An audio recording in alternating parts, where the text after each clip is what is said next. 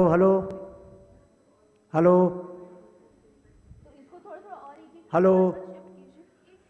Hello hello आवाज़ आ रही है? अच्छा। हेलो हेलो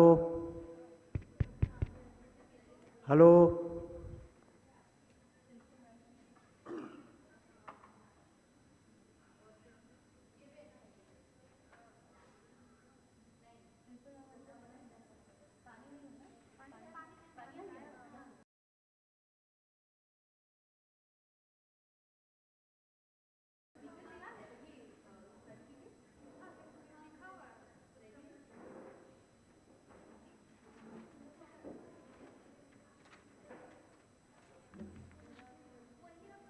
ये hello hello hello hello hello hello hello hello hello hello hello hello mic check. Hello mic check. Hello hello hello mic check. Hello hello mic check आ रही है? ये नीचे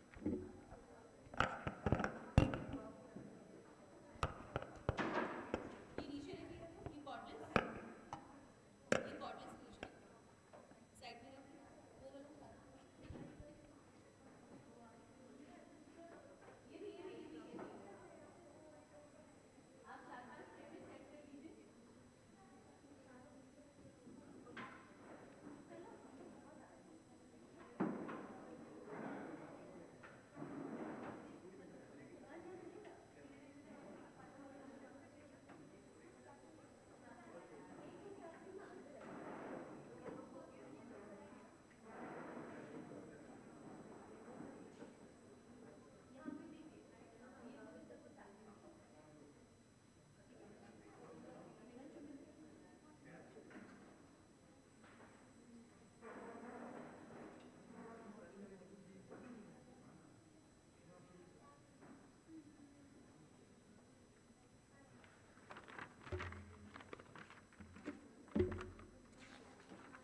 वहाँ पे कौन है?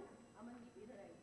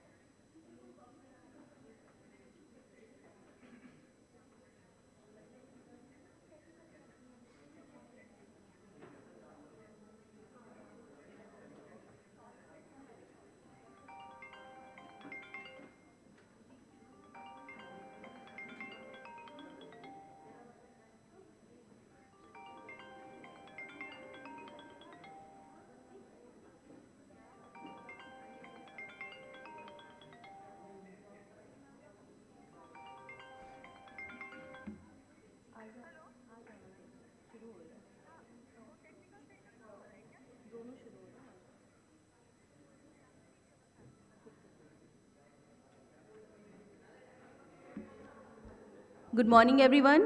We are waiting for participants to join and then we'll start the session shortly. Please be with us.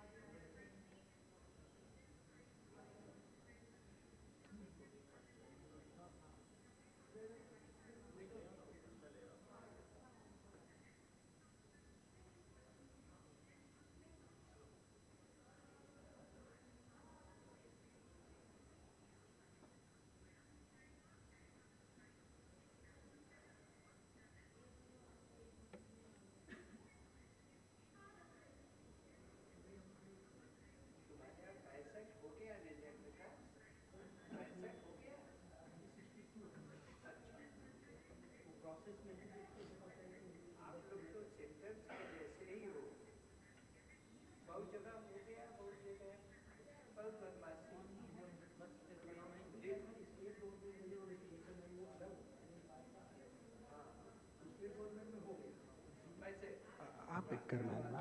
अच्छा तो वही खाली स्टेशन से शुरू कर रहे हैं ना। इंट्रोडक्शन को जाएंगे एक एक करके।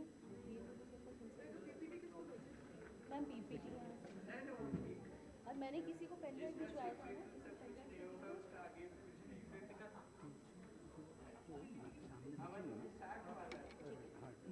एक पेन ड्राइव भिजवाया था ना मैंने।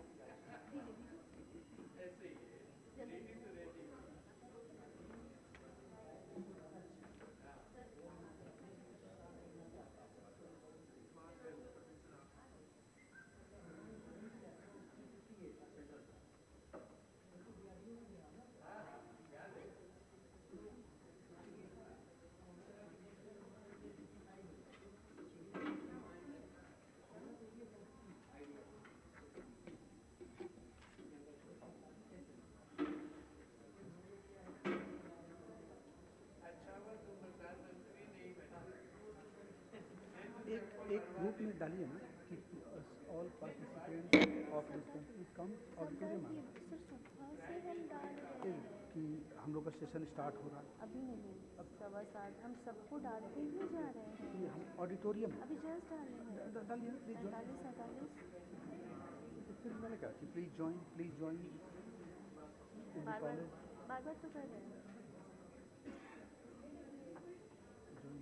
We are running late. Please join us in the college auditorium. ऊपर में जेपी सर का दिनेश सर ये कर इंट्रोड्यूस कर रहे हैं, बस वो भी कर दीजिएगा। शुरू किया जाए। हाँ शुरू किया जाए। इधर से आप लोग रेडी हैं? रेडी हैं आप लोग?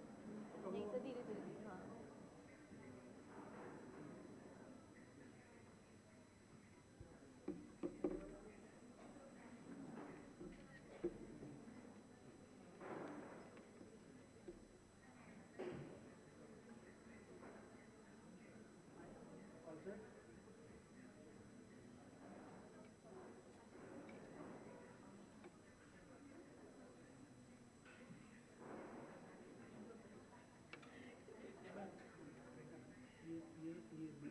ये जॉइनर्स वाला मेरे कॉलेज ग्रुप में डाली थी। सब डाल दिए हैं वो। अभी अमोज सर, अभिषेक सर अभी डाले हैं फ़ोटो के साथ। गॉसनर कॉलेज। हाँ एक मिनट। और उसमें कांडी जो हाँ बस हो गया बस ठीक। तो सेशन शुरू किया जाए क्या? हाँ बस 5 मिनट सारे students.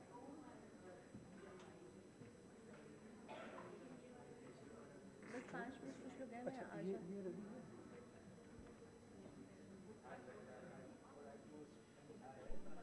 Hello.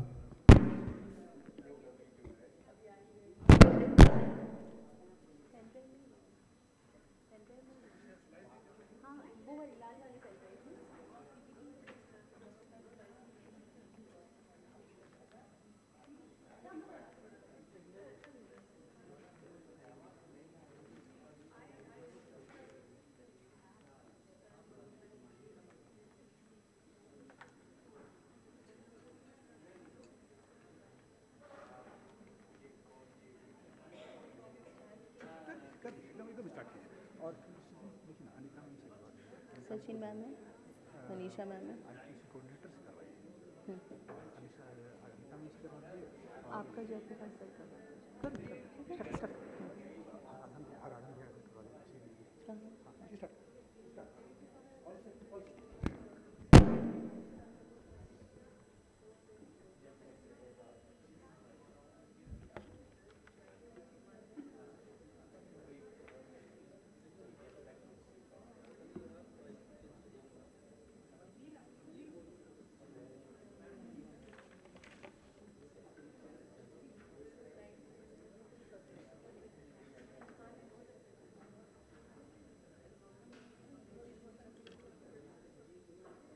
Shall we start?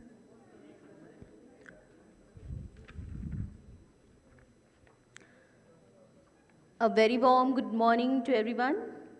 Today, I, Priyanka Soren, Head and Assistant Professor in Department of Psychology, Gosner College, Ranchi, on behalf of Gosner College family, welcome all the participants and our respected plenary speakers on the second day of International Conference 2025, which is based on the theme of Psychology in the 21st Century, Insights, Challenges and Transformative Solutions, organized by Department of Psychology, Gosner College, Ranchi, and sponsored by Jharkhand State Higher Education Council. This conference is designed to bridge the gap between research and practice, develop culturally relevant frameworks for Jharkhand's psychological need, and promote capacity building among mental health professionals. And to share all these expertise, we have eminent speakers present today who will provide us with detailed information and insights about various aspects related to mental health. So I would like to invite all these speakers to the stage one by one. First of all, I would like to invite Dr. Jayaprakash Sir, Additional Professor in Department of Clinical Psychology, RINPA. Sir, please come upon the stage. I would also like to invite our IQAC coordinator, Dr. Ajay Kumar Sir, to please come upon the stage and felicitate Sir with our shawl, sapling and memento.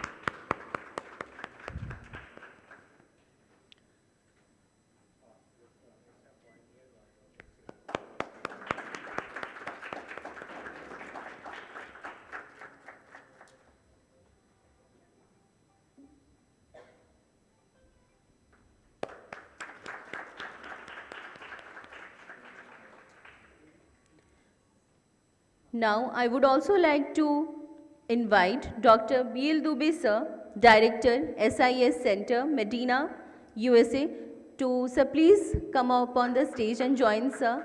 And for felicitation, I would like to invite Dr. Haradhan Koiri Sir, Assistant Professor from Department of Hindi. Sir, please felicitate Sir with shawl and memento.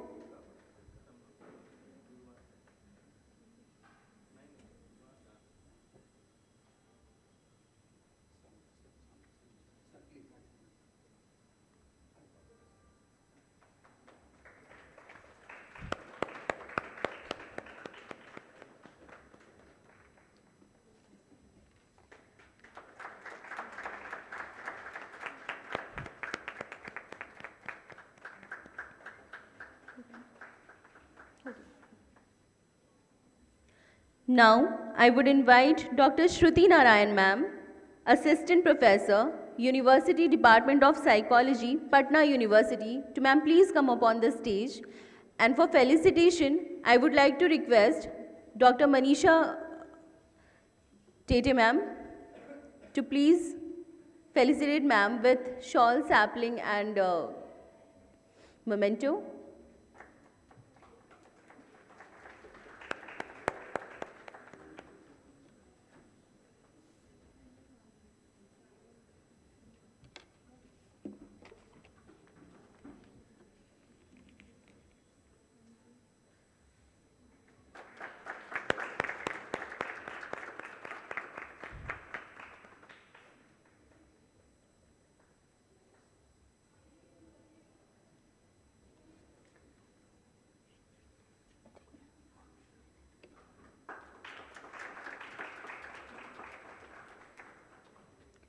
Today, we also have a very special guest with us, Rajkumari ma'am. I would also like to request, please come up on the stage. And for felicitation, I would request Dr. Sachin Topno ma'am, please come over the stage and felicitate ma'am with shawl and sapling. We are very fortunate to have you here, ma'am.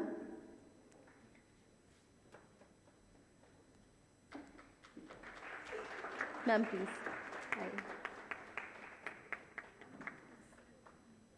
Ma'am felicitate कर रहे हैं.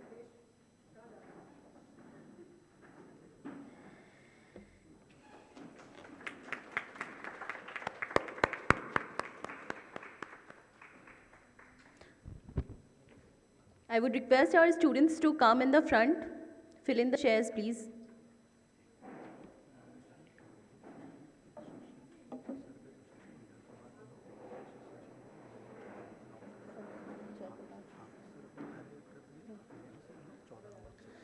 There is an important announcement for all the participants who are going to present their paper.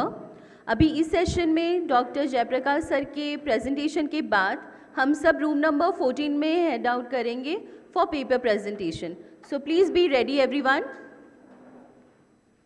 So now we are going to start this session, and to give a brief introduction of Dr. Jayaprakash sir, I would like to invite Dr. Dinesh sir to please come over the dais sir and introduce sir so that we can move ahead with the presentation.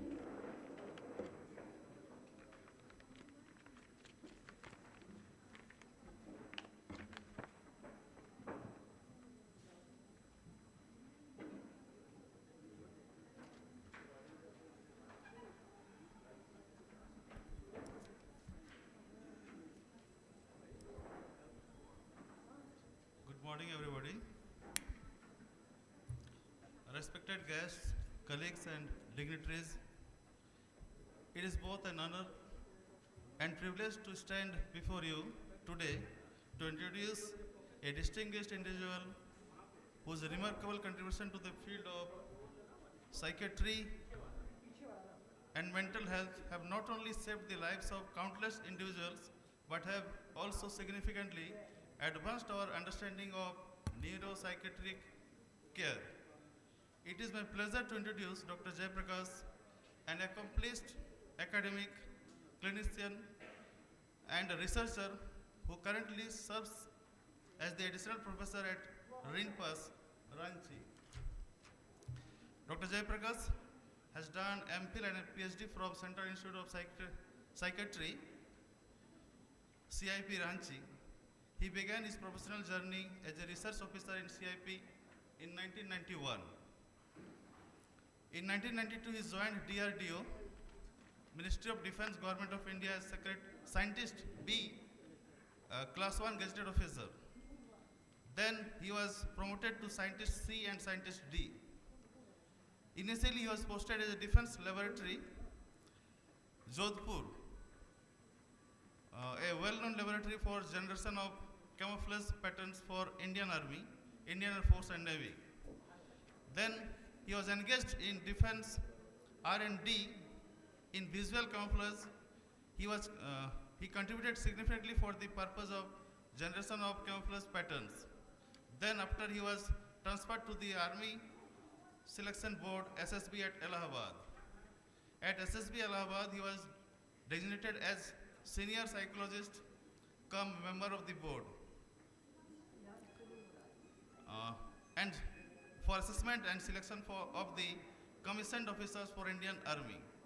He along with his team did validation and intelligence tests which are in use at SSB of Army, Air Force and Navy in India.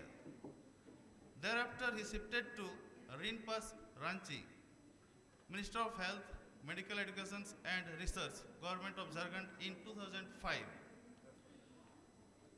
18 students have been awarded PhD degree under his guidance. There are more than 70 research articles in his credit as author or co-author, published in national and international journals.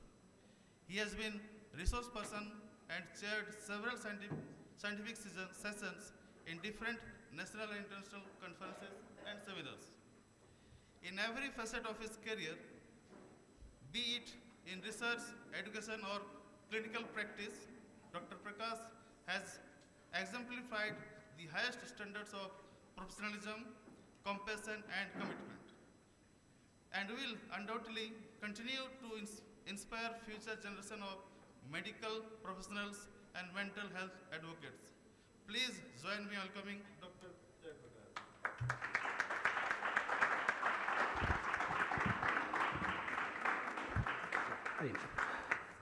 एक बार फिर से मैं repeat कर रहा हूँ, Jayaprakash sir के speech के ठीक बाद जो आज के पार्टिसिपेंट हैं सारे लोग रूम नंबर 14 में अपने पेपर प्रेजेंटेशन के लिए चलेंगे।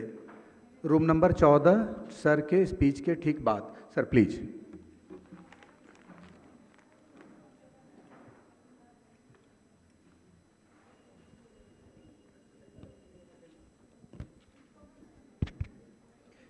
Thank you, sir.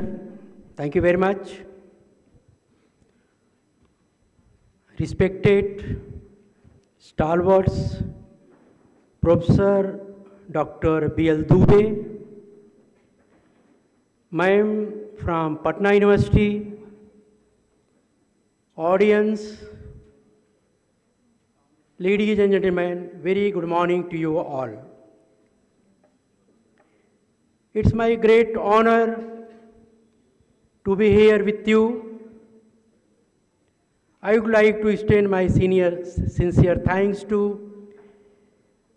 Principal Gosner College, Dr. Ilani Purti ma'am, Dr. Anita Ranjan, Chief Convener of the International Conference 2025, and Dr.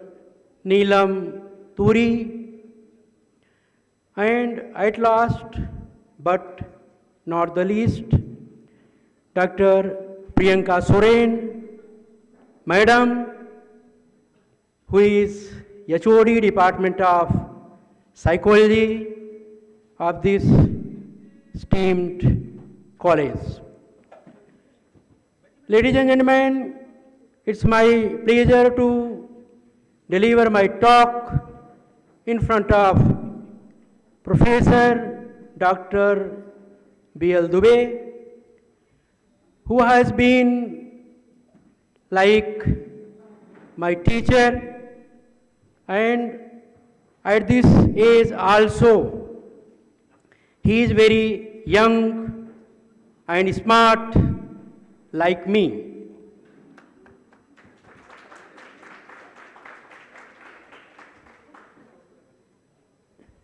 We were having opportunity to learn a lot many things from him, and whatever the things I am going to deliver here, it's because of my seniors, my teachers. And if I am delivering something good, that credit will go to me, of course. If any mistakes are being taken place, so Dr. B.L. Dubey should be held responsible, because he had been our pathfinder, he had been our teacher. So even small mistake from my side credit should be given to Professor Dr. B.L. Dubey. Now, ladies and gentlemen, I am going to start with the topic with the permission of seniors in front of me. Ladies and gentlemen, I am going to talk about family versus mental health.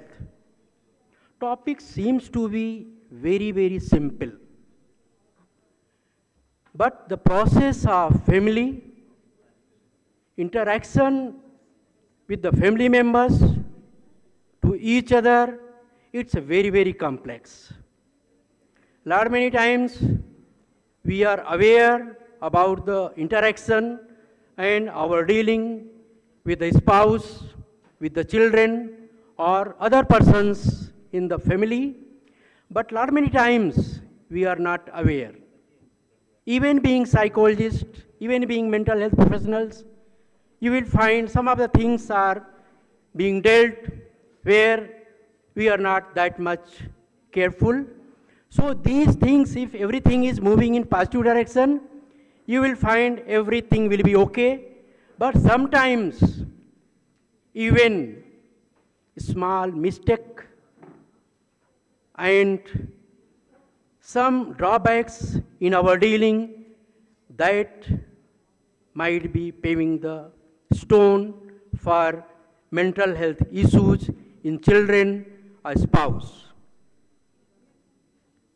I am very lucky of having talk not only for the students and learners in the field of psychology, rather lot many faculty members are there from different departments of this esteemed college.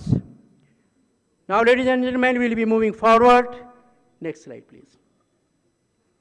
When you are talking about mental health and mental illness, you will find mental health is a state of mental well-being that enables individuals to cope up with the stressors of life, realize their abilities, learn and work well and contribute to the society. Although most of the individuals are resilient, they are able to cope up with the situations, but in the condition of perpetual adverse circumstances, there are higher risks of developing a psychiatric condition or mental health. In our society, everybody is not psychologist, everybody is not from mental health field, even though mothers, sometimes you will find they are illiterate, even though they are able to understand which child is to be dealt in what manner. कुछ बच्चों को पुचकार करके काम निकालना है, कुछ बच्चों को थोड़ा सा आंख दिखा करके पढ़ाई के लिए अग्रेसित करना है, कुछ बच्चों को साथ में रख करके काम करने की ज़रूरत है। तो जो हमारी माताएं हैं, हमारी बहनें हैं, उन लोगों को भी काफ़ी कुछ आइडिया होता है और ज़्यादा समय प्रॉब्लम नहीं होती है और एक नॉर्मल और हेल्दी इंडिविजुअल के रूप में डेवलप होते हैं। लेकिन कुछ कंडीशन में those who are very sensitive, some of the individual they are very sensitive, उनको डील करने के लिए we have to be sensitive enough. Next please. Now ladies and gentleman, you will find generally if any individual is having psychiatric conditions, 4 areas, mainly 4 areas are getting impaired. सबसे पहले उसमें जो personal wellbeing होता है वो impaired होता है। Individual का सुबह उठना, नहाना धोना, टॉयलेट रिलेटेड जो चीज़ें होती हैं उसमें कमी आती है, जो ग्रूमिंग होता है उसमें कमी आती है। इसके बाद में क्या होता है कि जो साइकोलॉजिकल वेलबींग है, individuals' attention, concentration, memory, personality, lot many soft qualities are there. These things are also getting impaired. We are social human being. We are dealing with each other in society, and we are having certain social obligations and social responsibilities. But you will find those who are having psychiatric conditions, they are not able to deal with the social condition adequately.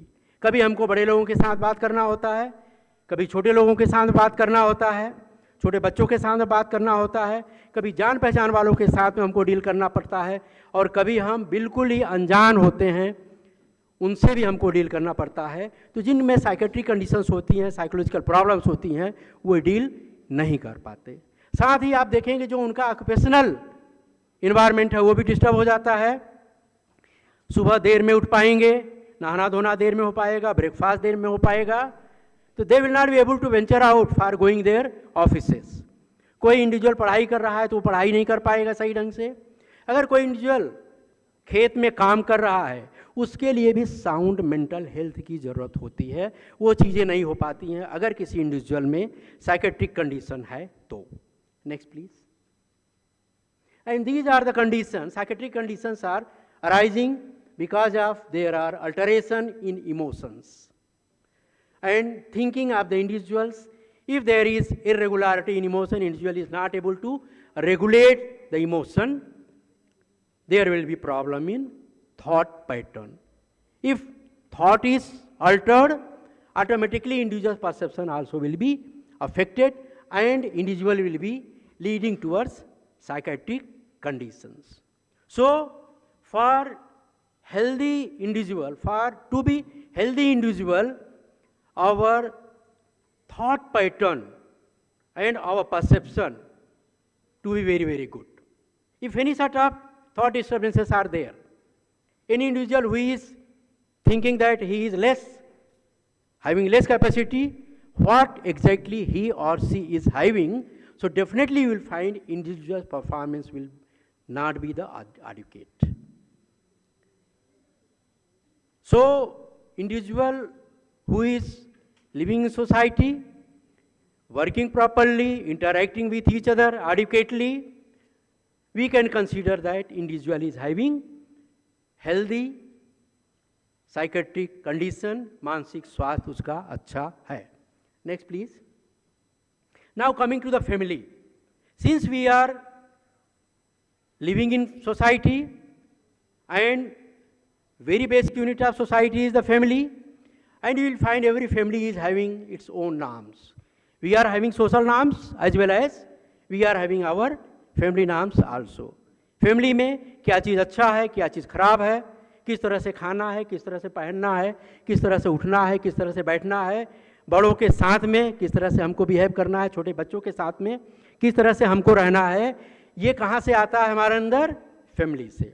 उसके बाद में हम क्या है कि हमारा जो environment होता है वो थोड़ा सा लार्ज हो जाता है और हम सोसाइटी में डील करते हैं.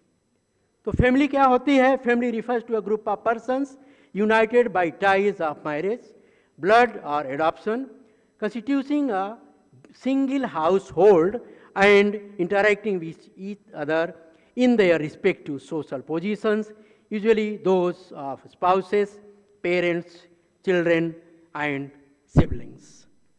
Until unless we are able to understand what is exactly family, it is very difficult to present ourselves in our family. Sometimes you have to behave like a spouse, sometimes a mother, a father, sometimes as a child or as a grandchild. So we should have fair idea कि who is being dealt and how dealing is taking place. Generally, as it has been said, कि generally dealing is adequate and there is no problem. But in some circumstances there are problems. So we will be dealing those things in next slides. Next please.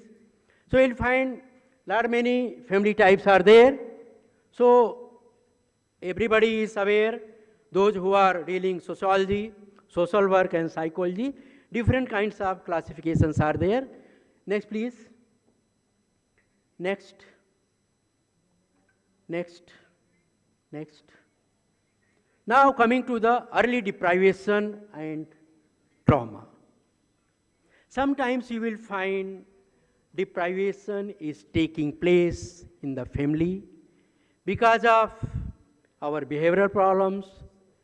अच्छे तरीके से मियाँ और बीवी में नहीं पट रही है तो कभी डाइवोर्स का रूप होता है जिसकी वजह से सेपरेशन होता है, कभी आपस में थोड़ी बहुत लड़ाई होती रहती है, अंडरस्टैंडिंग बहुत अच्छा नहीं होता है. तो इन सब चीज़ों का प्रभाव बच्चों पर पड़ता है। कभी कभी क्या होता है, नेचुरल कैलामिटी होती है जिसकी वजह से भी सेपरेशन हो जाता है, और अगर ये सेपरेशन अर्ली चाइल्डहुड में हुआ तो that will be leading to us traumatic experience of the child.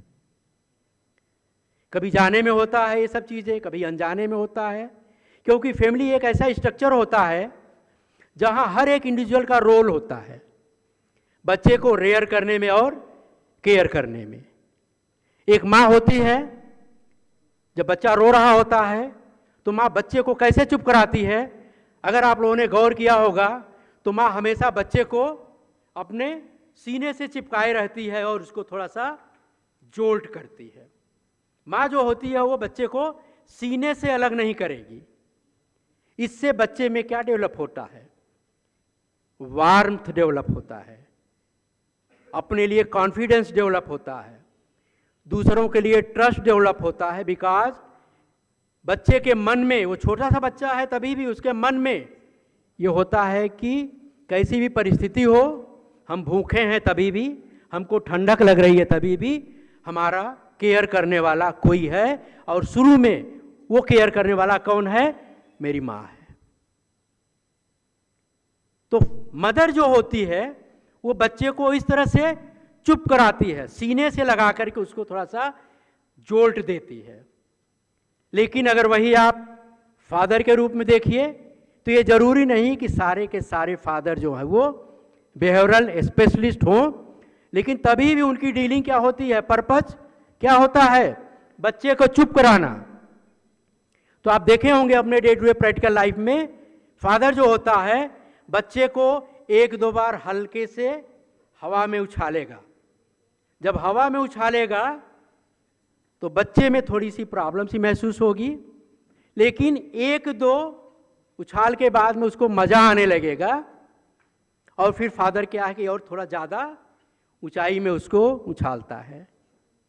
Father को पता नहीं है कि हम क्या कर रहे हैं, लेकिन बहुत सी अच्छी चीज़ें वो इनकलकेट कर रहा है जब बच्चा बिल्कुल छोटा है। तब बच्चे में क्या डेवलपमेंट हो रहा है, to be independent and having trust in his abilities, in her abilities. क्योंकि कुछ देर के लिए, चाहे वो 5 महीने का ही बच्चा है, कुछ देर के लिए वो इंडिपेंडेंट है, हवा में है, वहीं से उसको नींव पड़ रही है। अगर एक मदर बच्चे को चलना सिखाती है तो पर्पज वहां क्या होता है, बच्चे को चलना सिखाना। अगर आप गौर किए होंगे तो मदर जो होती है बच्चे का हाथ पकड़ करके, इस तरह से हाथ पकड़ करके वो चलना सिखाती है, लेकिन उस चलाने में भी बच्चे को एक सपोर्ट मिलता है और उसके दिमाग में होता है कि मेरे साथ में कोई है जो मेरे को सपोर्ट कर रहा है। तो वो इमोशनल सपोर्ट होता है, फिजिकल सपोर्ट होता है। ये सब चीज़ें क्या होती हैं, माइलस्टोन्स होता है हमारे लाइफ को आगे एडिक्वेटली डील करने के लिए। लेकिन उसी कंडीशन को अगर एक फादर डील करता है तो फादर देखेंगे कभी वो बच्चे का हाथ नहीं पकड़ता। फादर क्या करता है, अपनी उंगली पकड़ाता है। फादर एक साइकोलॉजिस्ट नहीं है, बिहेवियरल साइंटिस्ट नहीं है, लेकिन उसके मन में रहता है कि इस एज में भी, जब बच्चा 9 महीने का है, 10 महीने का है, 12 महीने का है, तभी फादर के मन में होता है कि बच्चे को अभी से एफर्ट करना है। So child will be holding finger of the father and he will be learning slowly and slowly how to walk.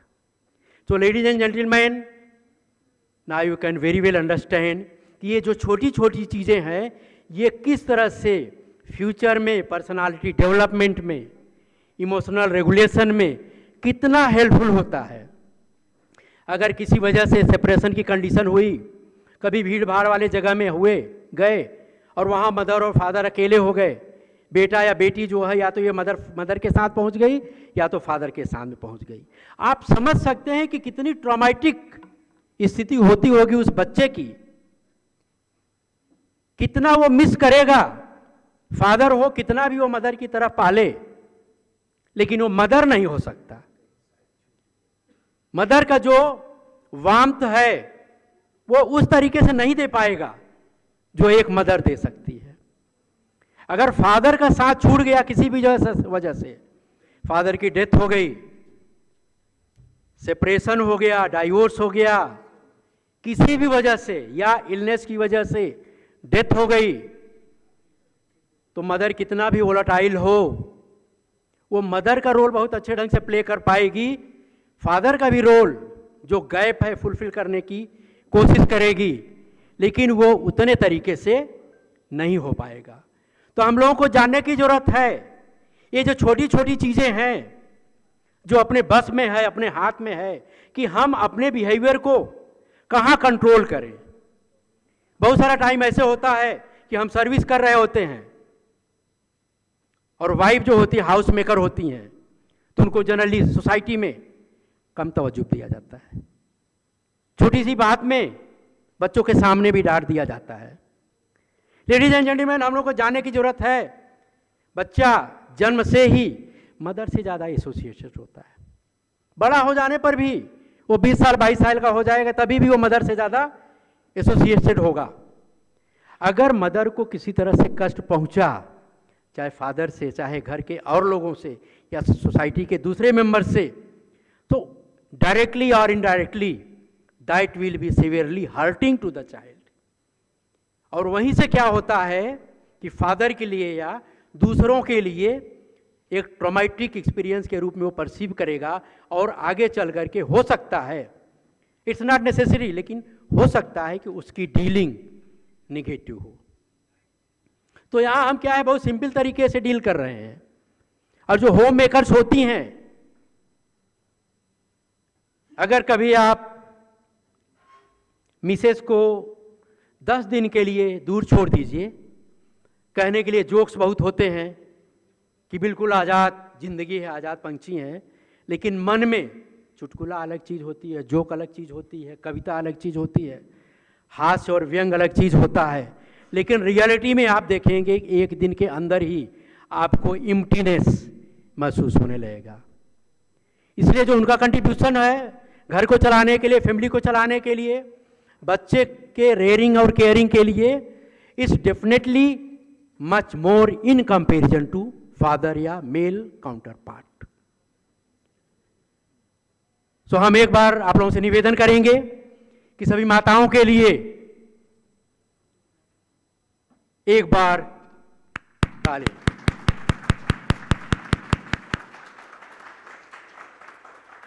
Next, if there is early deprivation, might be because of any reason, you will find there will be problems in social functioning. We are social human being, सबके साथ interaction होना होता है इम्केबल वे में। कभी कभी क्या होता है, छोटा सा स्टिमुलस होता है, उसमें हम लोग बहुत ज़्यादा गुस्सा हो जाते हैं। और कभी कभार क्या है, किसी से 5 मिनट की डीलिंग है, वहाँ भी हम गुस्सा हो जाते हैं। जब आप गुस्सा हो जाते हैं तो आपको पता नहीं होता है, बहुत सारे निगेटिव हार्मोन्स रिलीज होना शुरू हो जाते हैं।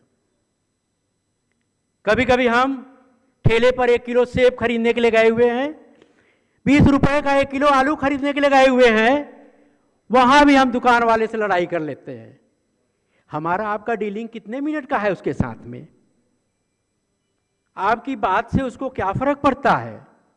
वो रोड पर है, आप डांट भी देंगे, शायद उसको कोई फर्क नहीं पड़ेगा, बल्कि वो खुश होगा कि आज एक बेवकूफ से मुलाकात हो गया।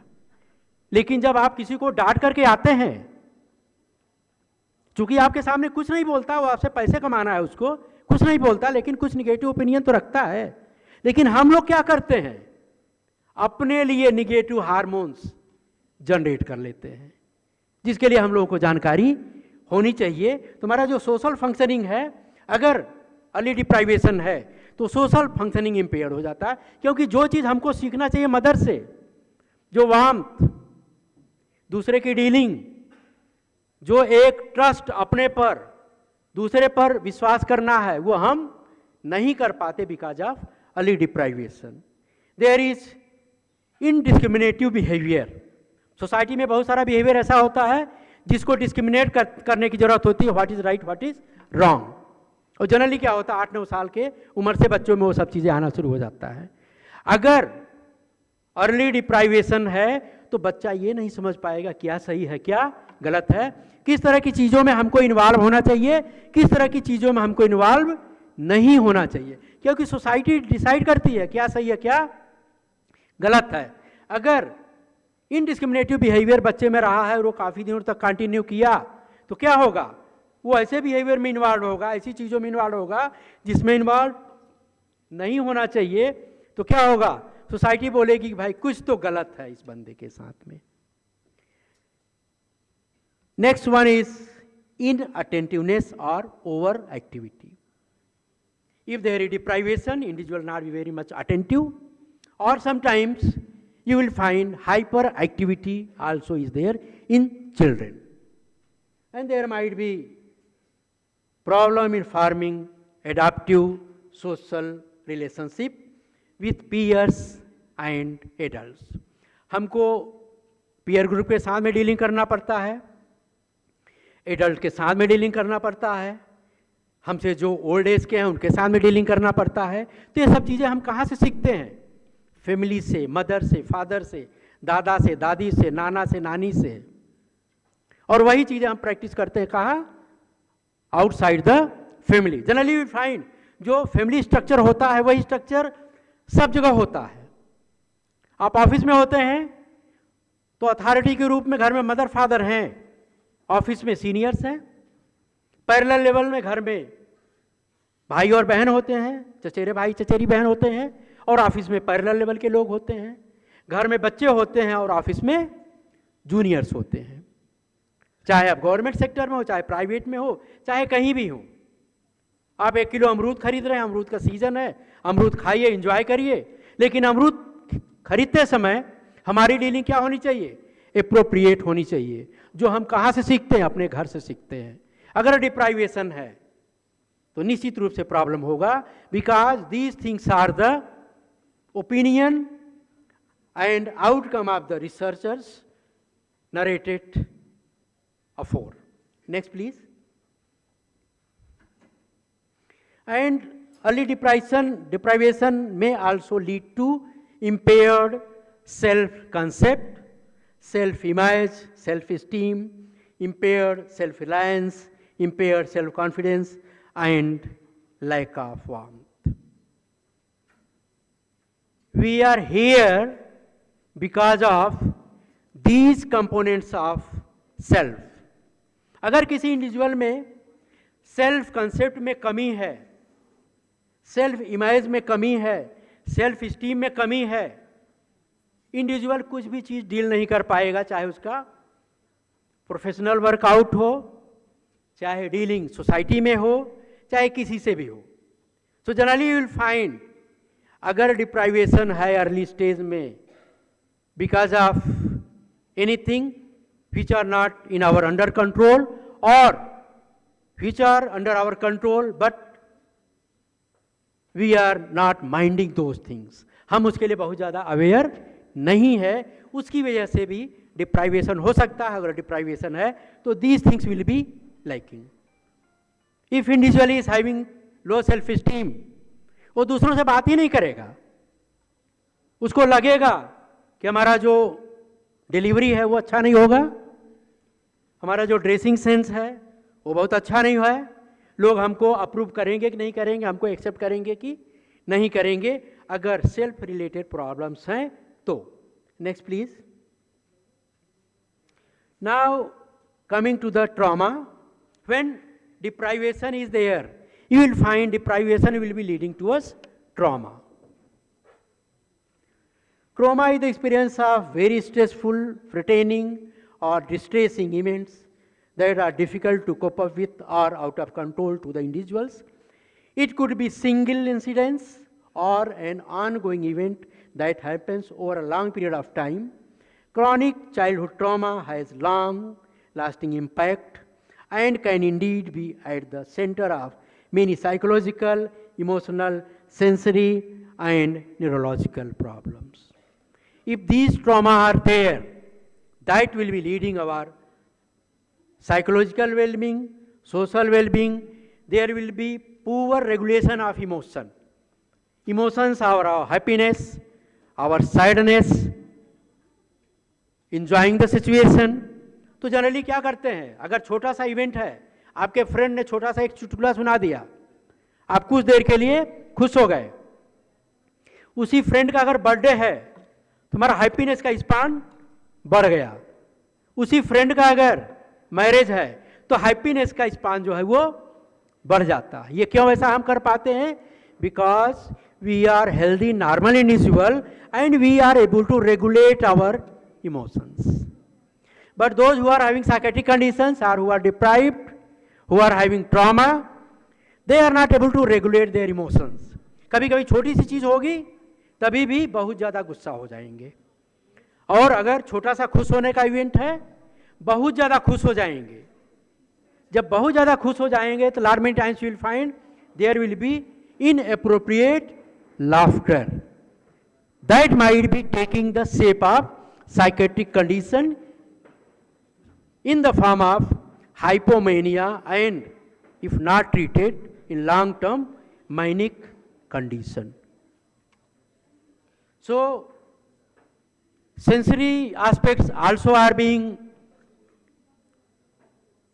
impaired in the condition of trauma, and you find neurological aspects, our brain structure, lot many studies are there, and researchers they have found that inside our brain corpus callosum is a structure which passes the information from left to right and right to left. उस structure में कमी आ जाती है. जो hippocampal होता है, hippocampus होता है हमारे ब्रेन में, उसके वॉल्यूम में कमी आने लगती है अगर डिप्राइवेशन है, ट्रोमा है उस कंडीशन में. So you can very well understand nowadays we are having lot many researches and opportunities जो इंटरडिसिप्लिनरी रिसर्चेस करती हैं. जब हम लोग स्टूडेंट्स थे, आज भी हम लोग लर्नर हैं, तो उस तरह के अपॉर्चुनिटीज नहीं थी कि मेडिकल साइंस में भी बिहेवियरल साइंस को इंक्लूड किया जाए. लेकिन आज के तारीख में अगर बिहेवियरल डिस्टर्बेंसेस है तो न्यूरोलॉजिकल स्टडीज भी कंडक्ट की जा रही हैं. Next please. In the condition of trauma there are post traumatic stress disorder. Trauma natural disaster में भी हो सकता है. हर साल कोसी नदी का कहर बिहार में आता है. बिहार और यूपी में मई जून की जो कंडीशंस होती हैं, टेम्परेचर बहुत बढ़ जाता है. राजस्थान में टेम्परेचर 50+ हो जाता है. वो बहुत एडवर्स होता है हमारे लिए, और बहुत सारे ऐसे कंडीशंस में डेथ हो जाती है. पूरा का पूरा घर बिछड़ जाता है. कभी कभी बहुत महामारी आ जाती है. उस वजह से भी डिप्राइवेशन होता है. और जब वो डिप्राइवेशन होगा तो निश्चित रूप से ट्रॉमा होगा, और जब ट्रॉमा होगा तो पोस्ट ट्रॉमेटिक एक्सपीरियंसेस आदमी को होते हैं, उसको एक इलनेस के रूप में भी दिखाई देने लगता है, जिसको आप PTSD बोलते हैं.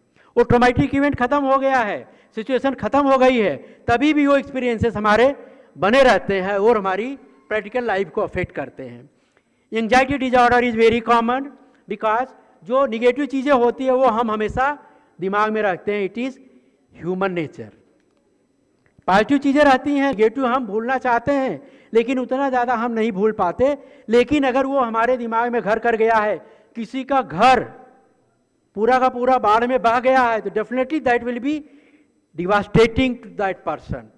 बाद में अगर वो बहुत बड़ा महल भी बना लेगा, तभी भी अर्ली लाइफ में जो उसका घर उजड़ा हुआ है, चाहे वो मिट्टी का ही घर रहा हो, उसके लिए वही महल था, राजमहल था. तो वो चीज़ें उसके दिमाग में रहेंगी और उससे related individual might be developing anxiety. ज़्यादातर केसेस में लोग कोप अप कर लेते हैं, लेकिन कुछ इंडिविजुअल्स होते हैं जो कोप अप नहीं कर पाते. हम यहाँ बिहेवियरल साइंस में जब हम बात करते हैं ज़्यादातर लोग, तो ज़्यादातर लोग का मतलब है, आप लोगों को मालूम होगा, स्टैटिस्टिक्स में हम लोगों ने सभी ने पढ़ा हुआ है, नॉर्मल प्रोबेबिलिटी कर्व.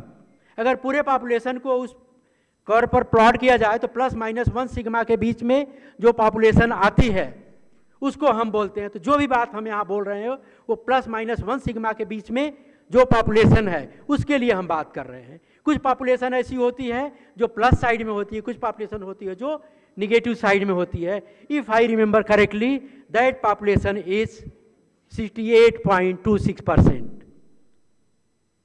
हमारे जो यंगस्टर्स हैं, स्टूडेंट्स हैं, if I am wrong they can correct me. Okay, तो जो +-1 सिग्मा के बीच में पॉपुलेशन है, तो जो भी बिहेवियरल साइंटिस्ट होता है, जो भी बात करता है, वो इसी पॉपुलेशन की बात करता है. तो ज़्यादातर देखेंगे कि जो लोग होते हैं जिनका घर बह गया और किसी वजह से उनको सेपरेशन महसूस हुआ, तो ज़्यादातर लोग क्या है कि they will be having anxiety, there will be disruptive behaviour. जो एक स्मूथ सेलिंग है in terms of attention and concentration, that will not be possible even if individual is trying his level best. There might be attention deficit hyperactivity disorder जो बच्चों में देखने को मिलता है, और अगर ये कंडीशन हो गई तो आप समझ सकते हैं पूरी फैमिली का सुकून जो होता है वो डिस्टर्ब हो जाता है. Next please. Then coming to the impact of childhood trauma, you might be seeing pathology in the form of depression, anxiety, antisocial behavior, and greater risk of alcohol and substance abuse disorder. These things have been research findings of these respected authors. Next, please. Now coming to the abuse. Lot many times you will find family में abuse भी होता है. वो abuse psychological भी हो सकता है और फिजिकल भी हो सकता है. हम कभी कभी जानते हुए इस चीज़ को कर पाते हैं, कर लेते हैं, लेकिन हम उसको कंट्रोल नहीं कर पाते. आज के तारीख में ज़्यादातर फैमिलीज में DIG कंडीशन है, that is double income group. मियाँ बीवी दोनों सर्विस कर रहे हैं, इनकम तो हमारी अच्छी आ रही है, मदर भी तैयार हो रही है ऑफिस जाने के लिए, फादर भी तैयार हो रहे हैं ऑफिस जाने के लिए. उस समय छोटे बच्चे को अटेंशन की जरूरत है. उसका आज उठने का मन नहीं था, लेकिन मम्मी पापा जा रहे तो उठ गया, क्योंकि हम यही सिखाते हैं मम्मी पापा को बाय बाय भी बोलना है. लेकिन बच्चे को लग रहा है कि मम्मी थोड़ा सा प्यार करें, पापा थोड़ा सा गार्डन में घुमा दें.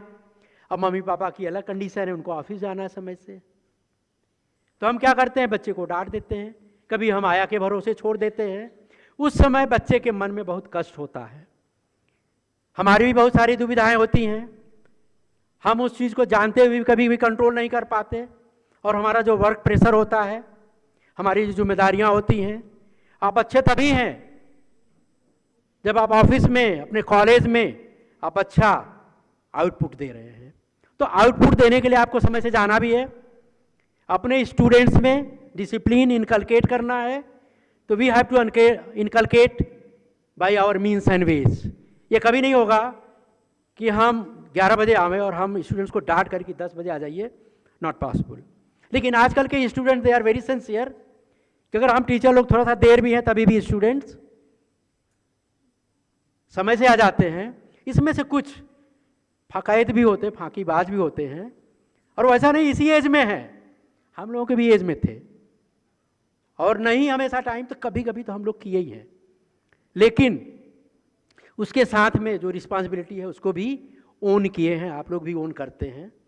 लेकिन कुछ दुविधाएं ऐसी होती हैं, सुविधाएं ऐसी देनी चाहिए बच्चों को जो हम नहीं दे पाते, जिसकी वजह से क्या होता है, एक तरह से समझिए जब हमको टाइम देना, हम टाइम नहीं दे पा रहे हैं, दैट इज इमोशनल अब्यूज. कभी कभी बच्चों को गुस्से में डांट भी देते हैं, पिटाई भी कर देते हैं, दैट इज फिजिकल अब्यूज. तो अब्यूज की कंडीशन में भी, हाँ ये तो बहुत ही सिंपल फॉर्म जो डिमॉन्स्ट्रेट होता है फैमिली में, बहुत दूसरे दूसरे भी फॉर्म्स होते हैं. Physical abuse, domestic abuse in the form of torture, severe beating. कुछ ओनर ऐसे होते हैं, मास्टर ऐसे होते हैं जो अपने आया को, मेड सर्वेंट को बहुत बुरी तरह से पीटते हैं. क्या चीज़ के लिए? चाय गिर गया फर्श पे, आप समझ सकते हैं कि ये कितना डिवास्टेटिंग हो सकता है उस इंडिविजुअल के लिए। लेकिन बहुत सारे लोग इन सब चीज़ों को समझते हैं, लेकिन कुछ लोग नहीं समझते। Sexual abuse is very very common.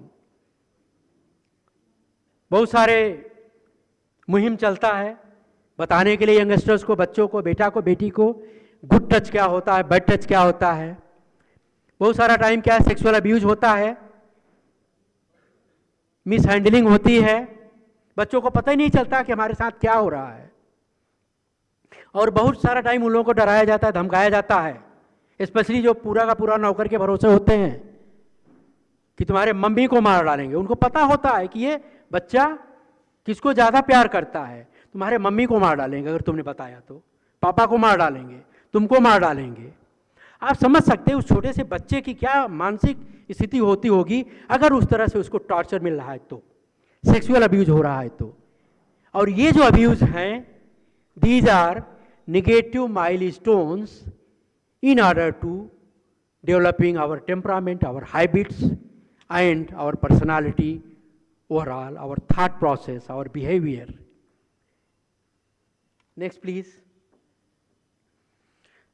Different kind of abuse, physical abuse, emotional and psychological abuse, sexual abuse, abuse for commercial purposes. Emotional abuse बहुत ज़्यादा होता है। किसी का थोड़ा सा जो सॉफ्ट एस्पेक्ट होता है उसी को एक्सप्लॉइट करने की कोशिश करते हैं। और कभी कभी पढ़े लिखे लोगों में भी होता है, किसी को लग रहा है बहुत ज़्यादा सर्विस की ज़रूरत है, तुम मेरे साथ में रहो, हम तुम्हारा सर्विस करा देंगे। उस बच्चे को ये नहीं पता है, सिंपल है, सीधा साधा है, यंग एज का है, 12 साल, 14 साल, 16 साल, 18 साल की उम्र का है। उसको लग रहा है कि एक इंडिविजुअल हमको सर्विस लगवा देगा। अब उसको, उसके पावर को मिसयूज कर रहे हैं, रिसोर्सेज को मिसयूज कर रहे हैं, अपना गाड़ी हम साफ करवा रहे हैं, अपनी सब्जी मंगवा रहे हैं, अपना कुछ करवा रहे हैं। जिस दिन उसको रियलाइज होगा कि ये मेरा इमोशनल मिसयूज हो रहा है, तो समझ लीजिए कि उससे बड़ा दुश्मन जिंदगी में कभी नहीं मिलेगा। तो बहुत सारा टाइम क्या है, इस तरह की चीज़ें भी देखने को मिलती हैं। और कॉमर्शियल सेटअप में जो अब्यूज होता है वो सभी आप लोग जानते हैं। इंटरनेशनल अफेयर में भी बात किया जाता है। एक और होता है छोटू या छोटी। फॉरेन कंट्रीज में छोटू और छोटी की बात करते हैं, जो कि हमारे यहाँ का वर्ड है। छोटा बच्चा चाय की दुकान पर काम कर रहा है, छोटी लड़की वेटर का काम कर रही है, उसको छोटू या छोटे के नाम से जानते हैं। और जो एक्सप्लॉइट करने वाले होते हैं वो क्या करते हैं, दे आर वेरी क्लेवर। वो क्या करेंगे आजकल, दैट इज इलीगल, तभी भी वो क्या करते हैं, उससे बोलेंगे कि ये एक एफिडेविट बनवा करके ले आओ कि तुम 18 साल के हो गए हो, 18 साल से ज़्यादा के हो गए हो, और वो अपने पास में रख लेंगे। कभी लीगल अथॉरिटीज उनके पास में जाएंगे तो वो ये मान के चलते हैं कि 2-4 साल में बड़ा तो हो ही जाएगा, और बड़े हो भी जाते हैं। अगर मान लीजिए छोटे हैं तभी भी अपना ये हथकंडा रखे हुए कि भाई अभी ये बच्चा हमारे पास में आया, इसको जॉब की ज़रूरत है, घर में खाने पीने की दिक्कत है, तो हमने तो इसको हेल्प किया क्योंकि इसने मेरे को एफिडेविट दिया है कि हम 18 साल से ज़्यादा उम्र के हैं। इस तरह की माल प्रैक्टिसेस सोसाइटी में हो रही हैं। और बहुत सारा टाइम जो होता है सेक्सुअल अब्यूज होता है, निगेटिव टचिंग होती है, गलत जो टच होता है वो जो डिस्टेंट रिलेटिव्स होते हैं उनके द्वारा किया जाता है। बहुत सारी रिसर्चेस सामने आती हैं।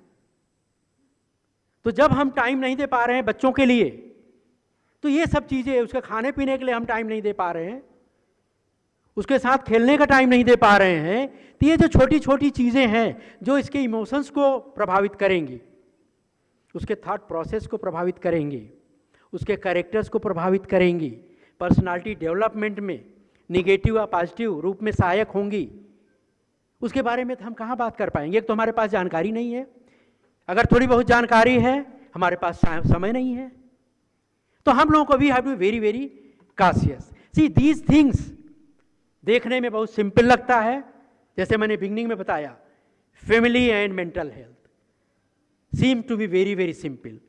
Now when you are going into deep of these variables you can very well understand ये कितना जटिल प्रक्रिया है, इसका प्रोसेस कितना जटिल होता है। बच्चों को रेयरिंग और केयरिंग करने के लिए किस तरह से ये सब चीज़ें बच्चे का जो मानसिक स्वास्थ्य है उसको प्रभावित करती हैं। Next, please. Physical effects might be damage to the body parts, brain injury, HIV, sexual dysfunction, sometimes infertility. अगर किसी में सेक्सुअल अब्यूज है, you will find individual will not be having healthy sexuality, क्योंकि सेक्स को लेकर के उसके मन में जो एक टैबू होगा वो एक अलग तरीके का होगा कि अर्ली एज में सेक्सुअल अब्यूज हुआ है, ये कितनी खराब चीज है, जबकि sex and sexuality the first and foremost living emotional bond between the persons in the form of male and female. हम ये बोलते हैं कि सोसाइटी हमने बनाई है, हमारा ये मानना होता है कि सोसाइटी नेचर ने बनाया है, हम एक साथ रहना शुरू किए हुए हैं, लेकिन अपने जनरेशन को आगे बढ़ाने के लिए हमने आपने कुछ नहीं किया, शादी कर लिया या डिफरेंट फॉर्म्स होते हैं, लिव इन रिलेशन में रह लिया, लेकिन मेल को फीमेल की जरूरत है, फीमेल को मेल की जरूरत है। ये किसने बनाया? प्रकृति ने बनाया, एक दूसरे पर डिपेंडेंट होने के लिए। मेल की डिपेंडेंसी फीमेल के लिए, फीमेल की डिपेंडेंसी मेल के लिए। और अगर मान लीजिए सेक्सुअल अब्यूज है तो बहुत सारा टाइम लोग शादी नहीं करते, स्पेशली वीमेन। अगर ऐसा कुछ हुआ unfortunately they will no god, some of the individual they will not go for marriage. अगर मैरिज के लिए जाएंगे तो जो फिजिकल रिलेशन होगा हस्बैंड के साथ में, हस्बैंड इज नॉट रेपिस्ट, लेकिन that will remind the incidence of sexual abuse of early life. Now you can very well understand ये कितना पेनफुल होगा व्हेन एनी मेल और फीमेल, वो केवल गर्ल्स के साथ में नहीं होता है, बॉयज के साथ में भी होता है अर्ली एज में। अननेचुरल सेक्सुअलिटी होती है छोटे बच्चों के साथ में। When they are interacting with spouse they will be having lot many anxiety and stress and they will not be able to sail adequately in terms of their role as a male or as a female. अब उसकी वजह से क्या है, कभी कभी infertility भी होने की गुंजाइश होती है। Cervical cancer might be there अगर वो सेक्सुअल अब्यूज हुआ है and individual is infected. There might be assaults और मर्डर। प्रेगनेंसी आजकल देखा जा रहा है कि 10 साल 12 साल 14 साल की बच्ची है वो प्रेग्नेंट है, या तो गलत तरीके से अनजाने में किसी के साथ में फिजिकल रिलेशन हुआ या कभी उसके साथ में सेक्सुअल अब्यूज हुआ, तो pregnancy also can take place. Now you can very well understand कि प्रेगनेंसी किस तरह से अफेक्ट कर सकता है अगर ये कंडीशंस हैं तो। Emotional factors like self esteem, depression, hyper activity, confidence में कमी, ये सब चीज़ें आ सकती है। Next please. ये सब चीज़ें हम लोग बात कर चुके हैं। Next, lot many times you will find neglect is there in the family. Neglect is basically when parents are not able to provide food, clothing, shelter, emotional and physical support to the child. In that condition also you will find lot many psychological factors will be involved and individual will be leading nowhere in his adult life. Next. Causes of neglect might be poverty, lack of education, unemployment, mental and physical ill health. कभी कभी क्या होता है, parents are one parent, if they are having psychiatric conditions, definitely they will not be able to rear and care properly. Next please. Next. अलग अलग as में अलग अलग तरीके का इम्पैक्ट होता है when neglect is there. Early childhood में अलग तरीके का होता है जो बहुत ही सेवियर होता है. अर्ली स्कूल एज में भी कुछ कुछ अलग अलग तरीके की प्रॉब्लम्स होती है उससे रिलेटेड, और ओल्डर स्कूल एज में सीरियस लर्निंग डिसेबिलिटीज़ की कंडीशन आ सकती है if there is neglect.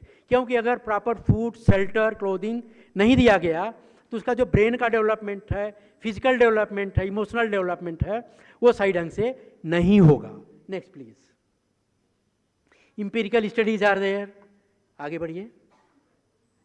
Attachment and separation हम लोगों ने बात किया है कि अगर सेपरेशन है डेफिनेटली अटैचमेंट में प्रॉब्लम आएगी। अगर अटैचमेंट नहीं हुआ है एडिक्वेट मदर फिगर या father figure, grandparents figure से, वो डीलिंग इनअप्रोप्रिएट होगा। नेक्स्ट, आगे बढ़िए, आगे। Now coming to the parental style, authoritarian parenting, authoritative parenting, pessimistic parenting and uninvolved parenting. You might be well aware कि ये जो parenting style होती है ये भी बच्चों के rearing and caring में helpful होता है। Next, what are the psychological effects of marital discord? Marital discord होता है तो adults के लिए उसका अलग impact होता है और जो बच्चे होते हैं उनका अलग, जैसे कि हम लोगों ने बातचीत कर लिया कि जो rearing caring होती है, अगर separation है तो अलग तरीके से प्रॉब्लम करेगा, तो that might be in the form of divorce, वो अलग तरीके से बच्चों को और एडल्ट्स को अफेक्ट करेगा। Next, next, next, next.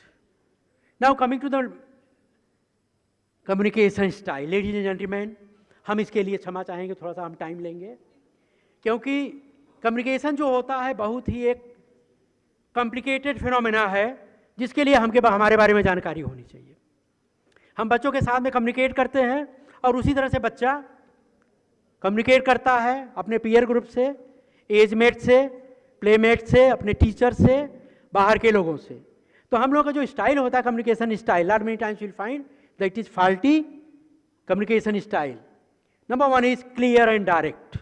जब बच्चों से हम बिल्कुल क्लियर बोलते हैं और डायरेक्ट बोलते हैं, 1 to 1 होता है, that is the most healthiest manner of communication pattern। कि बेटा आज 2 घंटे का टाइम है, इसमें आपको ये चैप्टर कंप्लीट करना है। ये क्या है? Clear and direct communication. कभी कभी क्या होता है, क्लियर एंड इनडायरेक्ट। जैसा लग रहा है कि बच्चों को पढ़ाई से मतलब ही नहीं है। पढ़ाई तो क्लियर है कि पढ़ाई करना है, लेकिन किस बच्चे के लिए बोला जा रहा है, इट्स नॉट क्लियर। ये भी प्रॉब्लम क्रिएट करेगा बाद में। उसके बाद क्या होता है, मास्ड एंड डायरेक्ट। कभी क्या होता है, इंफॉर्मेशन हम पास करते हैं, वो डायरेक्ट होता है लेकिन मास्ड होता है। हम उसके कंपोनेंट्स में नहीं जाकर के बात करते। आजकल के बच्चे अपने पेरेंट्स को रिस्पेक्ट नहीं करते। ये तो क्लियर हो गया बच्चों के लिए, लेकिन रिस्पेक्ट क्या होता है ये बच्चों को पता ही नहीं है। रिस्पेक्ट के कितने कंपोनेंट्स होते हैं ये हमको जानकारी होनी चाहिए, और फिर वो हमारी डीलिंग होती है। कभी कभी क्या होता है, मास्ड होता है और इनडायरेक्ट होता है, मास्ड भी होता है और इनडायरेक्ट होता है। Lot many times will find जो डीलिंग होती है पेरेंट्स की, वो ड्वाइल स्टैंडर्ड की होती है।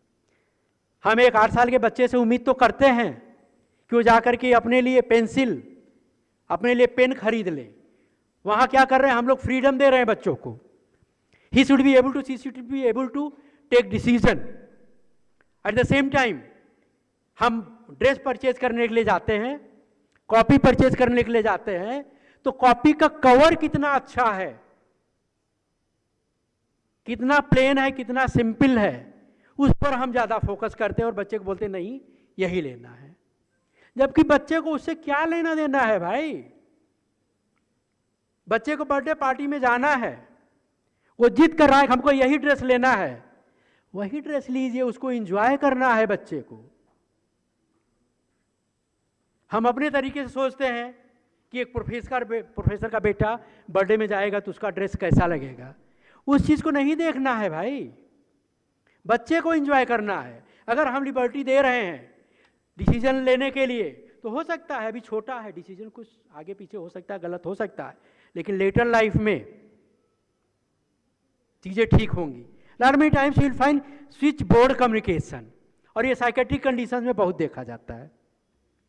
Day to day practical life में हम लोग डील करते हैं ऐसा, लेकिन हम उसको माइंड नहीं करते, हम ध्यान नहीं देते। बेटे को पैसे की ज़रूरत है, बेटा क्या बोल रहा है मम्मी से, मम्मी हमको पैसे की ज़रूरत है। मम्मी पापा से बोल रही है कि बेटे को पैसे की ज़रूरत है, पापा मिसेज को पैसा दे रहे हैं और मिसेज जो है बेटे को पैसा दे रही है। ये जो कम्युनिकेशन है that is switch board communication. ये कम्युनिकेशन नहीं होना चाहिए। बच्चे को अगर मदर के साथ में ऐसा कंडीशन आ रही है, मदर को बोलना चाहिए कि बेटा पापा से बात करो, तुम्हारे पापा हैं, तुम्हारी बात को समझेंगे। हो सकता है कि पापा थोड़ा सा मिलिट्री माइंड के हैं, लेकिन एक दो बार बात करेगा ना पापा समझेंगे। तो स्विच बोर्ड कम्युनिकेशन आप लोगों ने बहुत सारा रियलाइज किया होगा अपने लाइफ में। वो चीज़ को हमको ध्यान रखना, अवॉइड करना है, because switch board communication will be leading towards psychiatric condition in the form of schizophrenia, in the form of bipolar affective disorder, in the form of conduct disorder. Next please.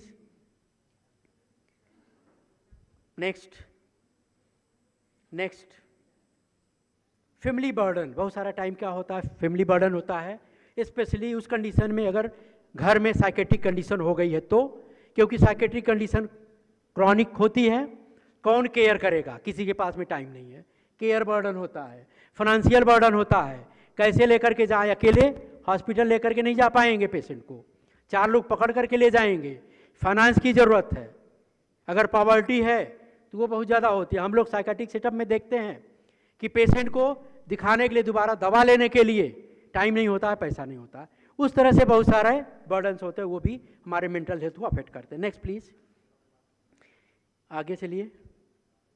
Next now coming to the management, these are the management when we are having anxiety based disorders होते हैं, उसके लिए हम ये techniques अपनाते हैं, therapeutic techniques. Next please. In the condition of depression हम acceptance and commitment therapy, family psycho education and interpersonal therapy हम अप्लाई करते हैं, research by these authors. Next,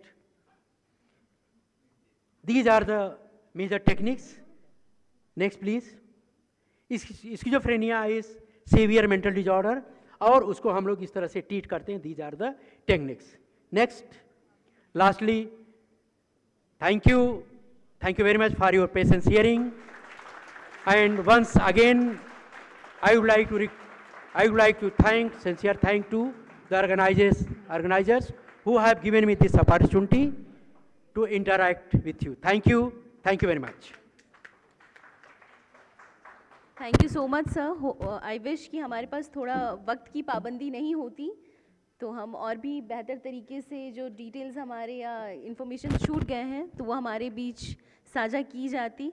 definitely family is a crucial source of love, support, care and security most importantly. और sir ने जितनी भी जानकारी दी है कि हमारी फैमिली हमारे इमोशनल हेल्थ, मेंटल हेल्थ के लिए कितने ज़्यादा मायने रखते हैं।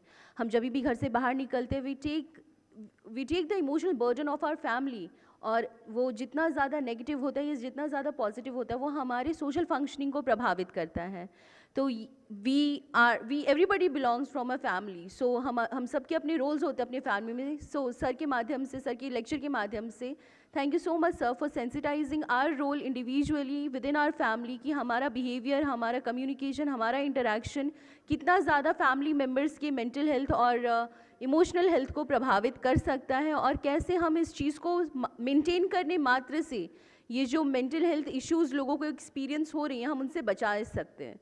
सो बहुत बहुत थैंक यू सर। हम लोगों को इस बहुत ही सेंसिटिव टॉपिक है फैमिली, चूँकि हम इस जनरेशन में रह रहे हैं जहाँ हम न्यूक्लियर फैमिली में रहना ज़्यादा प्रेफर करते हैं कि हम बहुत सारी जिम्मेदारियों से बच जाएं, बूढ़े लोगों का सेवा करना नहीं पड़े, बट उसके बहुत सारे साइड इफ़ेक्ट्स होते हैं जिसके बारे में हम नहीं जानना चाहते हैं मे बी, या अवेयरनेस बहुत रिक्वायर्ड है।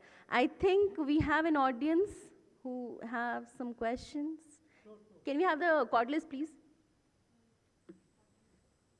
या we have, there is one cord list please. Okay please ma'am वहीं से बोल लीजिए। हाँ प्लीज़ आ जाइए, और please due to time crunch we will keep it short. हाँ प्लीज़।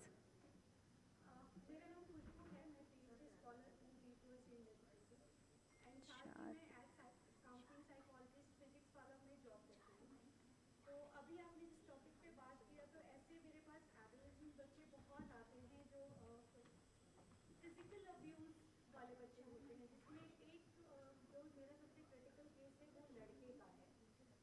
तो उस लड़के के साथ फिजिकल अब्यूज का केस है। मैंने उसके साथ सीबीटी और अदर जो भी हम थेरेपी सेशंस यूज कर सकते हैं सारे ठीक कर चुकी हूँ, बट उसके सेल्फ स्टीम को आगे नहीं इन्हांस कर पा रही हूँ। तो आगे शायद मुझे आपसे कुछ इनपुट मिल पाए कि मैं क्या कर सकती हूँ।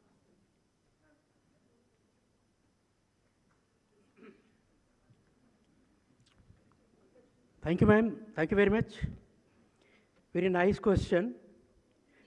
See, ladies and gentlemen, alarming times, हम लोग क्या है कि एक बड़ी चीज़ बता देते हैं और जब हम उसको छोटे छोटे कंपोनेंट्स में बताएंगे तो बच्चे को ज़्यादा पता चलेगा कि उसके अंदर क्या कैपेबिलिटीज है।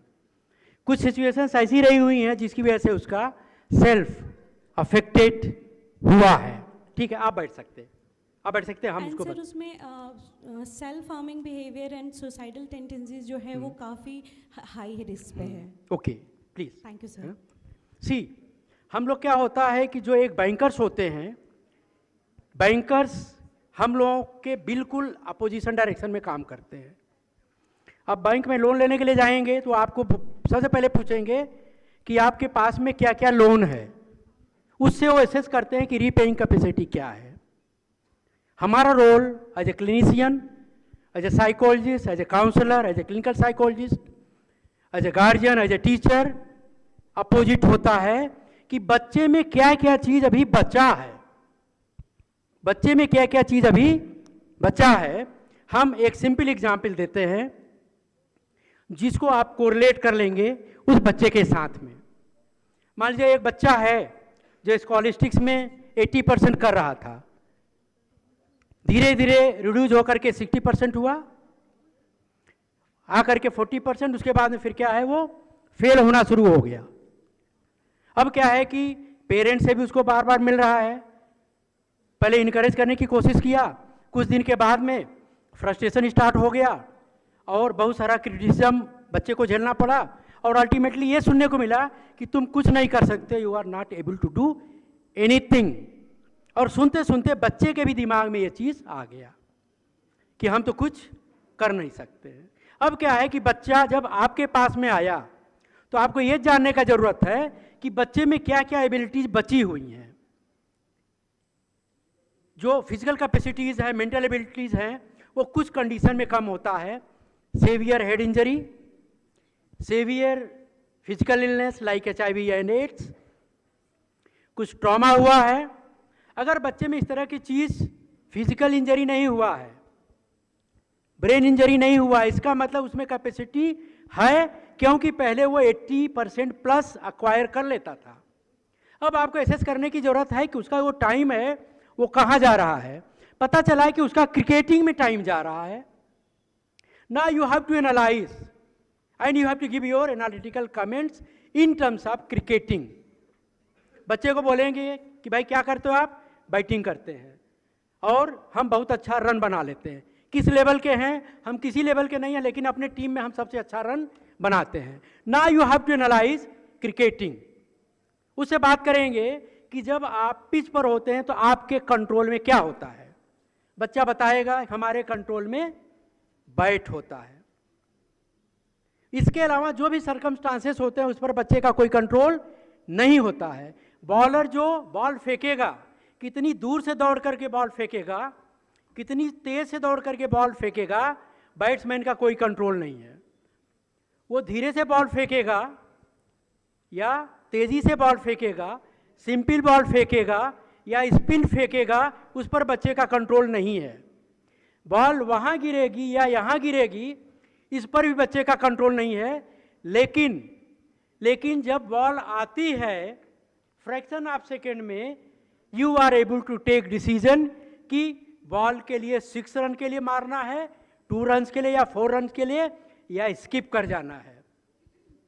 जब आपके अंदर इतनी कैपेबिलिटी है और आप पिच पे रहते हुए जो फील्डर्स हैं उस पर भी ध्यान रख रहे हैं कि कौन फील्डर अच्छा है, कौन फील्डर पुअर है, उस चीज़ को भी ध्यान में रखते हुए बॉल को ट्यून करते हैं। तो अगर आपके अंदर इतनी कैपेबिलिटी है कि फ्रैक्शन ऑफ सेकेंड में आप अच्छा रन बना लेते हैं, नाउ कमिंग टू द स्कॉलिस्टिक्स। आपके पास कितने सब्जेक्ट हैं? कंफर्म है। एग्जाम के कितने महीने बाकी हैं वो भी कंफर्म है। टीचर्स कितने अवेलेबल हैं ये भी मालूम है। कैपेबिलिटी का कमी नहीं है। आपने क्या किया? Supportive psychotherapy in the form of analytical comments, कि आपके अंदर कैपेबिलिटी का कमी नहीं है। जब आप वहाँ आप प्रूव कर सकते हो अपने को, पढ़ाई में भी आप अपने को प्रूव कर सकते हो। छोटी मोटी जो दिक्कतें होती हर एक के लाइफ में होती हैं, अप्स एंड डाउन्स होते हैं, उसको लेकर के हमको आगे नहीं बढ़ना है। हमारे अंदर जो कैपेबिलिटीज़ है उसको एक्सप्लोर करना है और बच्चे में इनकलकेट करना है। These are the qualities, these are the plus points you are having as of now. I am quite sure that you will find कि बच्चे को वो रियलाइज होगा कि हमारे अंदर अभी ये चीज़ बची हुई है। क्योंकि जब आप किसी भी बच्चे को थेरेपी के लिए लेते हैं, किसी इंडिविजुअल को थेरेपी के लिए लेते हैं, तो उसमें क्या, उसमें एसेट्स बचा हुआ है। और क्या क्या प्लस पॉइंट्स हैं, सारी सब चीज़ों को आप एनालाइज करके बच्चे को बताएंगे और उस एनालिटिकल कमेंट से बच्चे में कॉन्फिडेंस आएगा, सेल्फ स्टीम में इजाफा होगा और धीरे धीरे धीरे धीरे वो प्रॉब्लम दूर होगी। जैसे बच्चा मेच्योर होना शुरू करेगा, धीरे धीरे एज के बढ़ने से भी मेच्योरिटी आएगी। But you have to be supportive hand, supportive sort of psychotherapy to be given in the form of analytical comments. और बहुत सारे टेक्निक्स हैं, but due to paucity of time we can discuss during lunch और time में। Okay, thank you. Thank you, sir. So I would now like to request Naval Lugun, sir. Please come over the stage and felicitate sir with the certificate. Please.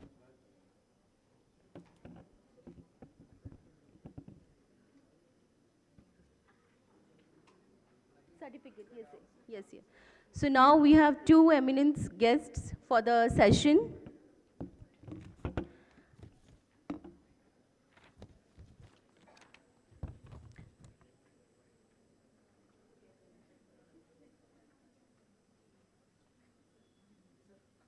Sir, सीधा.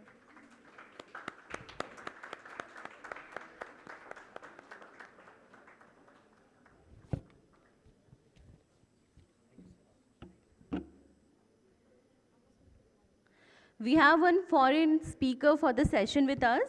I would like to invite Professor Gabrielle Crux Wisner, ma'am, Associate Professor of Politics and Global Studies, University of Virginia, USA, to please, ma'am, come over the stage.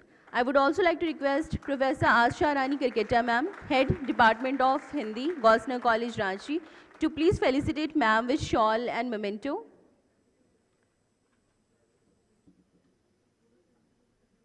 Ma'am is going to felicitate you.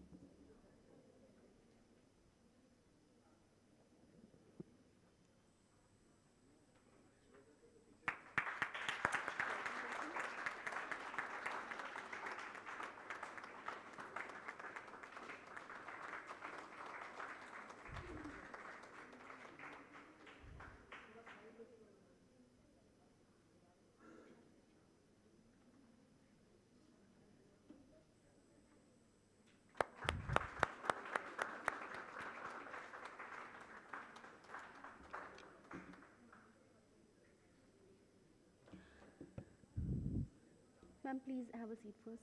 We also have Dr. Abubakar Siddiqui, sir, Secretary, Department of Agriculture, Animal Husbandry and Cooperative, Government of Jharkhand. I request you, sir, please come over the stage and join our guest. For felicitation, I would like to invite Dr. Haradhan Koiri, sir. Please come over the stage, sir, and felicitate sir with shawl and memento, please.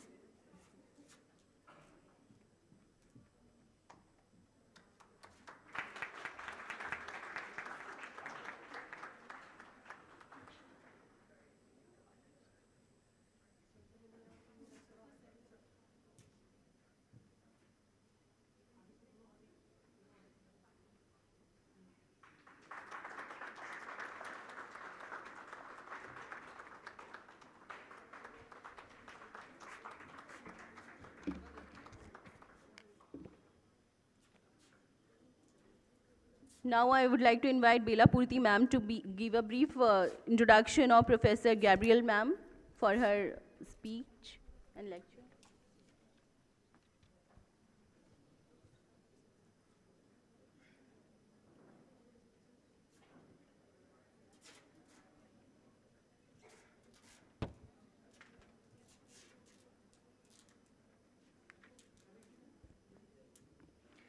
Good morning to all. I, Dr. Bela Purti, Assistant Professor, Department of Physics, Gosner College, Ranchi, present here to introduce our delegates and next speaker, Professor Gabriel Crooks Wisner, Associate Professor of Politics and Global Studies, University of Virginia, USA. Professor Gabriel Crooks Wisner is an Associate Professor of Politics and Global Studies at the University of Virginia, USA, where she teaches and conducts research on global development, citizen-state relations, local governance, and field research methods. Her work sits at the section of political science and development studies, exploring how ordinary citizens engage the state to claim rights, demand services, and shape governance outcomes in the global south. Before joining the University of Virginia, Professor Crooks Wisner was an academy scholar at the Howard Academy for International and Area Studies and served as an assistant professor of political science at Boston College. She earned her PhD in political science and master's in international development planning from MIT and holds a BA in psychology and anthropology from Swarthmore College. He award-winning book, which was published in 2008 on Cambridge University Press on the topic Claiming the State, Active Citizenship and Social Welfare in India. This book received 2018 Joseph W. Elder Prize for the best first book in the Indian social sciences from the American Institute for Indian Studies. Professor Crooks Wisner's research has been published in leading journals such as Comparative Politics, Comparative Political Science, Perspective on Politics, Science, World Development, and World Politics. Her project has been supported by major research bodies including the JPAL, the World Bank, MIT Governance Lab, the National Science Foundation, and Fulbright Program. Her current work focuses on claim making and accountability in the Global South, civic technology and social accountability, gender and policing, and local governance responses to crises such as COVID-19 in India. So we welcome you, ma'am. Now the dais is yours. Please, ma'am.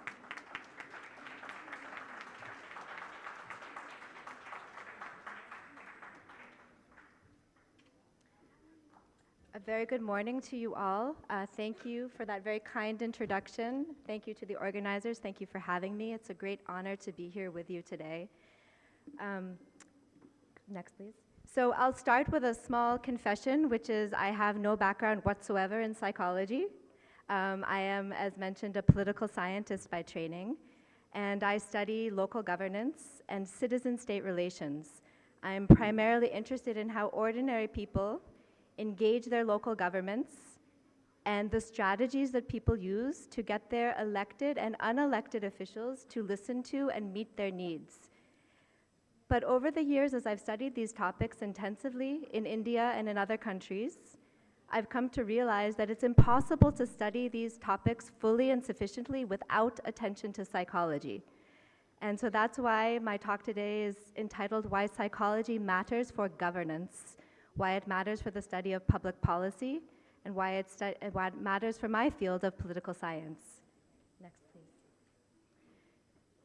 So I'll argue that psychology is often a missing link. In my field of political science, often we look at things from a rather narrow perspective. We focus on, for example, rules, formal procedure, incentives, formal structures, hierarchies, reporting systems. But often there's a lack of attention to psychological dimensions, things like emotion, things like empathy, pride, satisfaction, social standing, all topics that psychologists, of course, study very intensively. And so I think there's a lot to be gained from this kind of interdisciplinary engagement between psychology and my own field of political science. What I'll argue is that as we study public administration, and in particular my own field when I study the functioning of local bureaucracies, that the key thing is to note that bureaucrats are fundamentally just humans. They are people who are driven by emotion, by feelings, by pride, by shame, by joy. And we need to take these kinds of emotions and these psychological factors very seriously in order to understand the functioning of bureaucracy and how to make bureaucracies and public agencies more effective and responsive in meeting the needs of people. And so to illustrate, I'll share with you very briefly just two of the research studies that I've been engaged in recently. Next, please. So the first comes from Madhya Pradesh, and for the past 7-8 years, I've been collaborating with the Madhya Pradesh police. And as many of you know, in India, but all over the world, violence against women, gender-based violence, is a terrible issue. And one of the key issues here is that many cases of violence against women, crimes against women, gender-based violence, go unrecorded by the police. And so in collaboration with the Madhya Pradesh police, we set about studying what could be done to encourage more responsiveness to women's security and safety needs by the police. And we studied the establishment of women's help desks across Madhya Pradesh in police stations. And we did so using a randomized controlled trial methodology where we worked with the Madhya Pradesh police to establish these centers in certain police stations, but not in other police stations, so we could causally examine the difference. And what we found, which was very interesting, which was that when these help desks were run by female police officers, they were much more effective and responsive in registering FIRs and cases concerning crimes against women. But this opened a critical question, and a question that I argue psychology can help us to answer. The question was why? Why were female officers more responsive than male officers? Next, please. And so the key insight from our study is in fact a psychological insight. It's that recognition, pride, a sense of vocation, a sense of calling was the key ingredient. The help desks provided infrastructure and financial inputs on the one hand, and they provided representation on the other hand in the form of female officers. But neither of those were sufficient on their own. It only worked when female officers were given a sense of esteem, standing, prestige, and pride. So again, these are psychological dimensions which often get overlooked in the study of public policy. And so change in this case was really driven by intrinsic motivation and social standing, not so much by extrinsic motivation or by sort of the formal structures of the program. Next, please. A second example that I'll share with you actually comes from here in Jharkhand. And this is some work that I've been engaged in for some time with Dr. Manish Ranjan, who is sitting right here. Thank you, sir.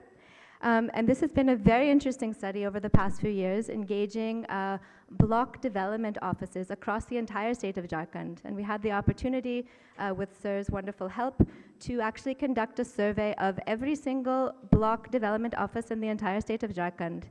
And there we were able to interview the frontline officers of the state, those who are engaging citizens on a daily basis, who are charged with citizens' welfare. And in that survey, we studied what is it that actually makes frontline officials responsive to citizens' needs. And we did a little experiment in the study. We shared two different types of information.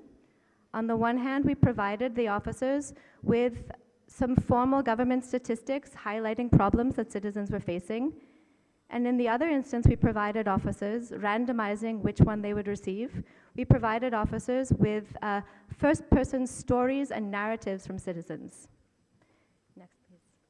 And what we found, in fact, was that it was the first-person narratives that provoked an emotional reaction, an empathetic reaction from frontline officers of the state. So again, this is the linkage to psychology.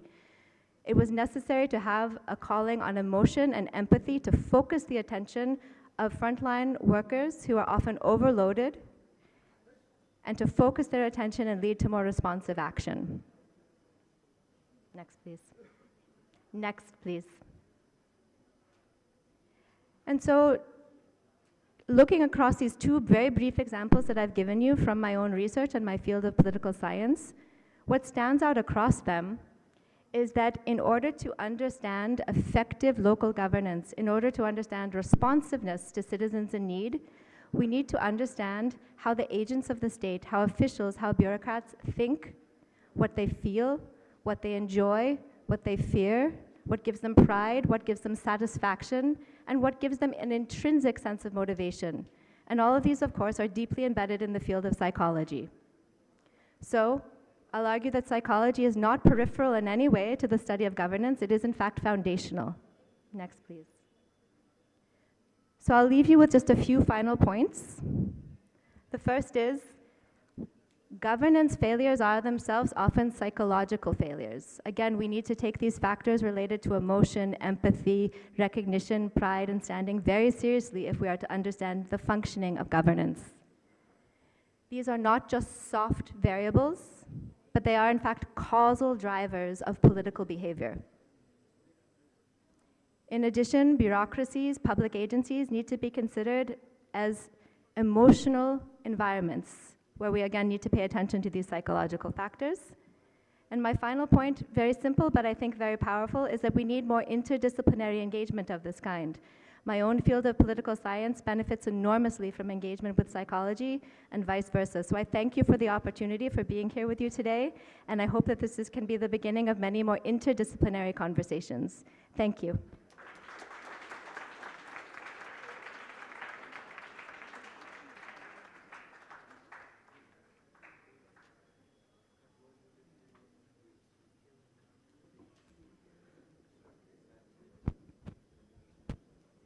I would like to thank Gabriela Crooks for, I would first like to welcome her to India, and then I would like to thank her for all her efforts to make my conference a success. She made a very eminent point that how government have to be made people sensitive. This sensitiveness is something which is missing in the policy making and the policy implementation level. So she emphasized that government failures are not government failures. They are basically psychological failures. And if the government is empathetic towards its people, if they are sensitive towards its people, no government can fail at any level, no policy can fail at any level. Thank you so much for your contribution to our conference, and once again, thank you. I would like to invite Dr. P.K. Gupta, sir, Dean Social Science, Faculty of Gosner College, Ranchi. So please come over the stage and felicitate ma'am with the certificate.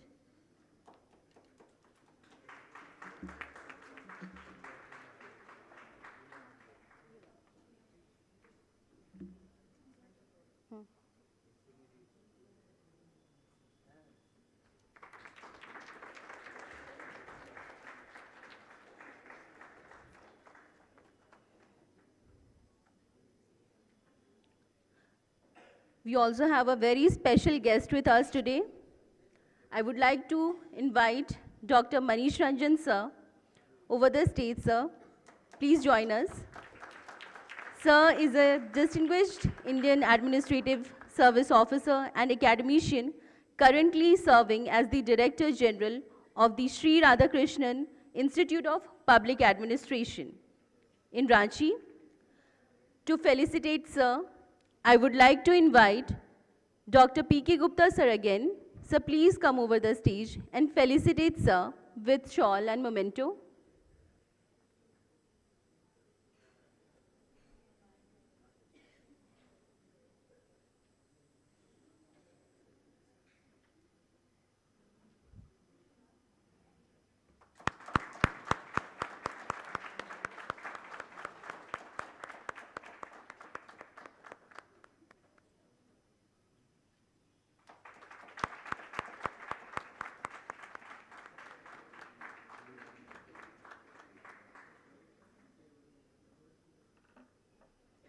Now we are going to have a presentation by Dr. Abubakar Siddiqui sir. Sir will be presenting his paper entitled Empowerment from Within, Psychological Determinants of Leadership Among Elected Tribal Women in Jharkhand.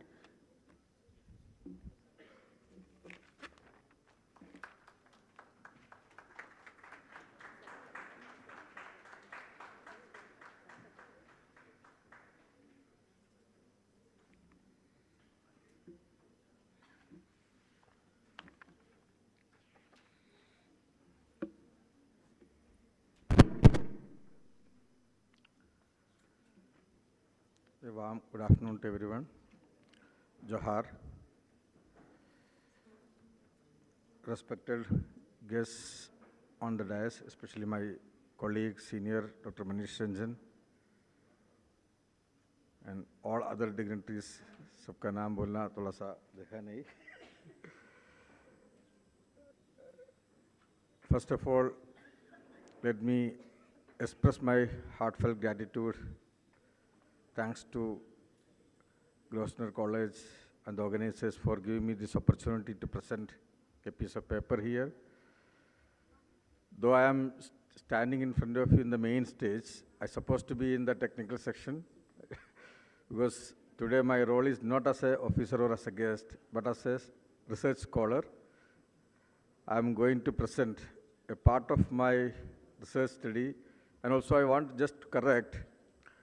The madam was introducing me as doctor, but I am a doctor in making.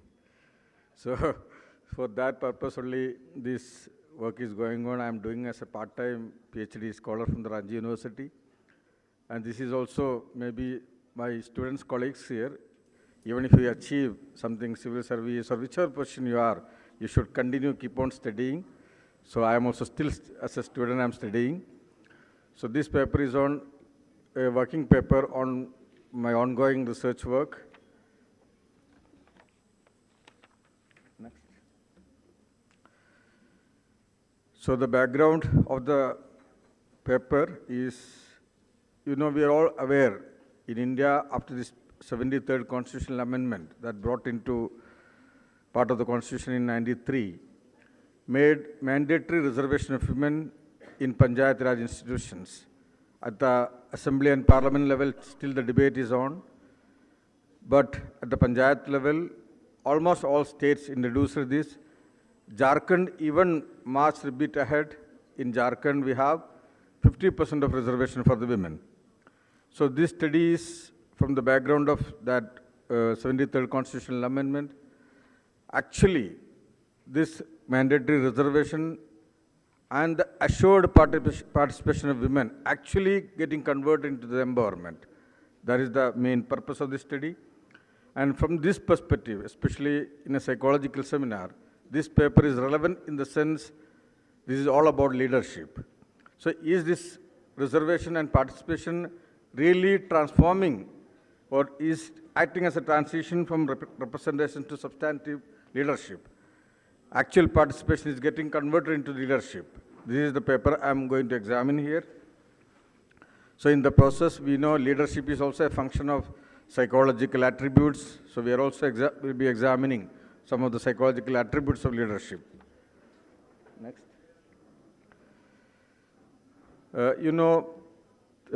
When we talk about any research work or any study, some theoretical references we used to take.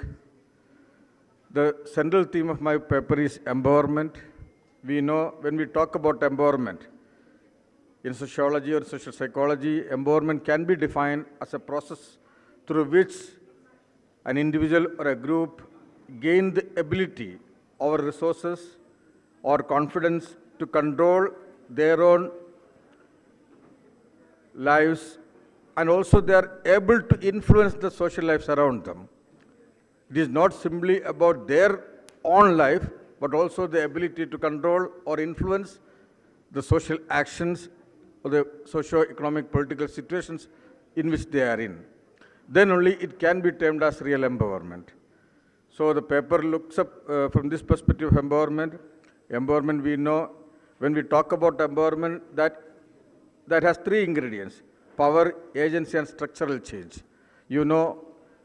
power is central to the empowerment, and that power act through an agent, that is the agency, that is the women here, and that able to bring changes over the social structures, whether it can be political, whether it can be economical, whether it can be psychological, whether it can be cultural, social barriers.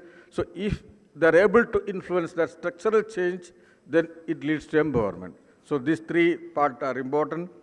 And also, as I told you already, empowerment, whenever we talk about empowerment, power is central. And power also has 4 dimensions. One is power to, ability to act and make decisions, power to make decisions. The other one, power with. I mean, are you able to engage the power as a collective unity? The collective agency through community and networks. As a group, how much you are able to exercise your power or to get certain things done. Then power from within. This is the really psychological part of it. Now, if I'm standing here, if I'm able to speak, that means I have an inner urge to perform. That is why I'm able to speak. That is why when you are able to perform your leadership activities, that you should have that inner confidence, inner strength, inner potential, the self-esteem. So that also one of the main psychological determinants of power. And the fourth one is power over. What is the use of power? To control, to take, manage the resources, to dominate over some things, over someone, and also to influence society at large. That is power over. So all these 4 elements of power is important when we talk about empowerment. So my study is also focusing upon how this personal psychological aspect of leadership or the power or the authority get into socio-institutional environment. I mean, combined with the you can say the leadership or the power or the authority is also a function of socio-political environment. We also know the classical understanding of Max Weber's idea of leadership. He talked about 3 types of leadership: the traditional, the charismatic, and also the legal rational. So this panchayat, when the constitution made a provision, this became legal rational authority or power vested upon the women. So is it actually converting to the real leadership or empowerment? That is the question to be asked. The research objectives of this paper is: the studies seek to understand the leadership from the angle, from the perspective of psychological determinants, as it is already mentioned. What are that psychological determinants that they are gaining from their participation? Then the experience of autonomy and decision making. How are they experiencing their participation? How they are experiencing the power? Are they able to make decisions on their own?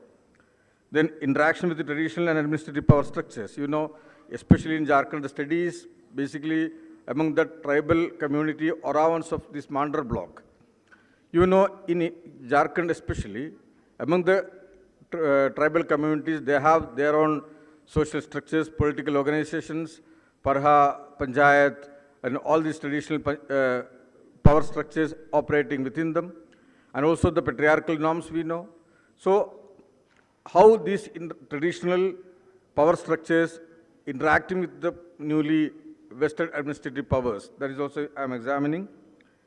Then another part of the paper is, because we are all living in a digital world, how the digital inclusion or the information communication technology factoring in gaining confidence or in enjoying the agency or the leadership in governance system. Then the gendered tribal barriers influencing leadership. As I told already, we know we are part of the patriarchal system. There are patriarchal limitations or restrictions upon the women.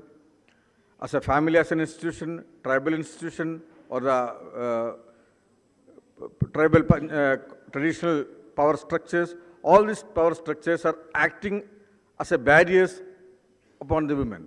And how they are able to overcome or overtake these barriers. I also, when we are analyzing the data, we can say there are 12 patriarchies operating. At the one level, the family or the husband, the other one, the traditional patriarchal system, the traditional panchayat, traditional political traditional political organizations of the around community, like the other area, Manki Munda or Pradhani system, or यहाँ पे this Parha Panchayat, etc. And all this Panchayat also has a social dimension or patriarchal understanding, and how women are able to overtake this rooted patriarchal system within the family as well as the community. And we also know, when we compare the access of the women to education, to health, or all other socio-economic factors also, women are lagging behind. So they have to fight it out, that also. Next. Next. The methodology is used in this study is both qualitative and thematic analysis. This study is, I already said, is a working paper of the ongoing research paper. So this study is simply focused on interview and research and the interpersonal interaction with the elected women Mukhyas of Mandar blocks. There are 8 of them. So you may see some kind of homogeneity because they are all living in almost in a kind of same set of social structure. But my paper, the larger research work also have people from general society, from the general public, and also the respondent from the other elected representatives. So maybe later on, some kind of intersectional adjustment or changes may happen. So this is basically simply based on the findings on 8 women Mukhyas of the block. So we have examined their political journey, how they came into politics, autonomy in governance, are they actually enjoying autonomy in governance, or their relations with the elders and officials, and their gendered experiences as a women, how they are experiencing the power structure, and how much digitally they are occupied, how much are able, they are having the digital access, and their achievement and challenges. These are the broader outline when we ask the questionnaires, from the questionnaire. So when we talk about entry into leadership, most of them were telling, which is community endorsement, because when this reservation made a mandatory thing, political parties or the local, you can say the dominant group or power agents forced to engage women. So that community-driven participation. Then most of them are first generation political leaders. And as I mentioned, reservation system made it mandatory for them to come out. And also collective legitimacy, not personal ambition. Because if you are not participate, if you are not able to contest, we will lose. So the society, the community were compelling to do it. And also, especially in this area, women also have some kind of say in their family and social setup that also influenced their participation. Next. These are the basically detailing of the question what we are asked. So you can see in all the respondents have a lot of commonality in their responses. Like mostly they came into politics because of the community or family engagement. And all of them are rejecting proxy leadership, because we always say about proxy leadership, they are telling they are independent in decision making, and they are also telling they are harmonious relationship, they are having harmonious relations with the community leaders and the traditional political system. And generally they feel respected by the government officers and public at large. And all of them are having access to ICT. And regarding gender and tribal challenges, they have differential opinion, but still most of them are having less awareness, but still they have confidence. And also regarding achievement, all of them have something to say because of their initiation, that happened, this happened, etc. But on the other side, you can see the variations, the different unique responses also given by some of the respondents. Because when we say community intervention or community pressure to come into politics, that also varies. In somebody's case, it is fully on community. In some case, they were telling, no, if I was interested, of community also asked this kind of responses. And some of them were telling, taking on bureaucratic setup is very tough, but they are somehow managing. And some of them were telling, village elders or village leadership are trying to overstep on their role as a mukhya when they want to perform. Some traditional village leaders also have their say, and they are forced to kind of compromise a little bit. And digital proficiency varies. Some of them have very high understanding on digital technology, AI, etc. But some of them are having simple mobile access. And some of them are telling about the various challenges, remoteness, their difficulty to come to meeting, logistic support, etc. So these bit kind of differences you can see in the responses, but more or less everybody is managed or everybody is somehow moving along with the crowd. Next. So some of the findings. So as I mentioned already, all the respondents commonly said they were discarding the idea of proxy leadership. If you see the literatures around the Panchayat Raj system, all over the country, mostly it is talked about Panchayat Padis, Mukhya Padi. The Mukhya is only on paper and the husbands are controlling things. But in all these 8 people are telling, no, we are taking decisions. It may be true, because as an outsider, because I am from Kerala, as an outsider, when we see here, throughout our career also we experience the women in Jharkhand is comparatively dominant sense in terms of actions. They have a very active role in family and social life. So that may be the reason they are telling their decisions belongs to themselves, not proxy leadership. The other thing they are telling, they are able to resolve disputes and negotiate with government officials, BDO, Mukhya, other public functionaries, etc. But at the same time, though it is not part of this presentation, I could see from the general public responses, they were telling most of the disputes still there depends upon the community traditional leadership instead of the Mukhya or instead of the elected leadership. Autonomy, they are telling gradually they are gaining autonomy, they are gaining experience, and they are able to control decisions. And they are also telling symbolically, not only symbolically, they are also actually assuming kind of leadership positions in the Panchayat.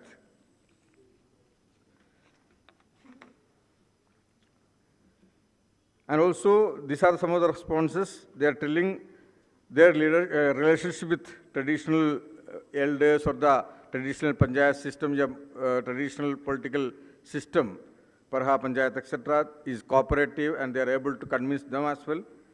And there is no conflict ongoing.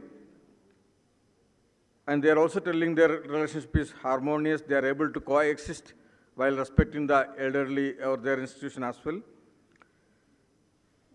And they are telling, when we asked about how your relations with the government functionaries, they were telling initially it was challenging, but now somehow settled. Now we are able to move along with the administrative setup or the block officials, etc.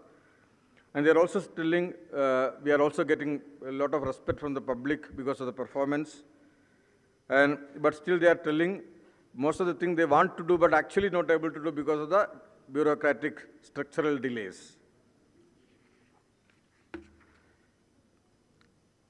Digital inclusion, when we analyze the answer, all of them are having facility of WhatsApp call, messages, etc., and most of them are conveying the agenda or the meeting decisions, etc., through WhatsApp only.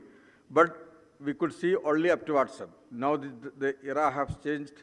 We are living in the era of biocomputing or artificial intelligence, etc. So a lot of decisions or a lot of things can be trained so that they can use better technology for better use of empowerment. So we could see some kind of inequality exist in terms of digital access. As when we compare the public at large or the growth of social this technology, when we compare the level of technology the society achieved, their access is still limited. Next is gendered and tribal challenges. Now we know women as a gender, we always say this empowerment is always gender specific. When we talk about patriarchy, women have their challenges, their limitations, but they are telling they are able to manage that, though their education level is less, their other socioeconomic access is less, but still they are able to take lead role. And also maybe one reason in this panchayat, out of 15, 13 of them are women. So that also may be one reason they are having more command and control over the situation.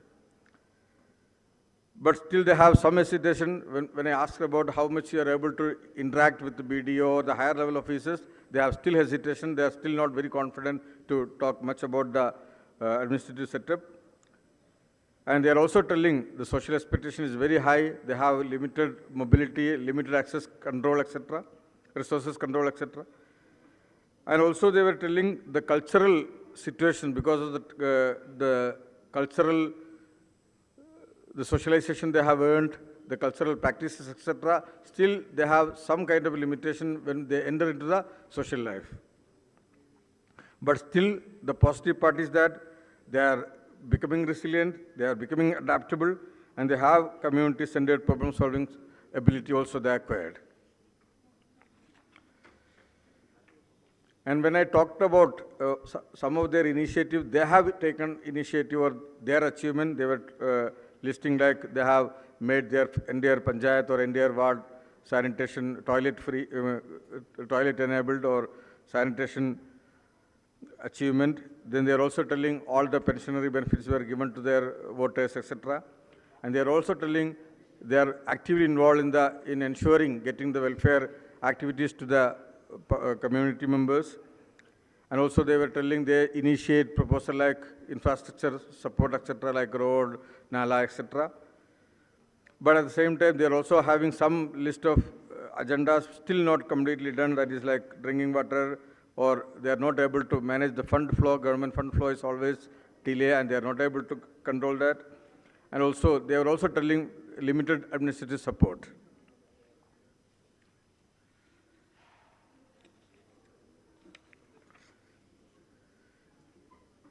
So some of the conclusions we can draw, it is true that they are gaining confidence, they are becoming better leaders, the leadership is emerging. But at the same time, we also should understand leadership, what the study also suggests, leadership is a gradual psychological transformation. It can't be, you are elected and next day you are not a leader. So over a period of time, they are gaining confidence, they are learning, and gradually they are becoming emerging leaders. And they are also feeling, after coming into the power, this panchayat system, their agency of women is becoming more visible and more active. And they feel more autonomous and they're having more problem-solving capacity. Even they were telling, now at the family or social functions also, their opinions are being heard and public is giving respect. The family or the social setting also, they are getting more respects. But at the same time, there is a digital or institutional gap that continue to restrain their empowerment. Because our institutions still are more patriarchal, more, the kind of social institution the government system works, they're still not friendly with women. So they're having some set of issues goes that we need to reform our institution are more feminine or more women friendly. So we also felt after this study, we need to have more hand-holding or digital training, governance, app, etc. We need to have more capacity building activities and leadership coaching. That also we can have partnership with CSOs like institutions like working, even the Grosvenor College or the universities or the, now Ranji has a lot of institutions of national repute. Maybe we can have partnerships so that that partnership can also train and change their understanding or their capabilities. And also some kind of hand-holding through peer mentorship or maybe again through partnerships. And there is because when we are discussing with them, the women, those who are already part of SHGs or cooperative federations, etc., were doing more confident or they are doing better. So this kind of bringing them into the other structures of administrative or the economic structures like SHGs, FPO, etc., will also help their empowerment. And of course, the panchayats need to be more autonomous, financial autonomy to be given. In Jharkhand, still panchayats are not having enough financial autonomy. There were complaints against fund flow, etc. course, more financial autonomy to be given. Institutional reform from the perspective of the feminist institutional perspective to be done, and general basic leadership training also to be taken up. So these are the major findings, and some references is given. And thank you. If you are having any kind of query or clarification, I am happy to respond. Thank you. Thank you, sir. If anybody would like to ask any question, the session is open now.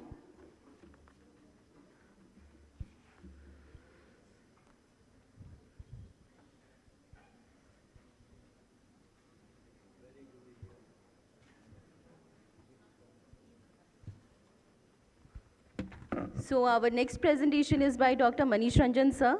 But I would like to mention one thing about sir, that he is not just a presenter, but one of our distinguished guests of this session. And I would like to give a very brief introduction about sir, that I have already mentioned that sir is currently serving as the Director General of the Sri Krishna Institute of Public Administration, SKIPA in Ranchi. Sir has been widely recognized for his innovative governance initiatives. He has received multiple national awards, including the Prime Minister's Award for Excellence in Manrega and the National Award for E-Governance 2024. Dr. Ranjan has authored over 20 acclaimed books on governance, economy, and public policy. His administrative journey across Jharkhand reflects a commitment of inclusive development, innovative in public systems, and emotionally intelligent leadership. So we from Gosnell College family welcome you, sir. Thank you for gracing this occasion with your presence, sir. Thank you. Over to you, sir, please.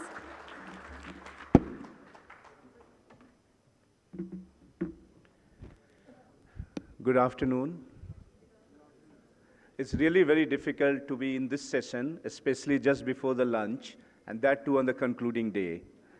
But I'll not spend more than 10 to 12 minutes and try to be as brief as possible.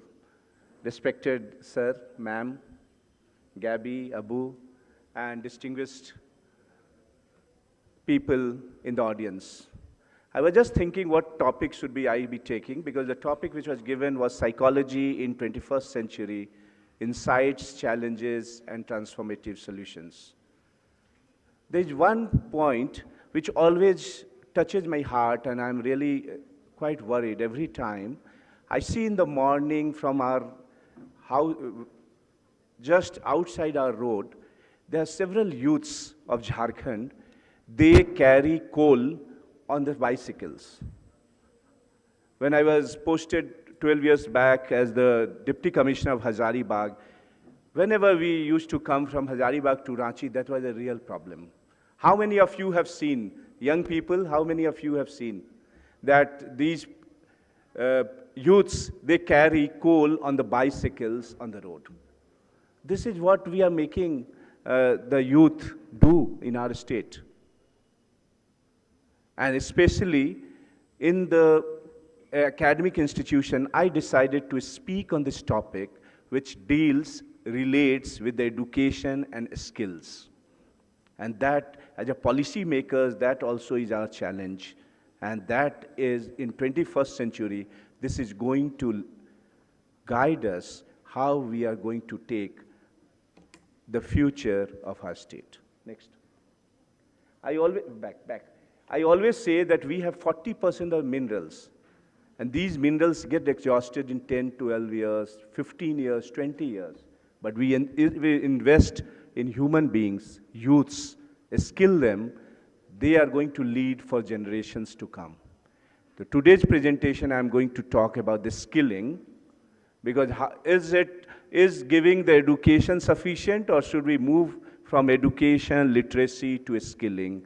That is what is the need for 21st century. Next.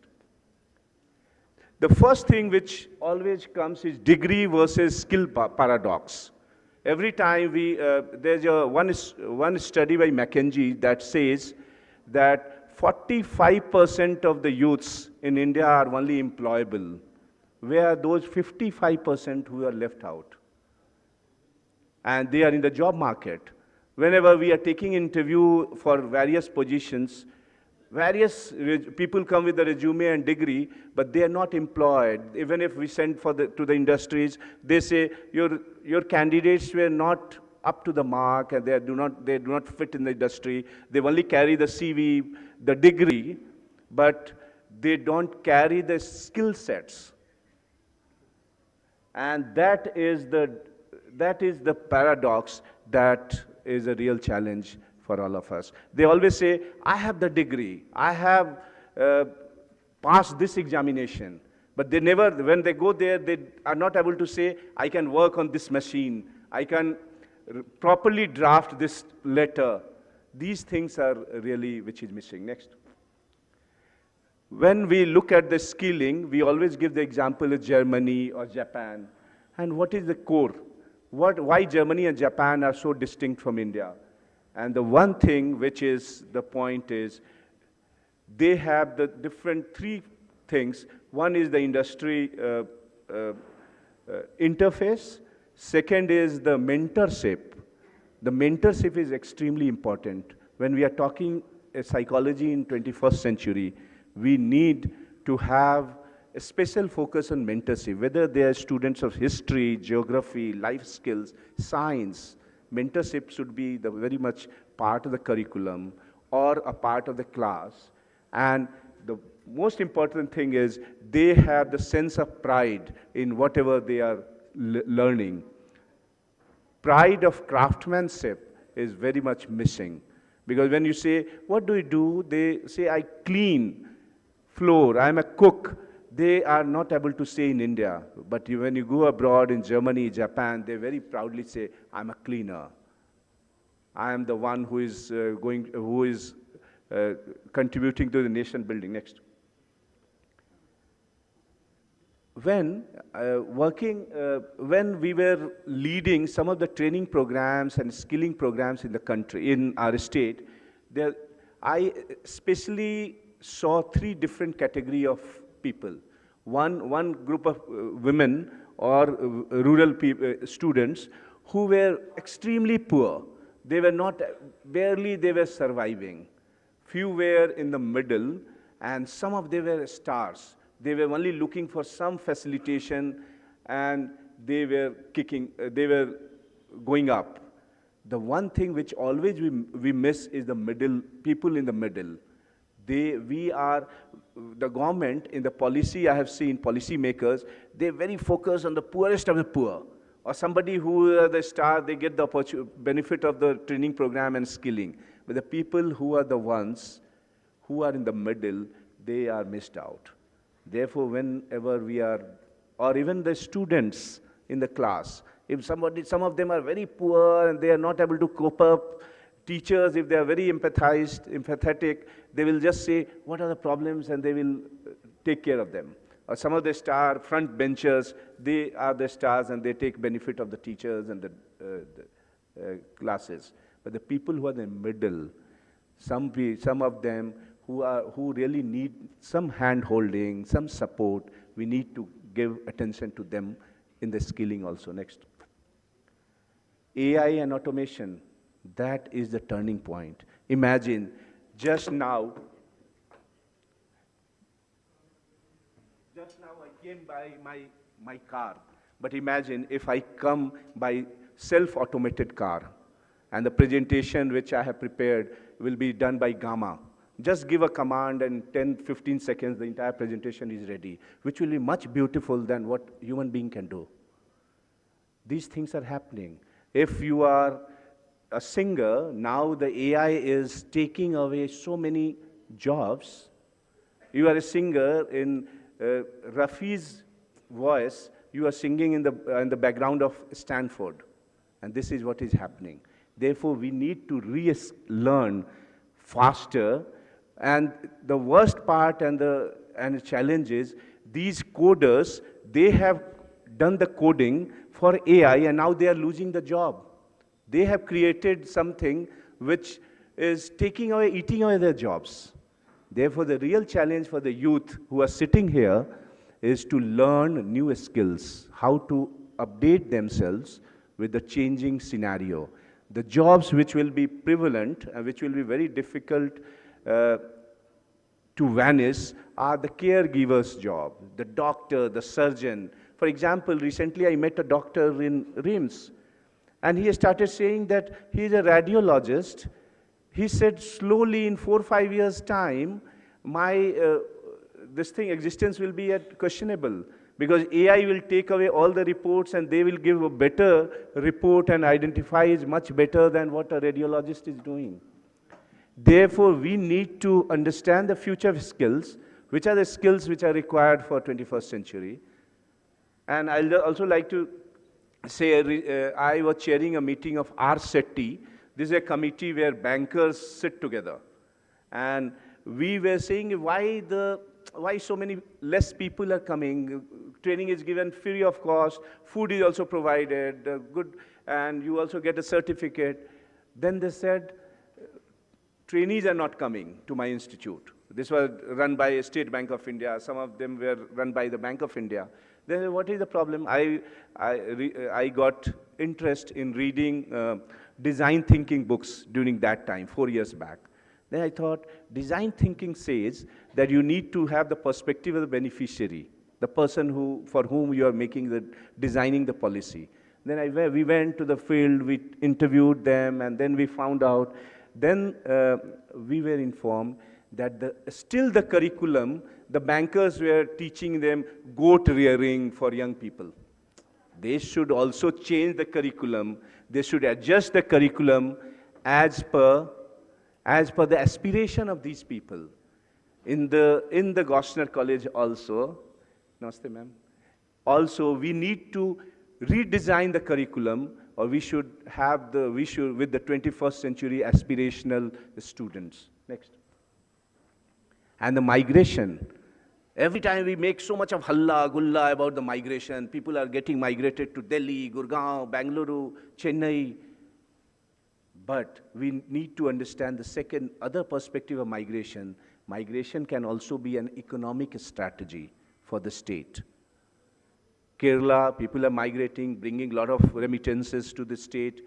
There are Vietnam, people are migrating and they are exporting the skilled people. One thing we have to be very careful is the migration. The people who are getting migrated should be safe migration. It should be a smart migration, skilled migration. When I'm saying safe migration means people who are going out should know where they are going and what are the numbers, and they are properly trained and skilled. A skilled migration, those skill sets should be given for which they are going. And smart migration means they should be updated with the latest IT technology, so that in case they are required to connect somewhere, they can do it. Next. And the value chain, when we are talking about skilling, we talk about the value chain. We should understand Peter Drucker's understanding of value chain. Because whenever any value is created, most of the values we get at the end of the value chain. Raw material is being exported, but the final material gets maximum of the prices. So in skilling also, we have to train our students of Jharkhand, not only of the menial and blue collar job, but we should also train them on designing, on marketing, on IT skills, different skills which are on the end of the value chain, so that they fetch more money, they get more decent jobs. Recently, you must have seen the case study of Palas. These women came together. Earlier, they were just they were saving 20 rupees, 30 rupees per month, and they were only loaning among themselves. But they decided we need to brand our product. I visited IITF, Indian International Trade Fair, on 14th of November this year. These women started saying the jewelry which they were selling in Khuti in 700 or 800 rupees, the tribal jewelry, now easily are sold in 8 to 10,000 in Delhi, in the fair. People are just paying 10,000 rupees for the same jewelry. Therefore, we need to understand the concept of value chain, which skills fetch more values, and then we should do that. Next. And the major thing is behavioral barriers of skill completion. We train so many people. And I was leading one of the teams of DDU-GYK. That is a project of Government of India, and Government of Jharkhand was part of it. Every time we used to train around 50,000 young people. And the issue was they were not completing the training entirely. What was the issue? We were perplexed. We thought of what is going to happen. So much money is being spent. Some of the things that of behavioral economics, which gave Dr. Abhijit the Nobel Prize, the issue was that there were three issues. They were not able to understand the value of training, which they will be getting after the training, the value, and they were going for 300 or 400 rupees of daily wages on that particular day. They also had the fear of failure. We should also understand that everybody in our life, everybody in our society, even if they are super talented and intellectual, they also have fear of failure. We need to train these students. Even if you fail, doesn't matter, but you should try. And then these are the behavioral, and one issue as in Khuti that we were placing, because as you know, Khuti and Simdega has a lot of hockey players. Girls are the hockey players. We were supporting and trying to bring new girls in this thing. The one thing which we became very successful was that Nikki Pradhan and other girls who are the hockey super players of our state, we used to call them for interaction with the students, new players. Similarly, the college, Gossamer College, can bring various successful people or alumnus of Gossamer, so that these students can relate themselves that if somebody else can do it, I can also do it. So that will also remove the barrier of skilling. Next. And Jharkhand, the best thing about Jharkhand is the median age of demography is only 24 years. It means very young state. We still have a lot of capability and chances and opportunity to train them well. Therefore, we can take the advantage of demographic dividend, and young state, if trained well, can do wonders.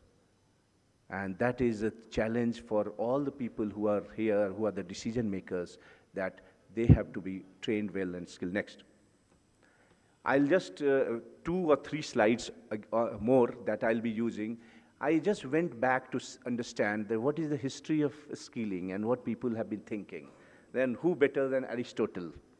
Aristotle back then, he talked about eudaimonia. He said that any job should just not be a job, just to live or just to survive.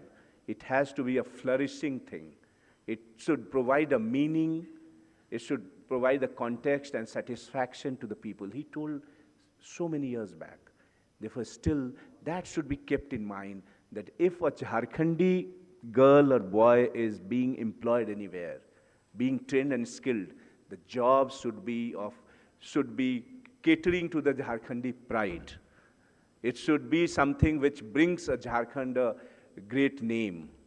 And that is the real work that we need to do. Next. Karl Marx, when we are talking about theory, he talked about alienation theory. He said, any job that people start enjoying will be the one which should not alienate them from the job, the process, the product. This should also be taken care of, that skills are successful and continuous and sustainable. When people say, this is my job, this product has been done by me, there should be some association, some relation, some psychological connect with the job. As Gabby was saying, that many failures are not, they are the psychological failures, even if in policy domain. Therefore, as Karl Marx then said, that there should be a connect. That is very, very important to understand. Next. Every skill, and some Peter's creativity, he said, creativity through creative destruction. He said, if you are learning new skill and then you have to forget and you have to, new skill you have to learn next time slowly, and few skills will get destructed. We have to learn and adapt to the new things completely. These women, drone technology has come. Jharkhandi women, they are learning the drone technology now. They are doing a new skilling. Therefore, with times, we have to adapt, and person who are the survivors and the winners are those who are the faster learners of new skills. Next. And Peter Drucker, he said that in uncertain times, the fastest learner is the safest learner. Because people are now talking about we'll have 50 lakh truck drivers will be required. I just saw in some newspaper by some politician, but I'm just thinking this may not be true, because the way we are moving with the AI and driverless cars, we have to have better analysis of which kind of future skills are required. And therefore, I'll congratulate the organizers for selecting this topic of psychology in 21st century. Because what's going to happen now, and psychologists are the ambassadors of human mind, futuristic thinking. Therefore, they have selected a very apt topic. And next. And this is the last one. Whenever Jharkhand is very rich in mineral resources, 1 ton of iron ore fetches the state around 5,000 rupees to 6,000 rupees. But if we are scaling one student well, they are worth 3 to 4 lakh rupees per year, and continues for years and generations to come. Therefore, we need to understand that in addition to the teaching, we have to emphasize on skilling, proper skilling with these things, dimensions in the mind. Thank you so much.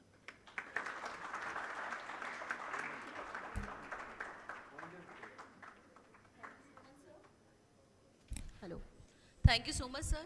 If anybody would like to ask anything, the session is open now. Anyone? Okay. Yes, I will add a comment that most of American students after passing 10 and 12, they are able to pick up job. So, and similarly, very nicely, stimulated, and our dynamic principle is here. So, we should also think of, and the government of India in making such educational policy is slightly, I don't talk against, but, it's slow. And lot of syllabus are just being followed as it was. And it is continuing, but it needs reformation. And as I said you that, I have seen, because I recruit sometime people for my work also, for my company. And even high school graduate has a lot of skill. He can feed himself, he can get job. And our high school students, I don't want to comment much. They are, many times they are good for nothing. So sir said, wonderful stimulation, and we can do something. It can be a start in living, why not?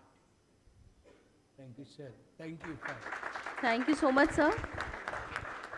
Now I would like to request our Principal Ma'am, Professor Ilani Purti Ma'am, to felicitate Abu Bakar sir with a certificate, presentation certificate.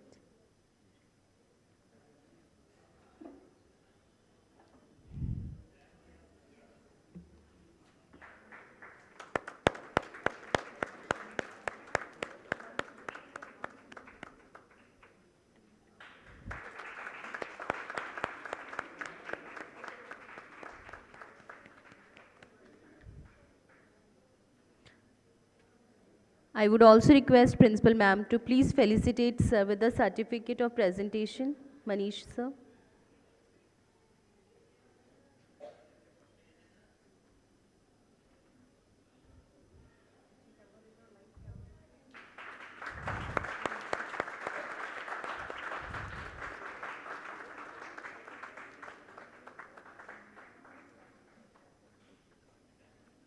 बहुत बहुत धन्यवाद sir आपके presentation के लिए.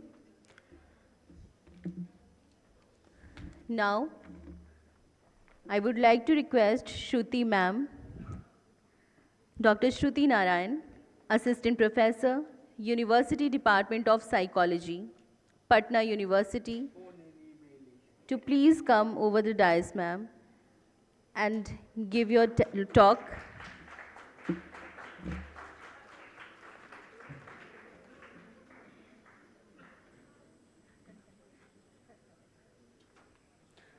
But before that, I would like to invite Tripti ma'am to please give a brief introduction of Shruti Narayan ma'am.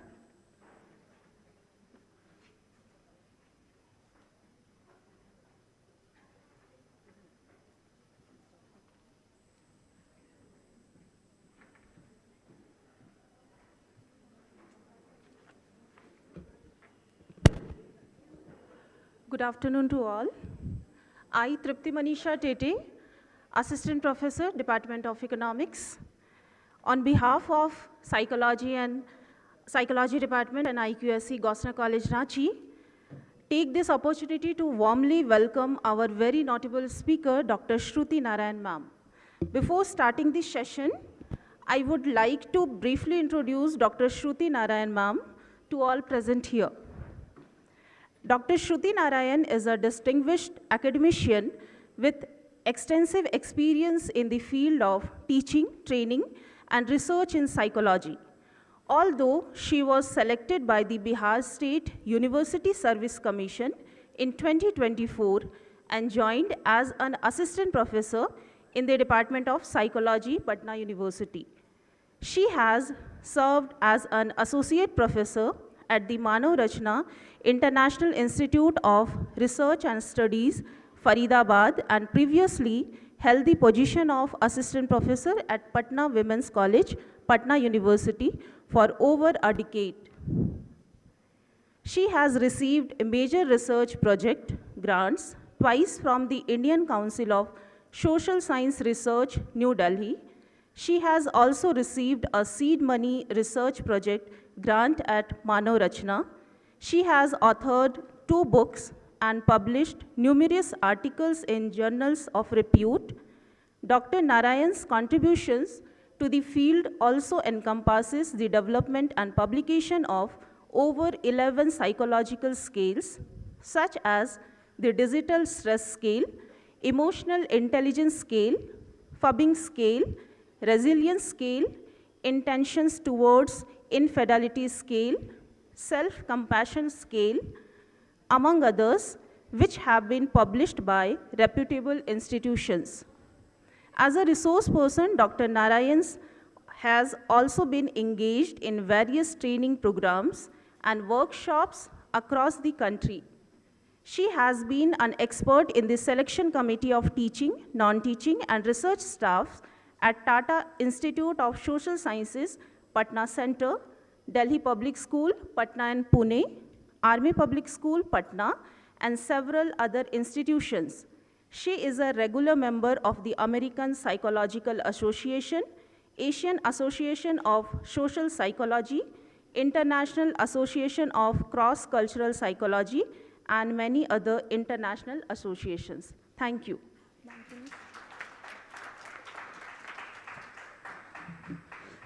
A very warm good afternoon to one and all present here, respected dignitaries and stalwarts on the dais. And with this August gathering, at the outset, I'm very, very grateful to Gosner College, especially Dr. Anita Ranjan, for having me here and giving me platform with such stalwarts. And I can't tell you how nervous I am, although I never become so. But after so good stalwarts, their talk and before the lunch time, it's a very, very difficult time and very difficult session, but I hope I could manage. And taking from Manish sir, that fear of failure, it is okay to fail. So with this note, I will start my presentation for the day, which is the digital mirror, the reflections on self-esteem, identity, and relationships in the 21st century. So basically, this presentation is about the experiences of the online platforms and the social media interactions, how they reflect and they shape and sometimes distort our identity and self-esteem, and what impacts and what changes they have brought in the relationships. So I'll start with that. Please, next, sir. So basically, this presentation is based on the looking glass theory by Cooley of 1902, which says that how I see and what I think of myself is what I think you think of me. So you can see as from the both pictures that if you think you're doing great, maybe it will show you that you're not. And the other one, there is a small cat who is seeing herself as a lion. So both are very, very representative of how we see and feel what others see, how others we think of ourselves. Next.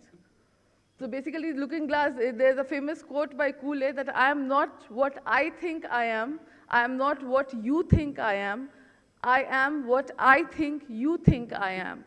So basically, how we present ourselves to others, how we imagine our judgment and appearance. So we are in the 21st century and post-COVID, how digital media and social online interactions and the way, and with even with the advent of the smartphones itself, it has started.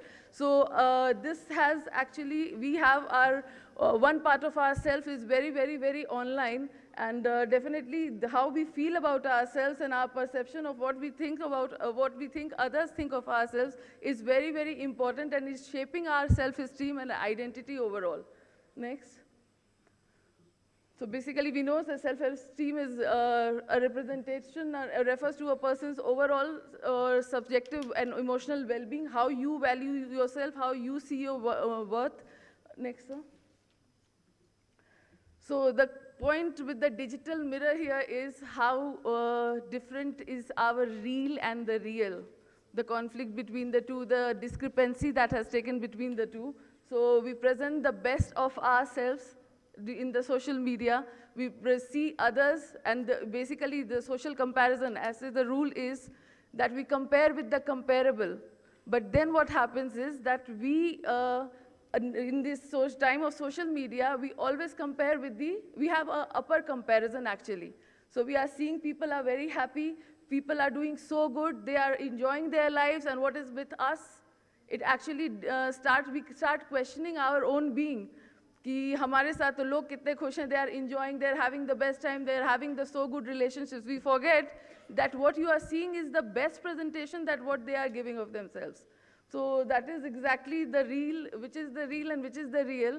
What happens if you present your real, what the outcomes will be, and what you means the best selves that you are creating and seeing of others, what the impact of that is. Next. So first is the body image issues. Basically, the social media and the cosmetic industry have long brought changes in this, how we see ourselves and how one's ideal look and body shape and body image and everything is there. So that is one way, that is the body image that is being affected. The self-esteem is very much attached to the body image we carry of ourselves. This may give you the confidence to present yourself with others. Or otherwise, this can completely shatter you and lock you down, because the ideal frame of the social media that we are seeing, if we are trying to fit in with that. Next one. Body shaming again can lead to a vicious cycle of judgment and criticism. It is very easy, and social media also gives you a platform to immediately comment. There are many people, there are students who come for counseling. They'll be saying that I have posted very good pictures of mine, but I did not get the likes which I deserved. So the likes you deserved, so this is again one thing that their validation, their approval, their social comparison, everything is shaping their self-esteem. So the likes that they are getting, again, if they are getting, there are students also who come to us for counseling, they'll be saying that, ma'am, I posted a picture of mine and I got 600 likes. I said, wow, that is wonderful. But I'm still not happy and I'm very depressed. Why? Because for the one he posted did not like. ठीक है, जिसके लिए वो post किया था उसने like नहीं किया, तो वो जितने 600 लाइक्स थे तो वो भी बेमायने हो गए.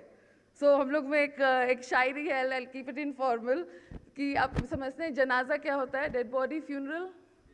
तो मेरे जनाजे को देखने सारा ज़माना निकला, पर वो नहीं निकला जिसके लिए मेरा जनाजा निकला. So basically with that only, तो यही होता है कि 600 लाइक्स तो मिल गया, लेकिन उसका लाइक नहीं आया जिसके लिए वो पोस्ट किया था. तो that also shatters your self esteem in a big way. या तो नंबर ऑफ लाइक्स कमा रहे हैं, बहुत बार ऐसा होता है कि फ्रेंड्स से आप एक्सपेक्ट करते हैं. देयर हैव बीन केसेस वहाँ पे वे लोग कहते हैं कि we have been, I like my all the post of my friends, but my friends knowingly don't like my posts. So there are lot many things we cannot imagine earlier before COVID and before the smartphones. So now your expressions, your emotions, they have become status updates. आज के दिन में reel updates. ठीक है, so reels आप बना रहे हैं और अपना, तो you are not expressing yourselves, and then you are dependent on this fragile image of yours and identity of yours. Next देखिए. So of course, the confluence of social media influences the increasing pressures at home. आप देख रहे हैं कि again you have so many filters. अभी व्यक्ति के बोलने पे filters नहीं है, but उनके मोबाइल फ़ोन पे you have lot of filters जो आपको beautify कर देगा, जो बहुत सारी चीज़ें, जो बहुत सारे edits ला सकता है. And definitely with that you are creating a image and you are posting it for the outside world. And but what happens when your real sense and your sense of identity is shattered in any which way? So new demands are emancipating from parents, your friend circle, and the society at large. Next. So again, trolling and bullying. Even if I asked a question that what will happen when you post your real self, that you are very casual and you wish to post a real picture of yours without any filters, you get a lot of trolling by people. There are people who are sitting having no work, having maybe a lot of work, but then they will be there to demean you, to give filthy, dirty comments. I remember, if you must be aware, a week before only, there was a newlywed couple. You must have seen that video, that it went viral, and people have been trolling the couple. They have posted their wedding photograph or video on the social media, and people have trolled them very badly, that how the guy looks and he is so ugly, and the girl must have given good dowry to the boy's family, or maybe the boy is a government servant. So that's why this marriage is taking place. A lot of trolling was there, and the couple has to come up because it was, and they said कि ना ही मैं government official हूँ, ना ही dowry ली है. ये 10 years से हमारे relationship का था, and we are seeing this happy moment of ours. So we request our trollers कि unnecessary आप इस तरह के post नहीं डालें. This is so shattering and so sad state of affairs that we have. So basically trolling, bullying, so online bullying and trolling is something which is very, very common, and whatever you post, you out of blue, nobody knows the person who is commenting on your post, and people are very, very eager to express themselves. When you ask themselves that come and speak before me, they will not. But then they will be doing this. Next. So basically now human relationships are very, very important toll that the online platform has taken. Why am I saying important toll? Because earlier it was a boon for us. Even now it is a boon for in the long distance relationships. Basically relationship, it was an online medium. You have video conferencing, you have this posting, and everything is there. So it was a complex, it was a very, very beneficial for those who are having a online, long distance relationships. So, but then what happens when this social media and when this mobile phone proliferated in their daily lives, when you are interacting in the face-to-face situation, that has become a big challenge in the relationships today. Now people are sitting together and they are not talking to each other. So earlier it was a boon for those, you are more concerned that how others are reacting to your own self, but you are not knowing how your relationship from this, even the seniors, the elders in the family, even if you have a family get together, you will be seeing people busy on their mobile phones rather than speaking to each other.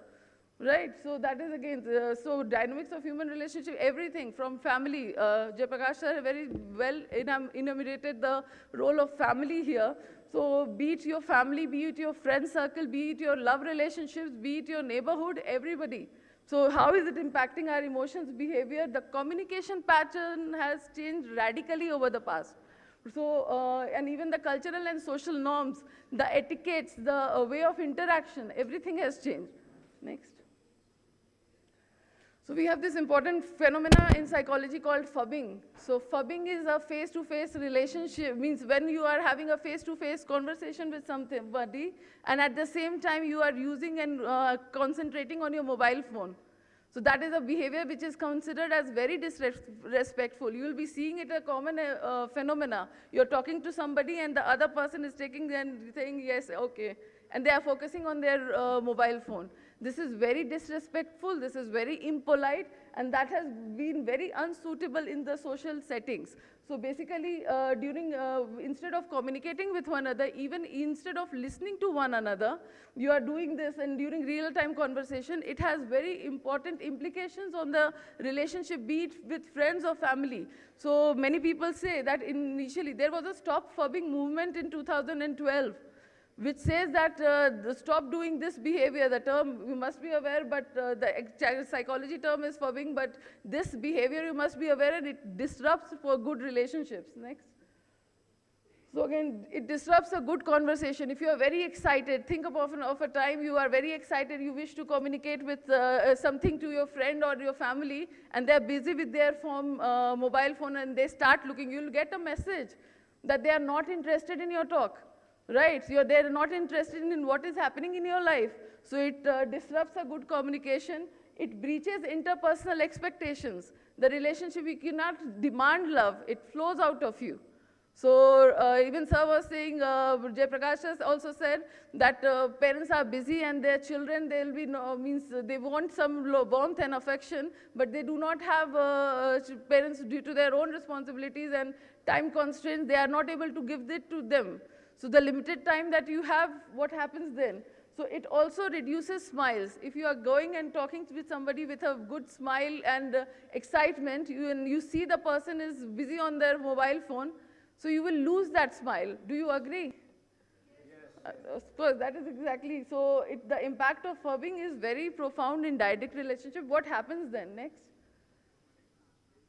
This is what we call absent presence. So absent presence, it has adverse impact on the relationships. So this is a common phenomenon, all of us are aware. So you are physically present, but you are emotionally unavailable. That is the problem. Next. So what is the outcome of that? There is a pyramid of quiet quitting. So it is there seen in the jobs as well. That pyramid of quiet quitting, because you have lack of communication, you have lack of sense of belonging, you have lack of feeling valued, then you have lack of consistency, and most importantly, you lack trust. So even this was given by Kalpan, and basically it says even when you do that behavior with the significant other in your life, you will be losing trust of the person. And this phenomena of quiet quitting is there, and which is very prevalent. Next. Another one is partner fubbing. If I told you that fubbing is more importantly and damaging in the direct relationships. So when you are talking and see both the partners, it is not in a long distance relationship, they are sitting next to each other, but they are focusing on their mobile phones. So that is something which is very disruptive. Even fubbing, there is a lot of digital indulgence, and it is a way to infidelity, cheating in relationships.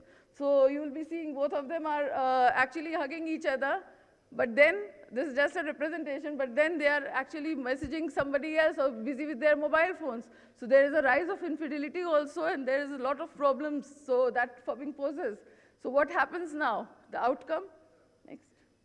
The silent divorce. You are under the same roof, sitting together, having called as a couple, married husband and wife, but there are silent divorces. You're not communicating with each other. So this is also a new term. This is also a new thing which is happening these days. And the mobile phone, it is again, one of the reasons of the silent divorces is the overindulgences in your social life, the mobile phones, and not engaging with one another. Next. Another term is parental fubbing. So parental fubbing, when parents ignore their children, when their children come with excitement, wish to talk to you, and we are busy with phone, and they'll be saying, कि mummy सुनो ना, पापा सुनो ना, and you say कि बेटा काम कर रहे हैं, तो आपके काम से उनको कोई मतलब नहीं है. This is exactly what we need to understand, कि आपके काम से उनको कोई मतलब नहीं है. They need your warmth, they need your attention. They need that immediacy behavior, that you are there to listen to them. Right, so that is exactly what is very important. So otherwise we are seeing, and there have been a lot of researches which says that that is leading the children into anxiety, depression, and isolation. So there's a rise in loneliness, but why? So there are people around you, but not with you. So that is one of the reasons. Next. Because that is exactly, the face to that expectancy behavior. Next, I'll say. So the expectancy violation, they expect eye contact, immediacy in behavior and attentiveness, involvement with you, and then psychological availability. Now, we are not psychologically available, we are not emotionally available, so your physical presence does not matter. If you are not psychologically available and physically, emotionally available to your ward, it does not matter.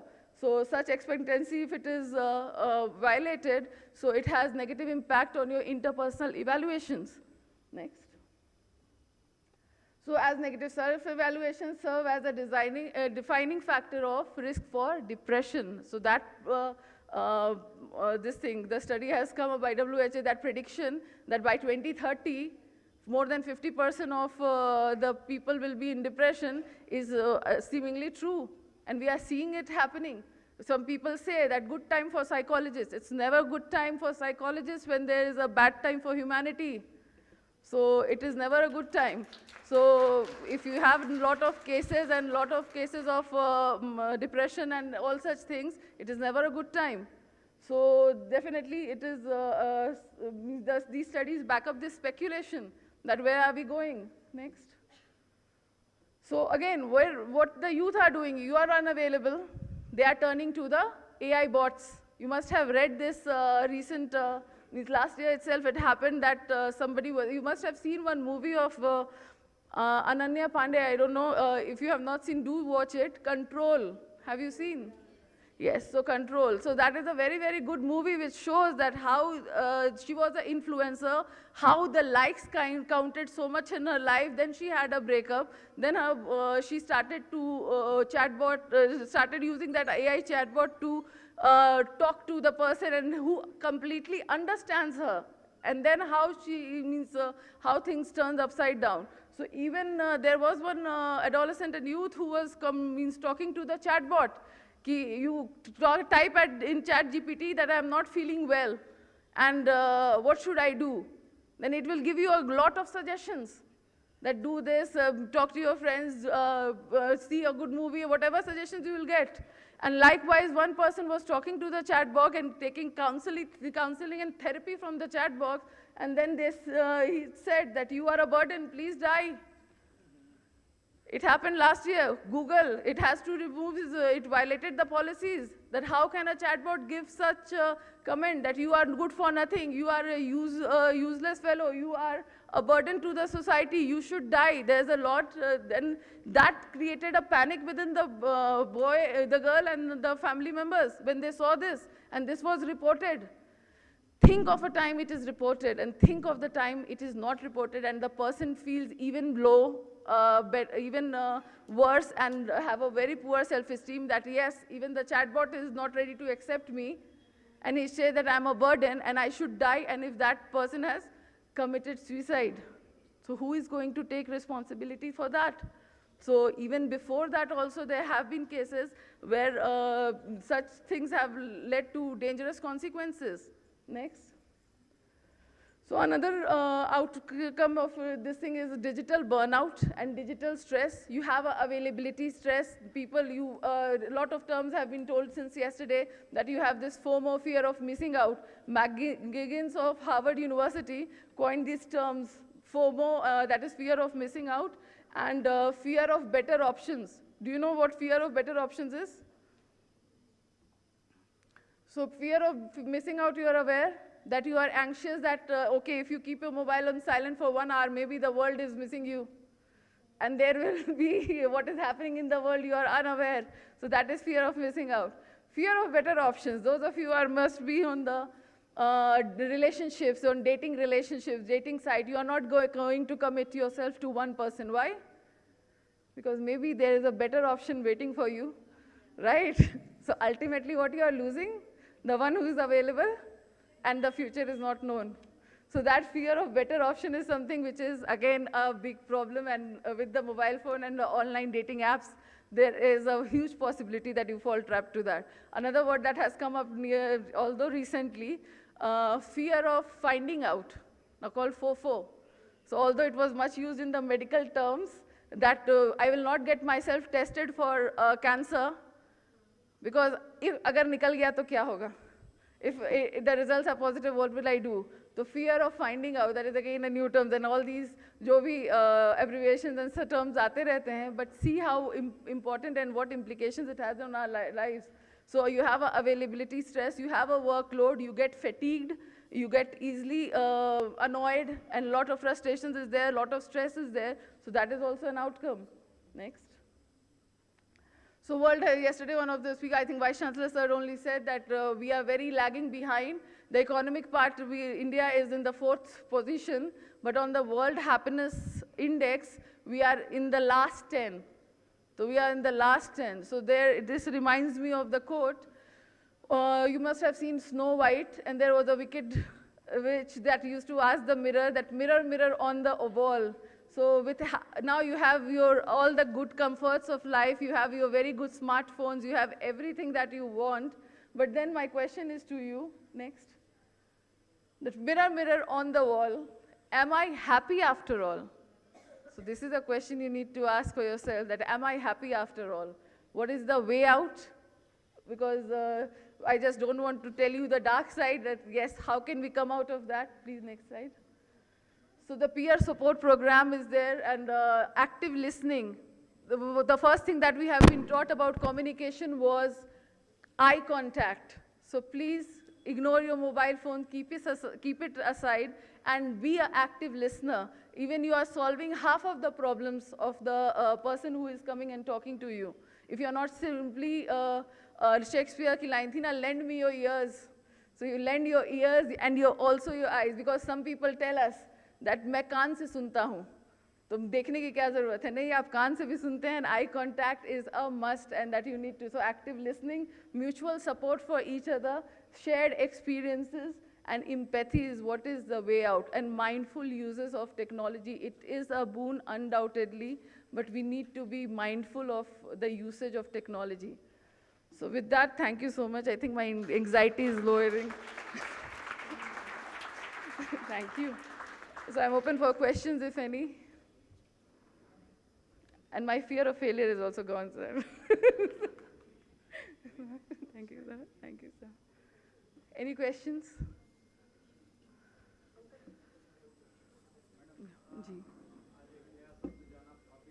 Ji sir.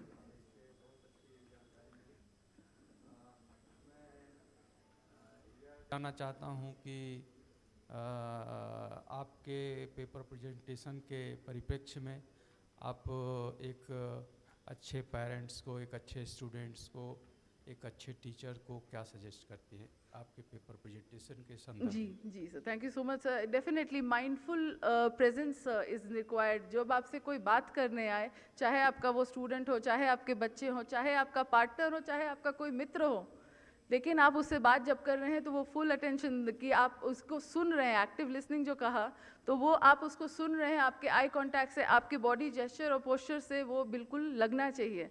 और उससे ही ये आधी चीज़ें, मतलब वो व्यक्ति valued feel करेगा. वो जो क्वाइट क्विटिंग वाला फेनोमेना जो हमने डिस्कस किया, वो सारी चीज़ें नहीं होंगी, एंड आपका कम्युनिकेशन एंड आपका रिलेशनशिप बिल्ड होगा.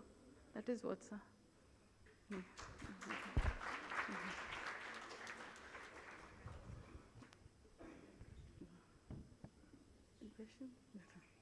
Thank you so much. Thank you. Thank you so much, ma'am, for an insightful session. I must say that it was worth the wait. The global motive of conducting this conference was to provide insight, challenges, and transformative solution in this 21st century. Ma'am का जो talk था digital mirroring के ऊपर, ये इस session को justify करता है. यहाँ जितने भी लेक्चर्स प्रोवाइड किए गए and particularly talking about ma'am's talk, ma'am ने जो डिजिटल मीडिया से जो भी नेगेटिव कॉन्सिक्वेंसेस हमारे समाज में बढ़ती जा रही हैं, ये कम्प्लीटली जस्टिफाई करता है।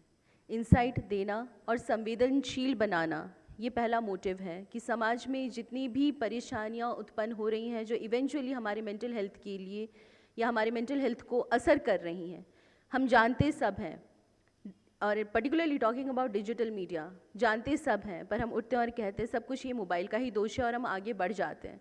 पर उस दोष का निदान कहाँ से करना चाहिए और किस प्रकार से उसका निदान पाया जा सकता है, यहाँ से उन सारे सॉल्यूशंस को भी, जो हम ट्रांसफॉर्मेटिव सॉल्यूशंस की बात कर रहे हैं, ये उन्हीं सॉल्यूशंस को खोजने के लिए या जो सॉल्यूशंस मौजूद हैं हम अपनी पर्सनल लाइफ में उनको इम्प्लीमेंट करें।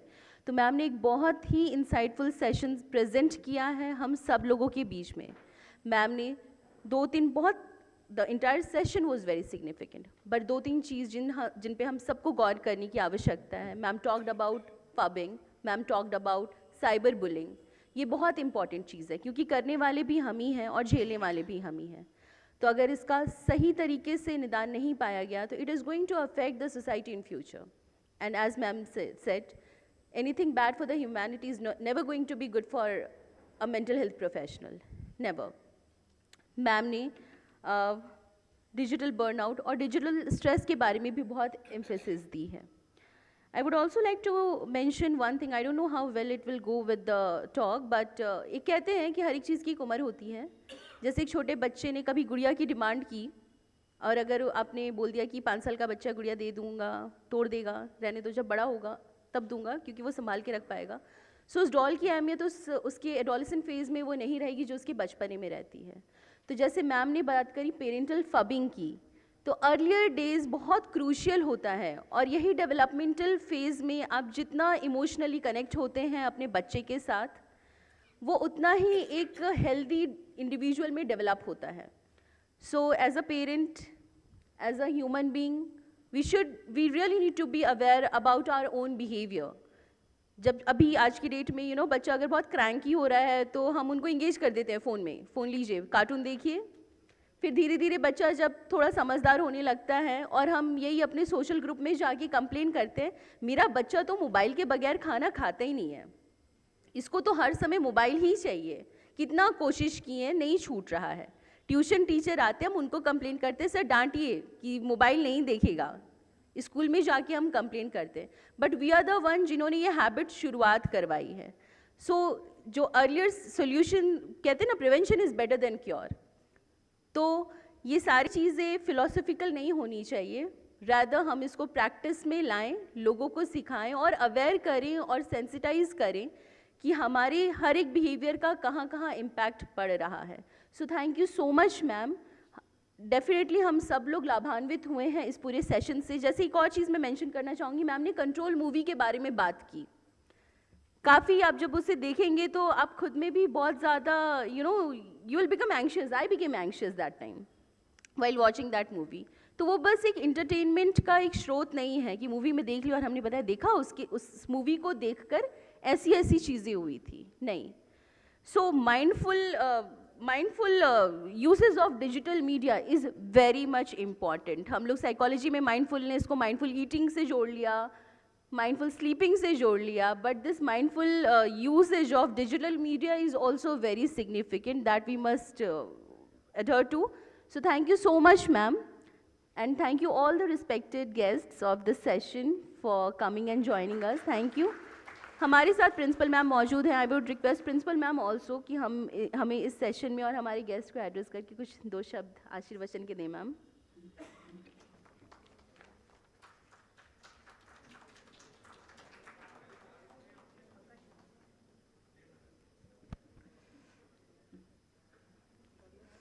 तो ये जो हमारा 2 दिनों से चल रहा है इंटरनेशनल कॉन्फ्रेंस, वो एक सक्सेस की ओर जा रहा है, और जितने भी हमारे प्रॉब्लम्स हमारे घर से शुरू हो कर के समाज में हम जहाँ भी जाते हैं काम के लिए, सब जगह प्रॉब्लम ही प्रॉब्लम है, लेकिन इसका सॉल्यूशन हमारे पास ही है। तो तो जैसे मैम का हम सुन रहे थे, हम तो मोबाइल छोड़ के आए हैं, सिर्फ सुनना है हमको, सिर्फ सुनना है हमको, इसलिए हम अपना मोबाइल छोड़ के आए हैं और सिर्फ सुने और इतना एंजॉय किए। छोटी छोटी बातें जिनको हम गौर नहीं करते हैं वो हमारे जीवन में है। तो मैं आशा करती हूँ सभी कोई लाभान्वित हो रहे हैं और ये अपने जीवन में इसको लेके चलना है और हमारा ही प्रयास एक नए समाज को जन्म देगा, एक अच्छे समाज को जन्म देगा और जो जितने भी प्रॉब्लम्स है उसका सॉल्यूशन हम लोग को देखने को मिलेगा। तो thank you all the guests for coming here and जितने भी हैं प्रतिभागी हमारे स्टूडेंट, आपने ध्यानपूर्वक सुन रहे हैं, आपको बधाई भी देते हैं। आपके लिए ये आयोजन हो रहा है और इसका ज़्यादा से ज़्यादा लाभ उठाएं। Thank you.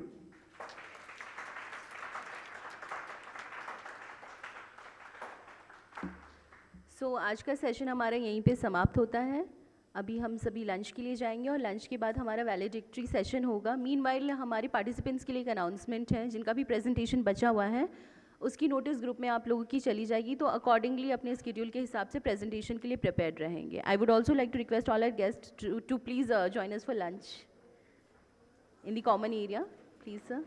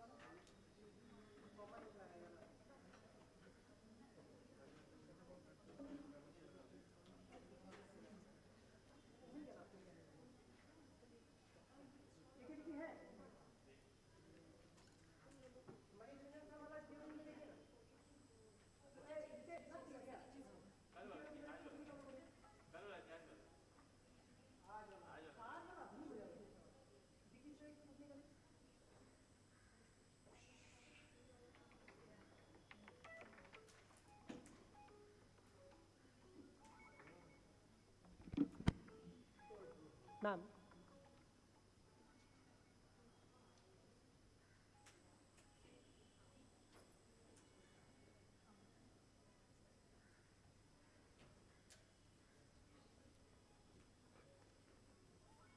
निकालो चौन है क्या?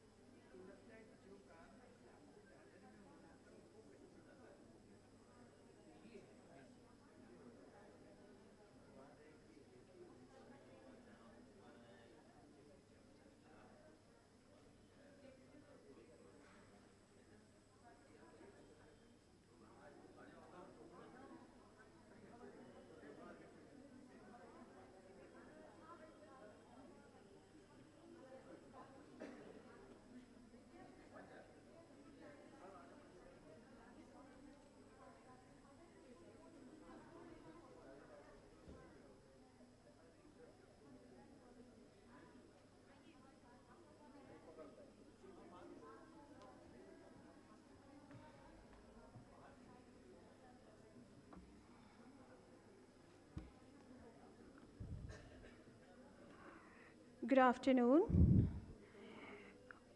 Honorable Dr. CSP Lugunsa, Secretary, Gosner College, Ranchi. Honorable Professor in charge, Dr. Ilani Purti ma'am. Professor Dr. B.L. Dubey, Professor Dr. Amul Ranjan Singh, dear participants and my colleagues, a very warm good afternoon to all of you. On behalf of Gosner College, Department of Psychology and IQAC, I extend a very warm welcome to all of you. This noon observes successful accomplishment of two-day international conference organized by the Department of Psychology on the topic, Psychology in the 21st Century, Insights, Challenges, and Transformative Solutions. I once again extend my gratitude to all of you for sparing your precious time and giving your perspective and valuable insights through your keynotes, speeches, and papers. It was truly an enriching experience with myriad perspectives, contributing to the betterment of mental health of all the humanity in these testing times. I once again express my gratitude to all of you. I now invite Dr. Anita Ranjan from Department of Psychology and the convener of this international conference to present a comprehensive summary of the conference. Ma'am, please.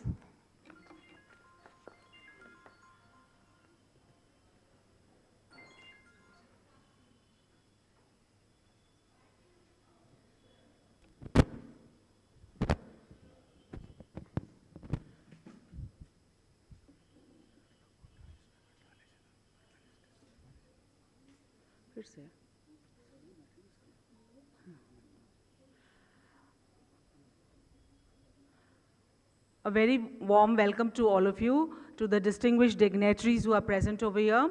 I would like to invite the distinguished dignitaries to please grace the occasion and please come on the dais. Firstly, I would like our Secretary, Sir Lugun Sir, to please come on the dais.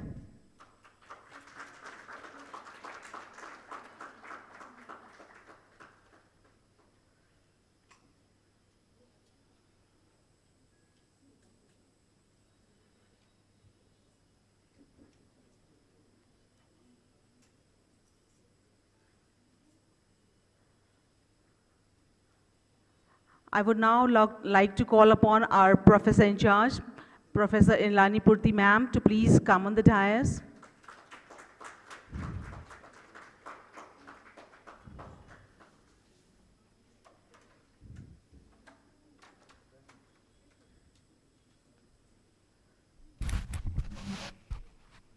No, it's okay.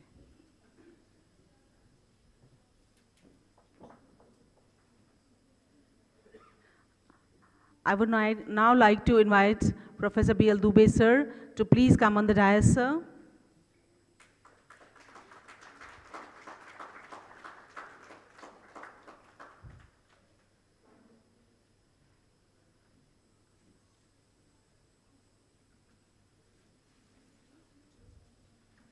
And a very dynamic Professor Dr. Amol Ranjan, sir. Please grace the occasion and come on the stage, sir.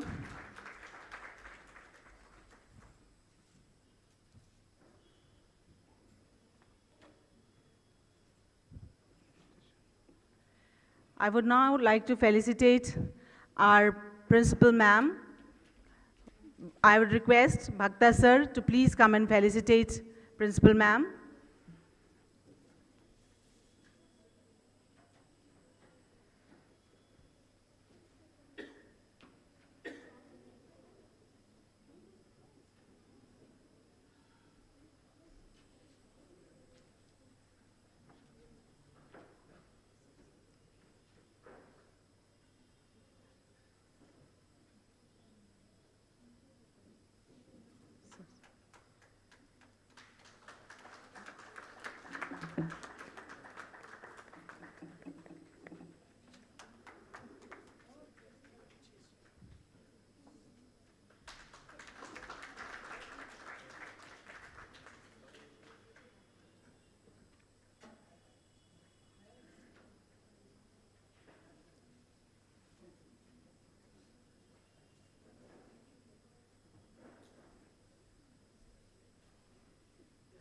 Now, I humbly request Professor Dr. A.K. Lal sir to please come on the stage and felicitate our General Secretary, sir.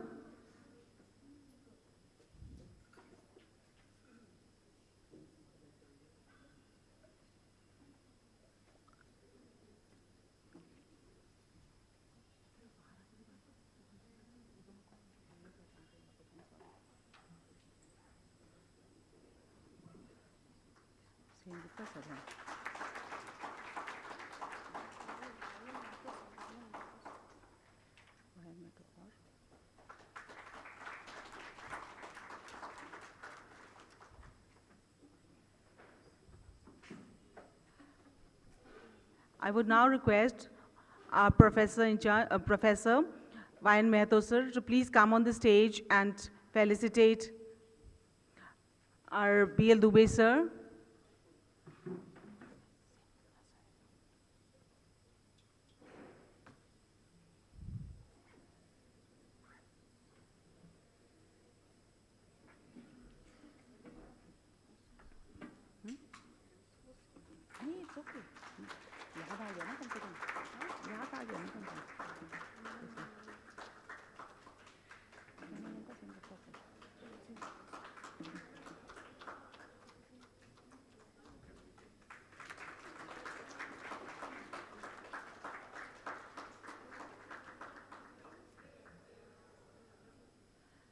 My humble request to Professor Sengupta sir to please come on the stage and felicitate our dynamic leader, Amol Ranjan sir.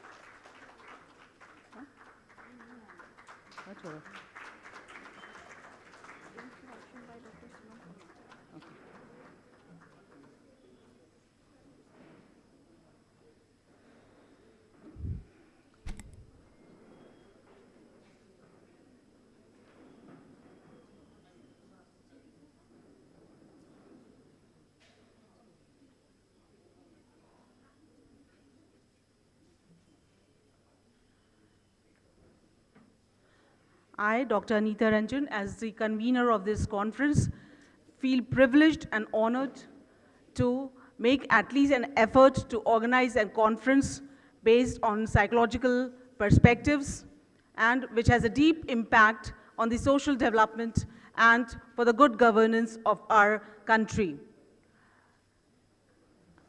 I would not make mighty claims that, yes, this conference has been a very great success, but our effort to put forward the psychological ideas, the insights, which can make some impact in bringing about the development of the nation, has gone a long way, and I think it will prove to be a milestone in this college and the state of Jharkhand's academic excellence efforts. Keeping in line with this, I would like to say that we had almost 200 abstracts which were submitted and registered during this conference. We had nearly 126 presentations from across the state and across the country also. We had presenters from Telangana, and this is really a great achievement that we have reached across the crowd that we were aiming for. We had 6 international speakers and at least 14 national speakers who presented their views on how to bring about a transformative solution to the many ailing psychological problems that we have in our society.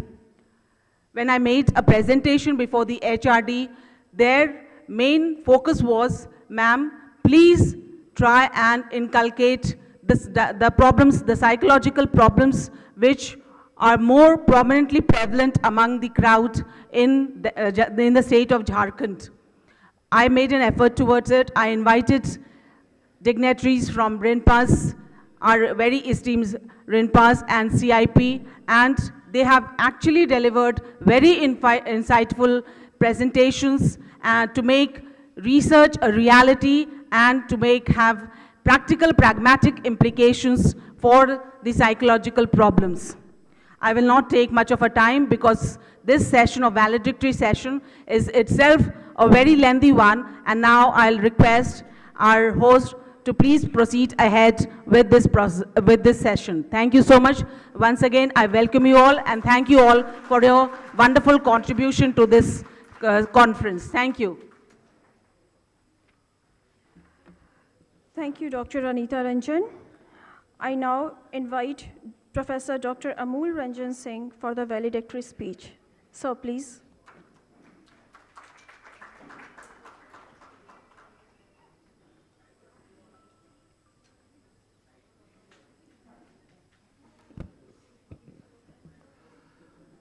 Respected principal of this reputed college, Secretary Professor Logun sir, Organizing Committee Chairperson Professor Dr. Anita Ranjan, from the Department of Psychology Dr. Priyanka Soren and other faculty members, and I am seeing the galaxy of teachers who are present here besides Professor Dubey, who was one of the international speakers in this program, and above all dear students and participants. Very good afternoon and Johar. I am really delighted that I have been given opportunity to come and join this wonderful conference. Somehow I couldn't make it yesterday. So yes, I am feeling grateful to the organizing committee for giving me chance to be present today. In fact, you must have had a wonderful academic feast till now, as ma'am was telling that more than 125 research articles were presented by scientists and young students. Besides that, there have been a series of lectures by both national as well as international speakers of repute. The topic of this particular conference is genuinely very interesting, and I think that the psychology in the 21st century, insights, challenges, and transformative solutions. We have come a long way. In fact, psychology has a long history but short past. This is always said. Why this is so? Because if you try to analyze yourself, you will realize that your psychology started right from the time you are born. Each one of us are very independent in terms of what we think, what we perceive, what we interpret, in what way do we act. So it means that each one of us have got our own individuality. And that is the biggest challenge when it comes that in what way our human behavior can be measured, evaluated, and validated. I am coming from Rinpas, that is one of the largest mental hospitals in our country. And at any given point of time, generally, we have more than 650 indoor patients, and our daily OPD is around 500. Why I am trying to bring in this particular issue, that it seems that yes, we are a very large hospital, but there is lots of gap, I tell you, in terms of mental health burden. If you go for the prevalence of mental health issues in our country and the available resources, there is a very big gap actually, large gap. And we cannot fulfill it by way of just having hospitals like Rinpas, CIP or some other institutions. We have come in the 21st century with lots of technological advancements, and we have to equip ourselves with the advancement of technology. Nowadays, you must have heard, you must be reading in fact, every now and then, that tele-mental health services are becoming part and parcel of our day-to-day life in terms of delivery of mental health services in whole world, in fact. This has happened only because of one fact, that our new generation who is sitting here, I am seeing that yes, basically they are our brand ambassador of future. They are so equipped with the technology that when we think in terms of any app, any virtual reality therapy methods, we think that they are the right people when such type of things must be started with. And nowadays, most of the therapies or interventions what we do, that is done with the help of tele-mental health or digital mental health services. We can see the patients sitting in our hospital on the screen. We can interact with them. Again, if required, they can be prescribed medicine, and if required, then they can be provided psychotherapeutic intervention also online. But this will happen only when we are genuinely thorough in our subject. Because that is the best part to be learned when you join psychology. Psychology is science of human behavior. Everybody knows about it. But in what way do we validate the human behavior? In what way do we evaluate the human behavior? How consistent we are in terms of arriving at any conclusion when we are trying to testify somebody's human behavior. Please understand that part. Whenever patients come to us or any individual client comes to us, we spend genuine time with them. Because whatever we read in the book, that is all right. But our client are our best teachers. Please, that is what I always tell to my students, that we do not learn from books, we learn from our patients. Similarly, if you want to be a good psychologist, try to be a good observer. Try to understand when you are sitting with somebody, talking to somebody, try to be a good listener actually. And be polite and good communicator.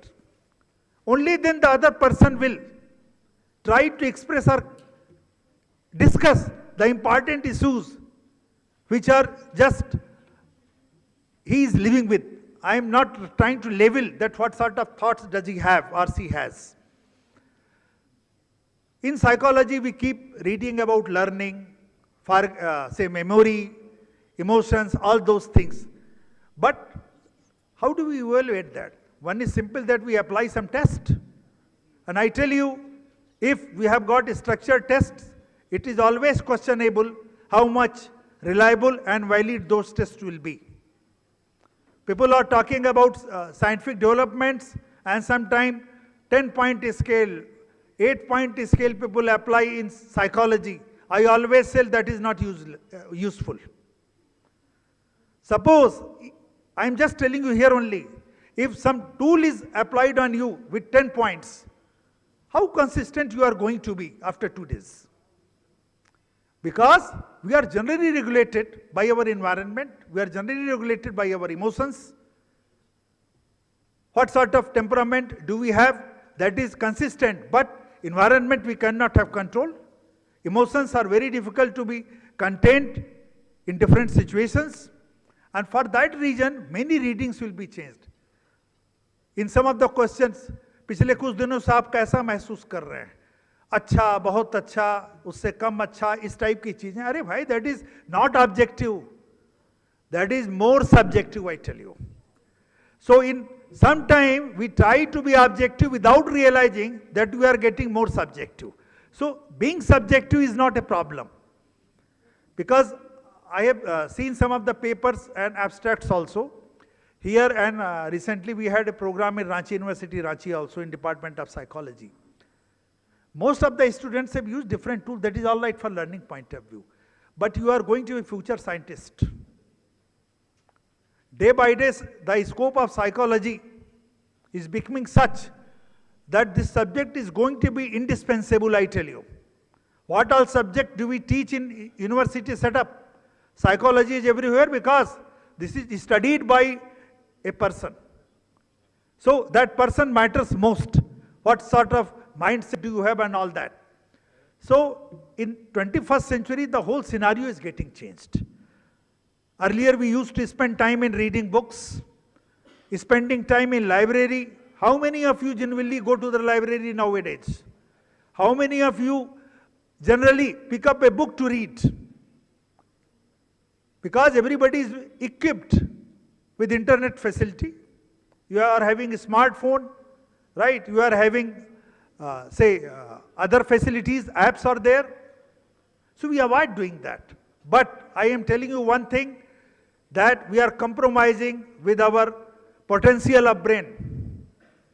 I tell this thing in every meeting. There are some senior faculty members who are sitting here, and I can directly tell you this fact, that say about 20 years back, we were able to remember many things, like phone numbers of many persons at a time. 15, 20 phone numbers were common, I tell you. But how many of us genuinely remember now 15 or 20 phone numbers? There are people who keep telling us that nowadays I don't read newspaper. All the news I read from the internet. Is it going to help you in assimilating those things? Students come after reading in the classroom. Some of my students are also sitting here.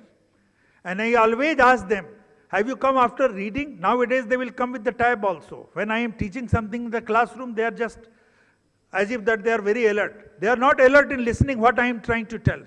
They are more alert कि sir कुछ पढ़ाते समय छूट तो नहीं गया. Right? So their focus is not on assimilation, but finding something that might have been missed. Now this is the type of generation we are dealing with. They are very sharp, very intelligent. They can handle such type of things on their own way. If you ask them, then they will give you such type of reply that you will realize that yes, they are highly reliable and we have to entrust them. That is all right, good. But I always suggest that please do not leave the books, do not leave the library. Psychology में जितनी studies आजकल हो रही हैं, या तो लोग बात करते हैं सीधे से कि न्यूरो साइकोलॉजी की बात करते हैं. हम ये कहते हैं भाई न्यूरो साइकोलॉजी एक अलग सब्जेक्ट हो सकता है, but in general psychology, social psychology, consumer psychology, there are different environmental psychology, that is more important because that is linked to all the subjects. So for that point of view, you have to understand that psychology is something which has become a part and parcel of our life. Everybody is talking about in what way can we apply psychological principles in our day-to-day life, including for maintaining or improving our quality of life, for ensuring that how well do we feel. There are happiness clinics, wellness clinics, or all these things are being established. But how many of us do we actually interact with each other? In what way are we going to look for happiness? You must have observed in your own family, I am telling you, forget others, that when 4 or 5 of us are sitting in a family, many times we remain busy in our some electronic gadget. We hardly communicate to each other. You must have observed it in the airports and train or anywhere. आप किसी के घर जाइए तो लोग पहले TV देखते थे, आजकल टीवी तो खत्म हो गया, वो तो लगता है जैसे ऑब्सोलीट है. That is all right, good. अब हम लोग एडवांस हो गए हैं, हमारा जनरेशन अच्छा आ गया, तो हम लोग अपने आप में बिजी रहते हैं, कभी मोबाइल में, कभी किसी चीज़ में टाइप लिख करके. तो क्या है ये? यहीं पे हमको इम्प्रूव करना है. साइकोलॉजी के प्रिंसिपल को आप बेसिक शुरुआत खुद से करिए. That is what I wanted to tell. ये 21st सेंचुरी एक गिनती हो सकती है, नई चीजें आ सकती हैं, लेकिन हमको अपने आप को ही समझना होगा that we are important for our self. We should not stop our own self development. If we do not interact with each other, what sort of learning are we going to have? If we do not look back to the books, what all new things we will get to know? Because what happens when we are going for any internet facilities driven learning, we are very focused. We will look for such things, we will search those things, and then we feel satisfied. But that is only part of it, what we learn, not in totality. So this particular part is important, and I am telling you that nowadays psychology especially what I was seeing the leaflet, different scope has been covered in this particular conference. My focus is mostly on the mental health, because I think that if physical health is important, then we cannot ignore mental health as well. Because both are integrated. That is why people tell that if you are going for physical activity, it means that is you are doing some exercise, that is antidepressant. So first of all, we have to understand that we have to focus on the outdoor activity instead of indoor activities. Nowadays, most of us avoid going out, right? And that is the biggest problem we are having, and especially the students, I am telling you. जब बच्चों को खेलना कूदना घूमना चाहिए, तो समय आप पूरे टाइम मोबाइल लेकर के बिजी रहते हैं, और इसके वजह से आपको परेशानियां बढ़ रही हैं. ठीक है, अगर आपको साइकोलॉजी सब्जेक्ट में इंटरेस्ट है, तो अगर आप क्लासिकल बुक्स पढ़ते हो, तब आपको समझ में आएगा कि एक एक बिहेवियर का कितना अच्छा ऑब्जर्वेशन होता है, और अगर आप अच्छे ऑब्जर्वर हो तभी आप उसका कुछ इंटरवेंशन सोच सकते हो फ्यूचर में कि कहाँ से ड्रिवन होती है चीज़. ठीक है, जैसे हम लोगों के यहाँ लोग आते हैं ना, anxiety related disorder, obsessive compulsive disorder, simple examples, right, phobia. तो what we do, we sit with the patient और the client, we try to examine from where did it come, how long this individual is having those problems, right? What are the factors which are maintaining it? What role family members do have in that thing? So that if we are trying to help that individual, we will not help the individual on the individual level, rather whole family is taken into the consideration. Because it is not that only one person in isolation can be treated. Similarly, psychology in absence of others cannot be studied. Individual psychology इतना आसान नहीं होता है. Individual psychology क्या हो, norms हम लोग बनाते हैं. Norms is always on the basis of the larger population, right? Means what, that unless we know about the culture, society, total background of the people staying in a specific geographical area, we will never know about what all things do they have. In one specific group, that will be considered normal. In another group, that will be considered abnormal. ठीक है, तो ये इस aspect को हमको देखना है. पूरी दुनिया आजकल कंज्यूमर साइकोलॉजी का सबसे अच्छा यूज कर रहे हैं कमर्शियल फील्ड में. ठीक है, we all are driven by consumer psychology principles. कोई एडवर्टीजमेंट आता तो हम उसके लिए फैसिनेशन होता है कि नहीं, जाते हैं, सोचते हैं, देखते हैं, काफ़ी उसमें दिमाग लगाते हैं, है ना.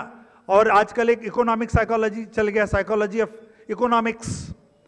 ठीक है, तो जितने अच्छे अच्छे इकोनॉमिस्ट हैं, बिजनेसमैन हैं, वो लोगों को they know how to use the psychology in terms of generating more and more funds for their company और सेलिंग देयर ओन प्रोडक्ट्स. तो पहले कंज्यूमर साइकोलॉजी था, साइकोलॉजी ऑफ इकोनॉमिक्स आ गया है. आप किसी भी चीज़ में देखेंगे तो साइकोलॉजी की बात हम लोग करते हैं, लेकिन इसका शुरुआत कहाँ से होगा? That we have to keep our self fit. लोग बोलते हैं योगा, मेडिटेशन, सारी चीज़ें. मेडिटेशन क्या होता है? कोई टेक्निकल चीज़ नहीं है. आप सभी लोग पढ़े लिखे विद्वान लोग यहाँ पर बैठे हुए हैं. मेडिटेशन क्या होता है? आंख बंद करके हम कुछ सोचें? नहीं. अभी हम सब लोग एक दूसरे से संवाद कर रहे हैं. We are trying to focus on each other. That is the state of meditation. When you are reading a book and you are completely absorbed in your book, you are in a state of meditation. आप phone पर बात कर रहे हो, कोई चीज देख रहे हो, वो थोड़ी, because you are in communication with that thing, simple. And that is the beauty. चीजों को complicated करके मत सोचिए. लोग बोलते हैं साहब मेडिटेट करना चाह रहे हैं, बड़ी परेशानी है. अरे क्या परेशानी है भाई? If you can read a book thoroughly, right, if you can focus on something, आप किसी से फोन करते हैं, you are completely absorbed. Sometimes that is very disastrous also. अगर आप रोड में चल रहे हैं, है ना, तो आपको होश नहीं रहता आप कहाँ जा रहे हैं, but you are in state of meditation, trance. होता है ना, जब आप किसी से बात करते हो बहुत अच्छा लगता है. बहुत छोटी चीज हम बता रहे हैं. That is also part of psychology, that you start enjoying the things. अगर आप किसी चीज को इंजॉय करेंगे तो फिर you are in trance with your life also. Once you start liking the pattern of life. ठीक है, लोग बोलते हैं ना कि अभी लोगों सर से बात हो रही थी. सर से हमारा बहुत पुराना संबंध है. इन पास में कितने टीचर को उन्होंने सेलेक्ट किया सर ने, हमारे उसमें रहते थे. ये क्या होता है जब लोग कहते हैं ना कि हम बहुत ही डेडिकेटेड तरीके से काम करते हैं, समर्पित हैं, ये क्या होता है? स्टूडेंट को पढ़ाई के लिए डेडिकेटेड होना चाहिए, टीचर को पढ़ाने के लिए होना चाहिए। कितने टीचर होते जब पढ़ाते हैं, they get so absorbed in the classroom कि पता ही नहीं चलता कितनी देर तक क्लास चला। सर से अभी बात हो रही थी कि भाई डेडिकेशन नहीं हो तो इतने अच्छे इंस्टीट्यूशंस कैसे खड़े हो सकते हैं। इतना साफ सफाई आते ही एक अलग ऑरा था। You are feeling that you have entered into a blessed place, what more is required. जब स्टूडेंट किसी टीचर के क्लासरूम में घुसते हैं तो हो सकता है कि बच्चों का अपना अपना तरीका होता है सोचने का, लेकिन there are some classes where they always feel best. तो जो साइकोलॉजी है यहां पर, you have to study that part, that in what way can we reach to those people। पूरा साइकोलॉजी में ही पढ़ाया जाता है, सिर्फ रिहेबिलिटेशन पार्ट को छोड़ करके, जहां पे रिहेबिलिटेशन का मतलब होता है कि जो डिफिसिट्स है उसको हम कैसे कंपेंसेट करें। Otherwise professor Dubey sitting here, जिनका प्रोजेक्टिव साइकोलॉजी में पूरी दुनिया में नाम है, इनका जो टेस्ट है पूरी दुनिया में पॉपुलर है सर का, हम लोग भी शुरू से करते चले आ रहे हैं और 2500 साल से, ठीक है। वो क्या करता है, वो टेस्ट जब एडमिनिस्टर करते हैं तो जो हम नहीं बोलते हैं वो सारी बातें भी सामने आ जाती हैं, ठीक है, क्योंकि वो सेमी स्ट्रक्चर अनस्ट्रक्चर्ड फिगर होता है। उसमें हम लोग पूछते हैं भाई आपको क्या दिखाई दे रहा है, क्या महसूस हुआ आपको, ये क्या चीज़ है, ठीक है। लोग बोलते हैं ब्लड स्टेन है, किसी को गोली मार दिया है, किसी को चोट लग गई, तो उससे एक आइडिया लगने लगता है कि एक ही स्टेटमेंट है ब्लड, लेकिन एक पेनफुल हो सकता है, एक एग्रेशन का भी साइन हो सकता है। वही हमारे लाइफ में है। तो देयर आर डिफरेंट वे, लेकिन स्ट्रक्चर टूल से हट करके धीरे धीरे हमको लगता है टाइम आ गया है कि जब सब्जेक्टिव एनालिसिस पर जोर देने की जरूरत है। उसके लिए एक अच्छा लिसनर बनिए। आप अगर एक क्लाइंट के साथ आधे घंटे 40 मिनट बात कर लेंगे आपको बहुत कुछ जानकारी मिल जाएगी, provided you have been able to develop good rapport. एक अच्छे टीचर जो क्लास के होते हैं उनको अपने हर बच्चों के बारे में जानकारी हो जाती है। कौन बच्चा है जो ज़्यादा पूछ रहा है, कौन कम पूछ रहा है, किसमें क्या परेशानी है। आप अलग से क्लासरूम में उसके 5 मिनट टाइम दीजिए, आप देखिए will be able to resolve the problem, ठीक है। एक अच्छे टीचर का एक ये भी साइन है, that also comes from psychology, ठीक है। ये मत समझिए कि आप दूसरे सब्जेक्ट के टीचर हैं तो वो पार्ट मिसिंग होगा, ऐसा कभी नहीं होता है ना। That is part of our life. अगर हम इंसान हैं तो हमारे अंदर वो रहेगा कंपोनेंट, ठीक है। तो ये जो साइकोलॉजी का हम लोग बात कर रहे थे 21st सेंचुरी में, बेसिकली तो क्या है, digital mental health, digital psychology, ठीक है। और हम तो हमेशा बोलते हैं कि जो नया जनरेशन हमारा सामने बैठा हुआ है पीछे, है ना, ये लोग क्या है, digital generation, touch screen generation कह लीजिए। इनको हर चीज़ तुरंत चाहिए, इंस्टेंटेनियसली चाहिए, ठीक है। पेशेंस नहीं है। पहले जब एक आपको रेफरेंस की जरूरत होती थी सर, तो लाइब्रेरी जाना पड़ता था। अगर किसी ने बताया भाई उस लाइब्रेरी को जाकर के देखो वहाँ पर ये सब बुक्स हैं, तो उसके लिए आपको 200 किलोमीटर दूर भी जाना है तो आप जाते थे, ठीक है। अब आजकल सब चीज़ें इतनी अच्छी बात है कि एक्सेसिबिलिटी बढ़ गई है। So let us take advantage, but we should never try to forget that fact that if you have touched some book or you have taken some book in your hand, you will know what is its weight, right? What quality of pages does it have? What all content does it actually contain? हमारे पास जब thesis आती है evaluation के लिए, university लिखते हैं कि online हमने सॉफ्ट कॉपी भेज दिया है, तो I politely tell that I need hard copy. भाई ठीक है कि हमको पुराने जनरेशन का आप समझ करके रिजेक्ट कर सकते हैं, but that is not so, because it is not, there must be proper combination of everything. बहुत सारी चीज़ें हम नहीं कर पाते, तो इस चीज़ को कैसे अप्लाई करें, और जो नई नई टेक्नोलॉजी आ रही है उसको हम लोग अपने साइकोलॉजी में यूज कर रहे हैं, नए नए साइकोलॉजिकल टेस्ट यूज कर रहे हैं, और जैसे बहुत सारी स्टैटिस्टिकल जो बेसिकली हम लोग करते हैं ना, SPSS फॉर एग्जांपल, ठीक है, एक कॉमन पैकेज है फॉर स्टैटिस्टिकल एनालिसिस। तो इस टाइप के बहुत सारे चीज़ें आ गई आजकल, प्लेगरिज्म है ना भी चेक किया आता है। आजकल बच्चे AI का खूब यूज़ और एब्यूज़ दोनों कर रहे हैं, ठीक है। लोग किताब लिखना है तो लिख देंगे, चैप्टर लिखना है तब उससे लिख जाएगा, और बच्चे लोग तो पूरा रिपोर्ट ही बना के हम लोगों के पास ले आते हैं, है ना, कि इस मरीज का रिपोर्ट चाहिए तो AI से बन जाता है, ठीक है। तो इसका यूज भी है लेकिन एब्यूज़ भी है। हमेशा कोशिश ये करना चाहिए कि हम लोग थोड़ा न्यूट्रल रहें, है ना, और अपने अंदर की क्वालिटीज़ को इनकलकेट करें। We should not be technology dependent every time. Technology is always a good servant but very bad master. And that is what is happening actually. है ना? आजकल अगर आप किसी स्टूडेंट से पूछिए साइकोलॉजी के, एक्सपेरिमेंटल साइकोलॉजी किसी 2 ऑथर के नाम बताइए बुक का, तो आपको घबराहट शुरू हो जाएगी. ठीक है? अगर हम पूछ ले कि भाई चलो ठीक है, फिजियोलॉजिकल साइकोलॉजी के किसी 2 ऑथर का नाम बताओ साइकोलॉजी का, पढ़े सब हैं, जानकार हैं, लेकिन थोड़ी सी घबराहट हो जाएगी क्योंकि बुक को कभी टच नहीं किए. हम लोगों का जमाना हो गया, आज तक वो बुक सामने नजर आ जाती जब सोचते हैं. आप लोग सब लोग पढ़े हैं, है ना? तो ये अंतर है. तो टेक्नोलॉजी का बहुत अच्छा यूज होने जा रहा है, आने वाले सेंचुरी में चल भी रहा बहुत तेजी से, है ना? लेकिन हमको उसके पेस के साथ चलना है विदाउट लूजिंग आवर इंडिविजुअलिटी. बस अगर आपने अपनी इंडिविजुअलिटी को कंप्रोमाइज कर लिया तो आप समझिए कि बिल्कुल मशीन लर्निंग जैसे हम लोग बोलते हैं वो स्थिति होती चली जा रही है. और जहाँ पे हम लोग ब्रेन का यूज जितना करना चाहिए था उसका 50% भी नहीं कर पा रहे हैं. This is the reality. आपको अजीब सा लग रहा हो जो हम ये सब बोल रहे हैं. This is based on the recent study reported in Lancet. ठीक है? अगर हम लोग इसी कदर चलते रहे टेक्नोलॉजी डिपेंडेंट तो फिर कैलकुलेशन वगैरह कहाँ होता है? आप बताइए. पहले कितने लोग कितने इजीली क्या क्या कैलकुलेट कर लेते थे. How many of us are able to calculate nowadays? जब चीज पास में है तो मुट्ठी में कर लो दुनिया. एक ऐड आता था ना, कर लो दुनिया मुट्ठी में, तो हो गई मुट्ठी में. तो बस मुट्ठी में हम लोग हैं. ठीक है? We are not trying to open it. तो ये हमारा बिल्कुल वैलिडिक्टी से डायरेक्ट लिंक्ड नहीं है, लेकिन हमको लगता है कि this will be good sensitization thing. जितने लोग पीछे बैठे हुए हैं, पीछे हम बार बार इसलिए बोल रहे हैं कि सब यंगस्टर्स हो, तुम ही लोग हम लोगों के ब्रांड एम्बेसडर हो. ठीक है? तो try to ensure that what all you are doing, you must be thorough and you should maintain that dignity of being a student. Try to learn newer things, discuss these issues with your teacher, mentors, right? So that you are able to poise with confidence. आजकल बच्चों को आता सब कुछ है लेकिन confidence का level उतना अच्छा नहीं है. ठीक है? और कितने लोग हो जो इसमें वाकई में लाइब्रेरी जाते हो? सही सही बतलाना. अगर हम पूछेंगे तो बहुत कम लोग मिलोगे. आजकल लाइब्रेरी में जाकर के लोग आराम से बैठ करके वहाँ पे मोबाइल या लैपटॉप लेकर के बैठते हैं और लगता है कि सारा काम वहाँ पर कर रहे हैं. तो हम कहते हैं यार ये काम तो अपने हॉस्टल या घर पे कर सकते थे. ठीक है? लाइब्रेरी का मतलब you should focus on the journals, you should focus on the available books, जिससे कि आप आकर के उसके बारे में बात करें.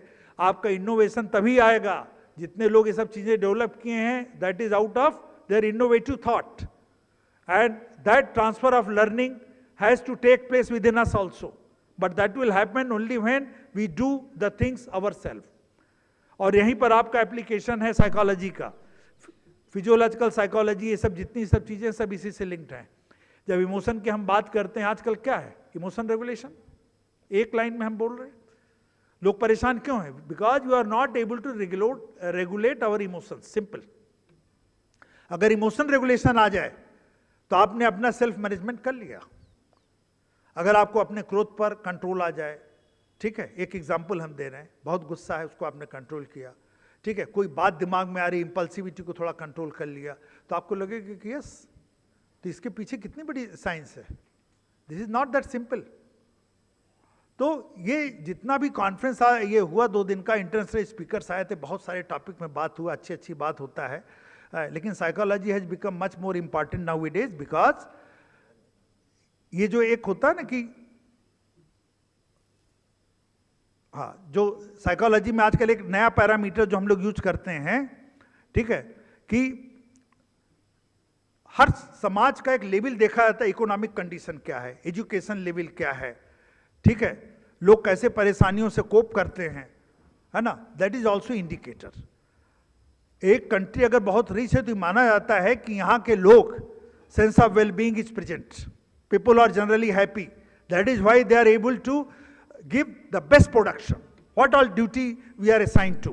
As a teacher will perform, as a businessman will perform, as a industrialist will perform that way. Consumer also. ठीक है? तो सस्टेनेबल डेवलपमेंट जो गोल्स डिसाइड किए जाते हैं यूनाइटेड नेशन में, वहाँ पर साइकोलॉजी का एप्लीकेशन बहुत ज़्यादा है. और वो कैसे देखा जाता है कि हमारा समाज मानसिक रूप से, शारीरिक रूप से कितना स्वस्थ है, कितना एक्टिव है, कितना चीजों में इन्वॉल्व होता है. अगर हम इनर्ट रहेंगे, if you do not participate, if we will never be innovative, I tell you. अगर हम पैसिव जीवन जिएंगे तो बहुत अच्छा लगता है ना कि सारी फैसिलिटीज है, तो why should we make our any effort? No. तो जो सस्टेनेबल डेवलपमेंट गोल्स है उसके हिसाब से सोचना है, क्या चीज़ कॉस्ट इफेक्टिव है, कितने कम उसमें हम कर सकते हैं, क्या चीज़ हम बिजनेस करें, हर चीज़ को देखता है। सबसे पहले उसमें आता है ऊपर health, mental health, economic condition, education level, these are the basic parameters. Then how much are we able to spend, how much are we able to earn, ये सारे फैक्टर्स है। कहाँ से आएगा? अगर हमको एक मेंटल हेल्थ इशू हो जाए या मेजर फिजिकल प्रॉब्लम हो जाएगी तो आप समझिए पूरा जो परिवार का स्ट्रक्चर है डिस्टर्ब हो जाएगा। तो फिजिकल एलिमेंट तो ठीक है, लेकिन अगर mental health issues that must be immediately taken care of. और बहुत अच्छा लगा इस इंस्टीट्यूट में जब हम घुसे इस ऑर्गेनाइजेशन में, सबसे पहला जो सेंटर हमको बाहर मिला वो क्या था? Counselling centre. ये बहुत रेयर जगह हमको देखने में मिला। सिर्फ ये डिस्ट्रिक्ट लीगल सर्विसेज अथॉरिटी है सर, वहाँ पर भी एक लीगल सेल है। अदरवाइज आज हम घुसे सबसे पहले देखे काउंसलिंग, हमने कहा यहाँ के बच्चों को परफॉर्मेंस निश्चित रूप से अच्छा होता होगा। If you are having good counsellor तो क्या होगा, कोई भी उलझन है मन में, कॉन्फ्लिक्ट है, तो you can easily go and discuss with them. ये नए सेंचुरी का ही है, 21st में। ये पहले कॉन्सेप्ट नहीं था कि स्कूल कैंपस में स्पेशली जहाँ पे ग्रेजुएशन और पोस्ट ग्रेजुएशन हो वहाँ पे काउंसलिंग सर्विसेज हो, एटलीस्ट इन आवर कंट्री। लेकिन this is very good effort. आजकल हम लोग हेल्पलाइन चलाते हैं, मेंटल हेल्थ का हेल्पलाइन है, सुसाइडल हेल्पलाइन है, इसलिए कि सुसाइड प्रिवेंशन के पॉइंट ऑफ व्यू से, ठीक है। ये सब क्या है? That provides you help. बहुत सारे ऐप्स आ गए हैं, कोई भी परेशानी you can look into it and find out where you can access for help. तो ये सब एडवांटेजेस हैं नए उसमें, और साइकोलॉजी का कंपोनेंट जिस हिसाब से बढ़ रहा है, ठीक है। तो जो लोग यहाँ पे इस सब्जेक्ट के हैं या दूसरे सब्जेक्ट के हैं, उनको समझना होगा कि this is genuinely a good social science with biological foundation, ठीक है। बायोलॉजी के बिना ये अधूरा है, ठीक है। लेकिन बायोलॉजी का एप्लीकेशन जो पार्ट है वो इस सब्जेक्ट में अगर आप देखोगे, it is more toward the behavioural component, ठीक है। तो दोनों को कंबाइन करके चलना है। कभी भी एक सब्जेक्ट, एक टॉपिक पर कभी मत समझिएगा कि आपको पूरा ज्ञान हो गया, नहीं। You have to be thorough in the subject. और ये चैलेंजेस तो इतने हैं कि पूछिए नहीं, ठीक है। और सबको इंटीग्रेटेड तरीके से देखना है, होलिस्टिक वे में, तभी हम लोग आगे प्रोग्रेस कर सकते हैं, ठीक है। तो साइकोलॉजी का जो साइंस है उसको आप उसी पॉइंट ऑफ व्यू से लेकर के चलिए। और I am really grateful that I came here to just discuss in a very informal method, है ना। बट हमको लगता है कि जो मैडम का एक अटेम्प्ट था, अनीता रंजन मैडम का, जो यहाँ की प्रोफेसर हैं, है ना, बहुत ही मेटिकुलस थिंकिंग के बाद उन्होंने ये प्रोग्राम रखा, क्योंकि इसके जो टॉपिक थे नॉर्मल कोर्स में साइकोलॉजी के कॉन्फ्रेंस में इस टाइप के टॉपिक कम होते हैं। तभी हमको लगा कि this is a sort of more sort of मतलब integrating nature conference where she has tried to integrate different sciences together along with psychology। क्योंकि ये एक इम्पॉर्टेंट बात है, साइकोलॉजी को लोग बिल्कुल एक साइकोलॉजी मान करके चलते हैं। किसी ज़माने में this use to be part of philosophy actually, ठीक है।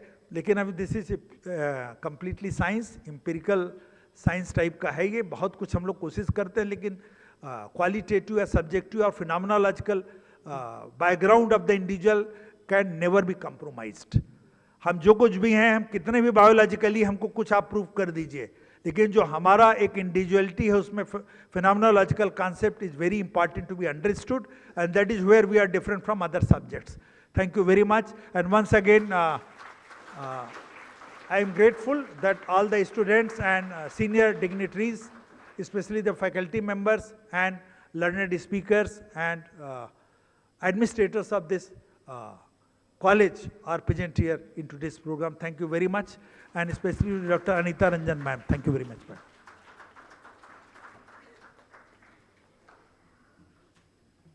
Thank you so much, sir, for your valuable insight. It was truly enriching to listen you. Professor Dr. Amul Ranjan Singh, sir's name does not need any mention. He is already a distinguished figure of Ranchi. But as courtesy says, let me speak something about sir. Sir is a distinguished Indian psychologist, educator, and administrator, with over 3 decades of experience in clinical psychology, neuropsychology, and mental health rehabilitation. Sir currently serves as professor and head at the Ranchi Institute of Neuropsychiatric and Elite Sciences. Professor Singh holds MPhil, PhD in clinical psychology, and a DLIT. His career includes serving as chief clinical psychologist at Vida Sagar Hospital and working on international projects with the UNFPA, UNDP, and ILO focused on psychosocial and vocational rehabilitation.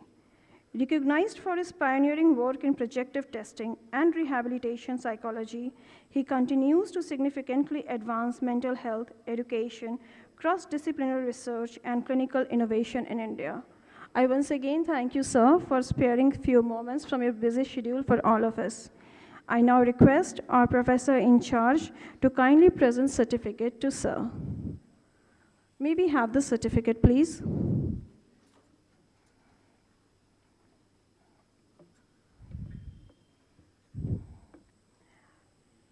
Ma'am, sir, please.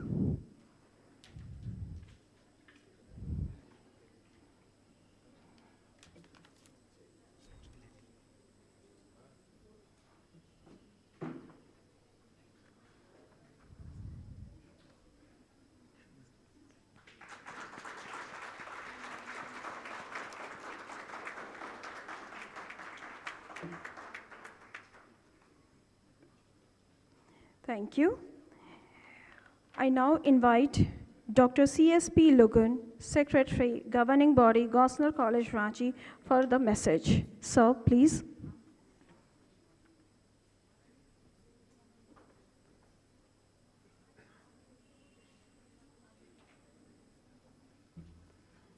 Good afternoon. हमारे बीच में DISE में तो हमारे रिनपास के director साहब अमूल रंजन और Dubey sir, professor in charge और जितने भी यहाँ उपस्थित हैं, सबको मेरी ओर से शुभकामनाएं। इस बीच में जो इंटरनेशनल कॉन्फ्रेंस जो कल से शुरू हुआ था और आज समाप्ति की ओर है, हम लोग मैथमेटिकल भाषा में तो कल अल्फा था और आज ओमेगा होने जा रहा है, ये हम बोलते हैं।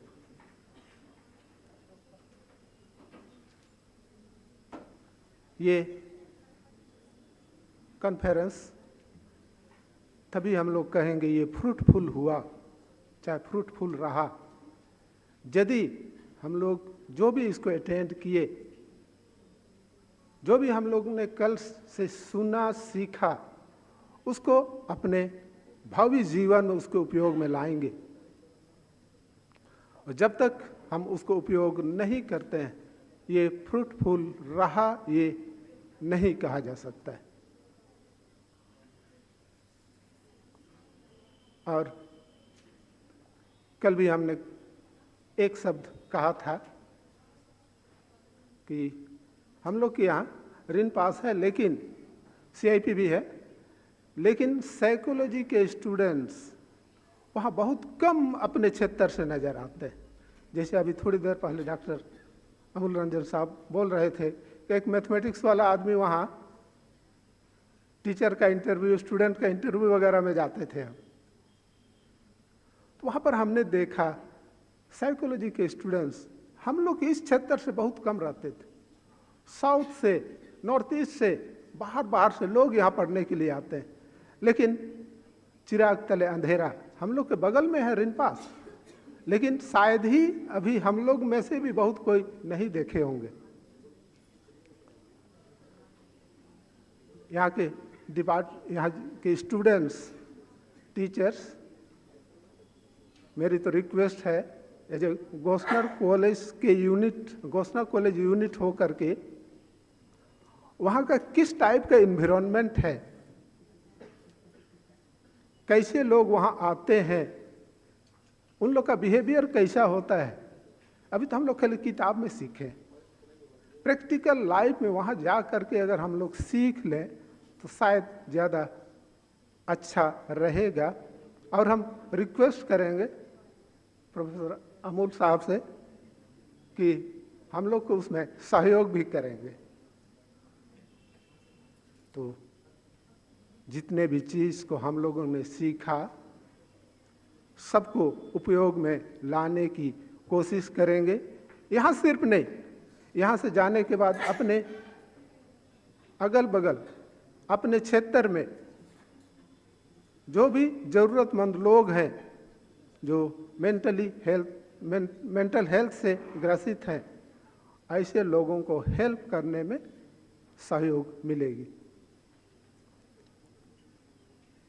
आज तो सबकी ऐसी फर्स्ट हाफ के सेशन ही में सब यहाँ से निकलते समय देख रहे थे, सब थके हुए नज़र आ रहे थे। अभी भी कुछ चेहरा वैसे ही दिख रहा है। साइकोलॉजी तो जानते नहीं हैं, लेकिन चेहरा देखने से कुछ वैसे ही महसूस हो रही है। इसलिए अपनी वाणी को बंद करते हैं। धन्यवाद।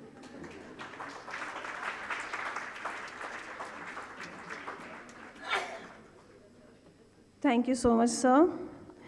The floor is now open for feedback and experience sharing, for which I request Dr. Ajay Kumar to proceed. नमस्कार आप लोगों को। नाम अजय कुमार है, मैं IQAC का कोऑर्डिनेटर हूँ और आप लोगों से एक आग्रह है, रिक्वेस्ट है, ख़ास तौर पे जो पार्टिसिपेंट बाहर से आए हुए हैं, आप अगर अपना कुछ फीडबैक हम लोगों को देंगे तो हम लोगों को अच्छा लगेगा। जैसा आपका ये जो 2 दिन का कॉन्फ्रेंस था हमारा, अगर आपको कुछ आप क्या फील किए, आप प्लीज़ कुछ लोग हाथ रेज करें, हम आ जाएंगे आपके पास और आप अपना फीडबैक हम लोगों को दें। आपका फीडबैक हम लोगों के लिए बहुत बहुमूल्य होता है। आप प्लीज़ हाथ रेज करें, हम आपके पास आएंगे।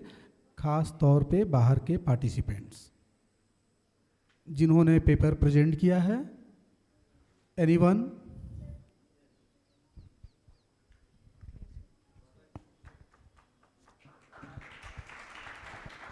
आप प्लीज़ अपना पहले नाम बताएंगे, आप कहाँ से हैं, उसके बाद आप अपना एक्सपीरियंस शेयर करेंगे।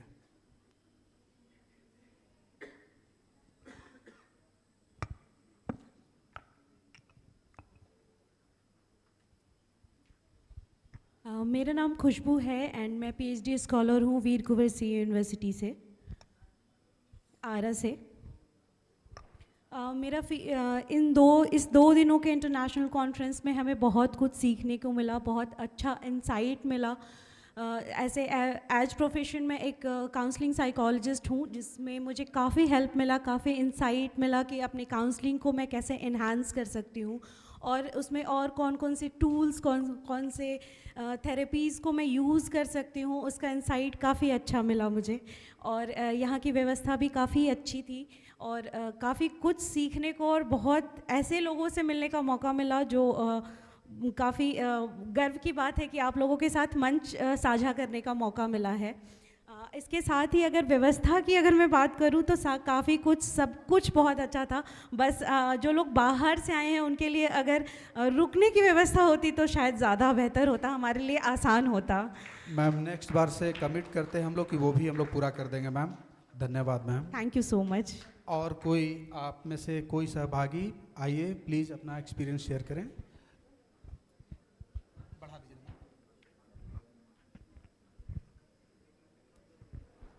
Thank you sir.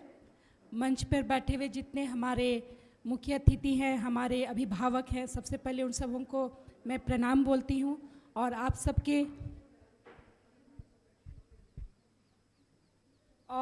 सबके ब्लेसिंग्स के लिए भी मैं बहुत धन्यवादी हूँ, क्योंकि आप लोगों के ब्लेसिंग्स के बिना शायद हम लोग आज जिस फैकल्टी के पद पर, छोटे पद पर ही है, लेकिन हम लोग पहुँच चुके हैं।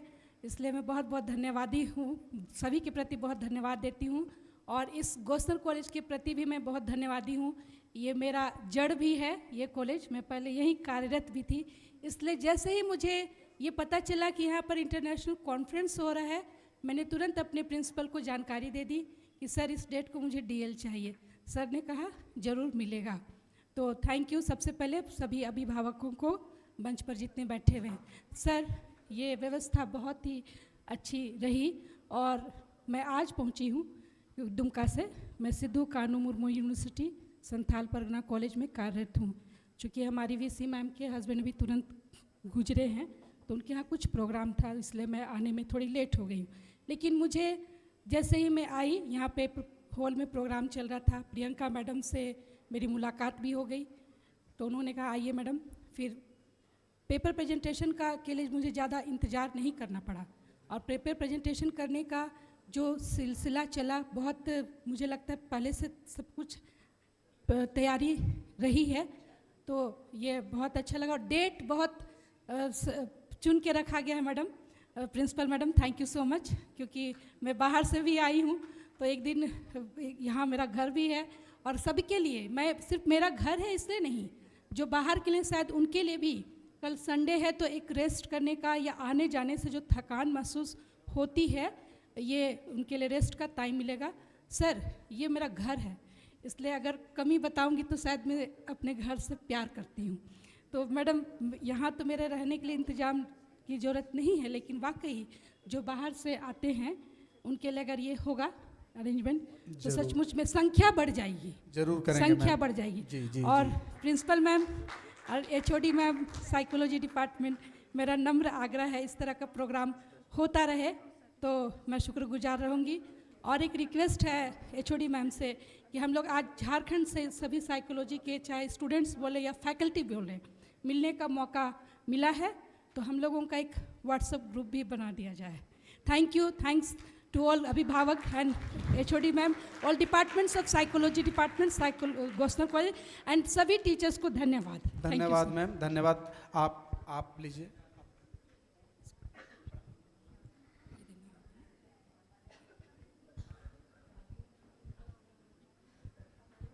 Good afternoon to all. Good afternoon to all. मैं काजल कुमारी बीएन मंडल यूनिवर्सिटी बिहार से हूँ और यहाँ की सारी सुविधा जितनी भी थी मेरे ख्याल से बहुत अच्छी थी मैम, बहुत ही ज़्यादा अच्छी। और मैं आज लास्ट डे आई हूँ। फर्स्ट डे जैसे कि मैम अभी बोली कि रहने की सुविधा हो जाती तो बड़ी अच्छी होती हम लोगों के लिए, तो इसके लिए मैम थोड़ा सा प्रॉब्लम हुआ हम लोगों को, तो मैं लास्ट डे आई, लेकिन व्यवस्था बहुत अच्छी थी मैम। और सर से हमारे जितने भी गेस्ट आए हुए थे उनसे बहुत कुछ सीखने को मिली और हमारे रिसर्च फील्ड से बहुत ज़्यादा हमको बढ़ावा मिला पढ़ने का, मतलब जानने की। और हमारे रिसर्च से जितने भी टॉपिक है मैम, उससे संबंधित अधिक से अधिक जानकारी प्राप्त हुई हमें, तो इसके लिए आपको बहुत बहुत धन्यवाद मैम। और एक रिक्वेस्ट और थी कि मैम ऑनलाइन सुविधा अगर हो जाती तो और भी अच्छी होती मैम। बाहर के स्टूडेंट के लिए जितने भी गेस्ट फैकल्टी हैं और रिसर्च पर्सन है सर, मैम जरूर तो नेक्स्ट में प्रॉब्लम बहुत रखेंगे मैम, हाइब्रिड मोड में करवाएंगे मैम, रखेंगे मैम। बहुत ज़्यादा बढ़ती सर आपकी, अगर जी। ये सुविधा मतलब रहने की सुविधा अगर मिलती तो चलिए, दोनों पे काम करेंगे मैम, दोनों पे। बहुत बहुत धन्यवाद मैम। और कोई प्रतिभागी और कोई पार्टिसिपेंट अपना अनुभव साझा करना चाहते हैं, प्लीज़ आप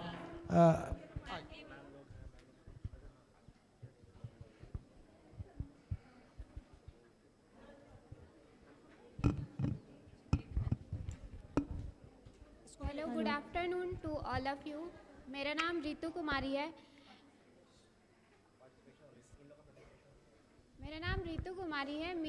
मैं पीएचडी रिसर्च स्कॉलर हूँ, बट मेरा सब्जेक्ट फ़िलॉसफी है। मैंने फ़िलॉसफी के थ्रू साइकोलॉजी में कुछ दार्शनिक एस्पेक्ट डाली हूँ, जिसके थ्रू हम लोग साइकोलॉजी में जितने भी प्रॉब्लम्स है, जो मनोवैज्ञानिक चुनौतियाँ हैं, जिसमें मानसिक विकार सबसे पहले आती है, उसे मैंने पतंजल के योग और श्री अरविंद के पूर्ण योग, जिसके द्वारा हम लोग मानसिक को अति मानसिक यानी जो हमारे माइंड है उसे सुपर माइंड तक किस लेवल के थ्रू जा सकते हैं उसे प्रेजेंट करने की कोशिश की है। और ये मेरा फर्स्ट टाइम है और मेरा अनुभव बहुत अच्छा रहा है और अगर मुझे इससे इम्प्रूवमेंट मिलेगा तो मैं इसमें आगे और भी करना चाहूँगी। और व्यवस्था के बारे में बोलना चाहूँ तो सभी कुछ बहुत अच्छी थी। धन्यवाद मैम। और कोई प्रतिभागी? और मैं एक चीज़ बोलना चाहूँगी कि मेरे गाइड यहीं के हैं जो फिलॉसफी में डॉक्टर प्रदीप कुमार गुप्ता सर, मैं उन्हीं के स्टूडेंट हूँ। धन्यवाद ma'am. Good afternoon to everyone. First of all, I am not belong from psychology department. I belong from history department, PhD scholar, Ranchi University. And I am not belong from Jharkhand. I am belong from West Bengal, Malda district. So everything is unknown to me. जैसे भाषा, बोली, language सब कुछ मेरे लिए unknown है। जो कुछ सीख रहा हूँ, जो कुछ मुझे मिला आज 2 दिवस इस सेमिनार में, मेरे लिए बहुत कुछ है। और इसका व्यवस्था ही 2 दिन में सारा कुछ परफेक्टली था, ऐसा हमने देखा नहीं। इतना स्मूथली, काम, cool, help, everything is good and best. Thank you. बहुत बहुत धन्यवाद सर। सर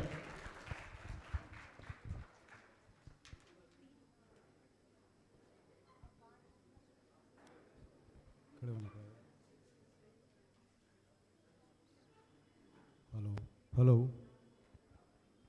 मेरा नाम रंजीत चौधरी है। मैं एसएस मेडिकल कॉलेज में हूँ। प्रोग्राम 2 दिन का था, बहुत अच्छा लगा। आज मैं आया हूँ। सर का, दोनों का, रंजन सिंह सर का और लुगुन सर का सुना, अच्छा लगा। और मैं यहाँ के ऑर्गेनाइजिंग कमेटी, प्राचार्य सभी को मैं धन्यवाद देता हूँ कि उन्होंने इस तरह का आयोजन किया। मेंटल हेल्थ आज के समय में सबसे ज़रूरी चीज़ है। शारीरिक हेल्थ पे तो हम सब लोग बातें करते हैं, लेकिन मानसिक स्वास्थ्य की बात को अनदेखा किया जाता है। इसलिए इस तरह का आयोजन दोबारा हो, मैं आशा करता हूं। और सभी को बहुत बहुत धन्यवाद इस तरह का आयोजन करने के लिए। धन्यवाद। बहुत बहुत धन्यवाद सर। और ये हमारा तुरंत सर अप्रैल महीने में कराए थे हम लोग, और वादा करते हैं सर एक मल्टी डिसिप्लिनरी में फिर से कराएंगे सर। बहुत बहुत धन्यवाद। और कोई प्रतिभागी हम लोग इसको? अच्छा मैम।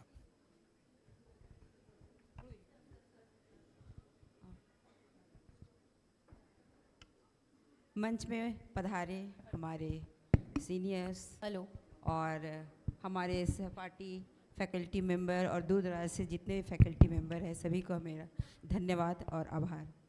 मेरा नाम डॉक्टर कुसुम कुमारी लकड़ा, सोना देव यूनिवर्सिटी से हूँ। ये घाटशिला में है।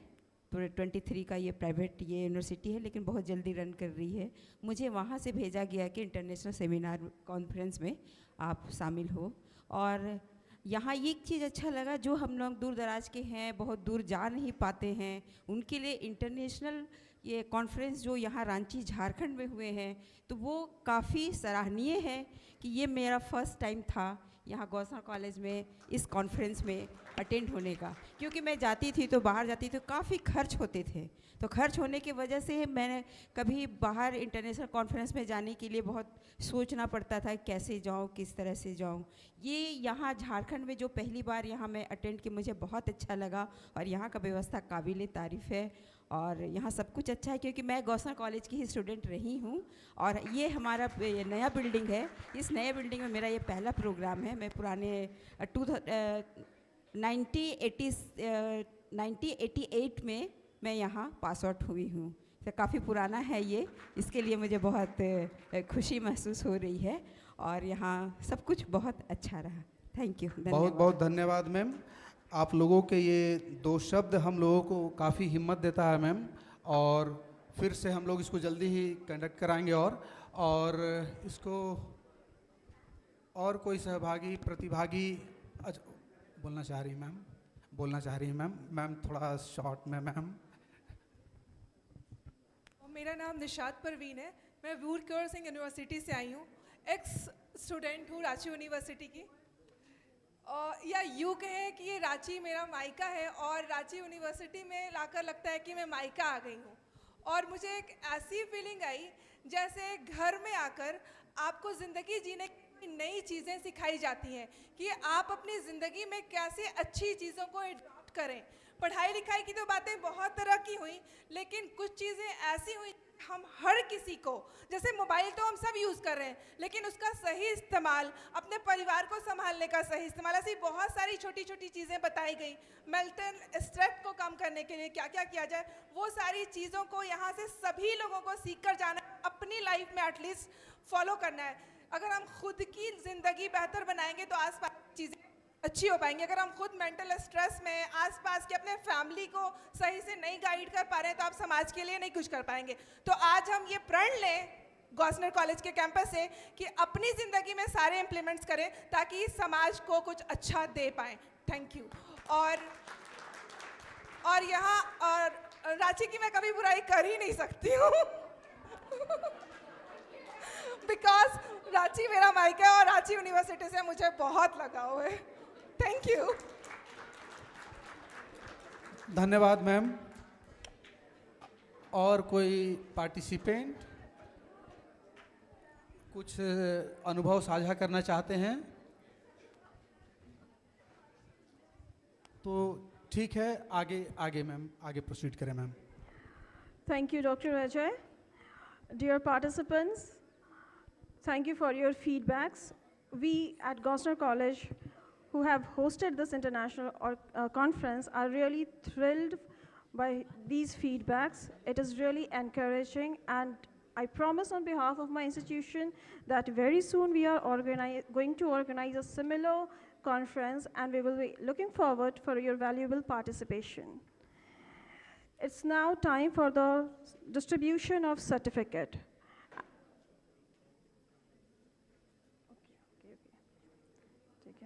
I'm so sorry. It's time to for the certificate of Dr. Shruti Narayan. Ma'am was a keynote speaker in the first half of today's session, and her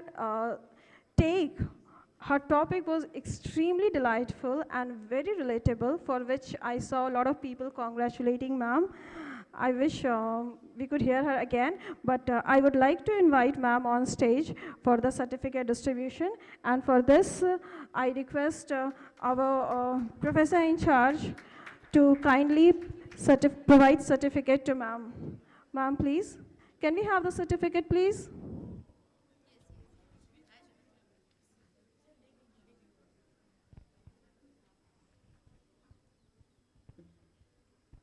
एक छोटी सी बीच में अनाउंसमेंट है। आप लोगों के ग्रुप में एक फीडबैक फॉर्म जा रहा है, कॉन्फ्रेंस फीडबैक। आप लोग उसको पार्टिसिपेंट प्लीज़ फिल कर देंगे। अभी ये सब करते हुए उसको फिल भी कर दें, है ना? ठीक है, thank you. Thank you, ma'am. It's now time for the distribution of certificate. And for this, I invite Assistant Professor Gautam Eka from Department of English. So please. Thank you, ma'am. Okay, we'll go in chronological order. We'll first have the certificate distribution for the presenters who presented on day one.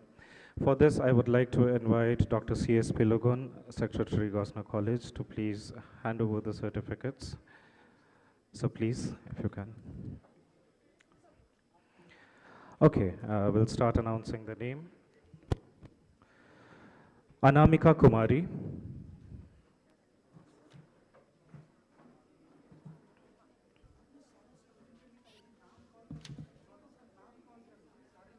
Okay. Koninika Das. Can we please have a round of applause for all these presenters? Vijeta Minakshi Thiru.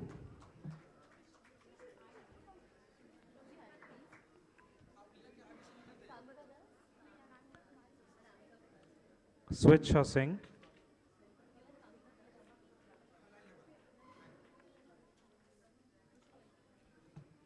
Dr. Rana Mujib.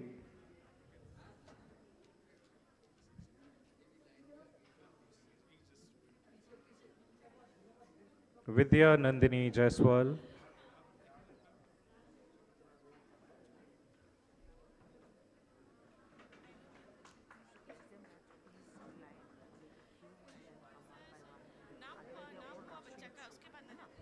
Okay, requesting all the presenters who are coming to take the certificates, please maintain the queue.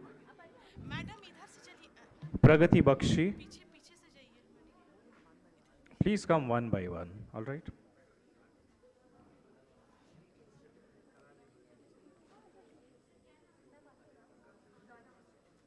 Minakshi Chaube.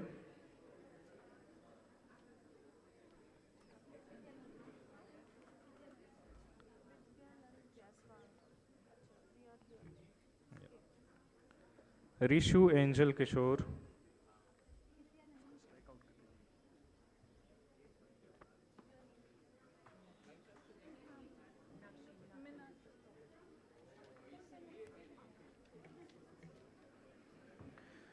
Poonam Mai Tidu.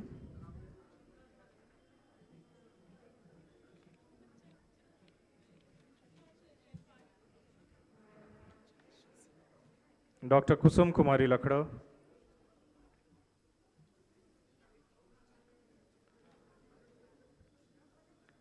Ram Krishna Prajapati. Kumari Archana.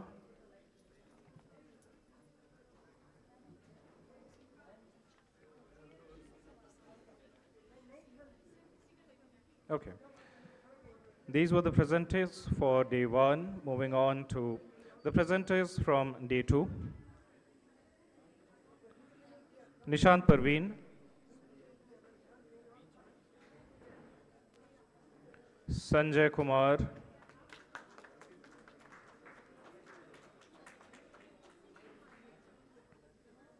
Samad S.K.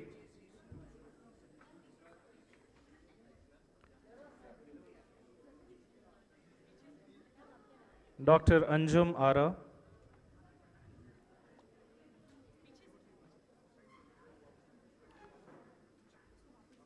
Dr. Anita Runda.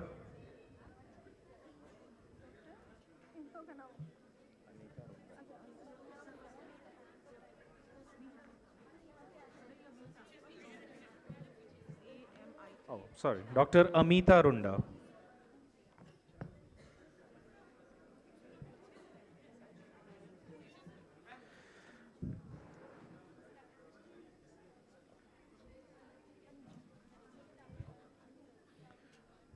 Dr. Raj Bala Kumari.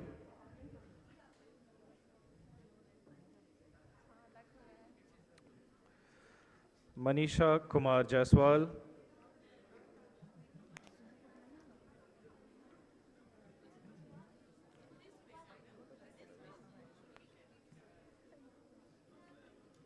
Kajal Kumari. Kajal Kumari. Dr. Vazda Jabassum.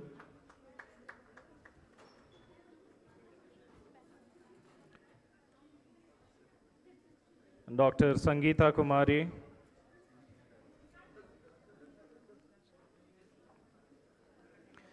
Chandni Kumari.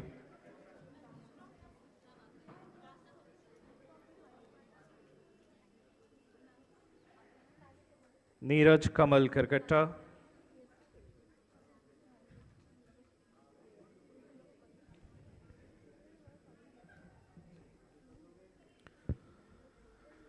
Doris Lewis Lena Minch.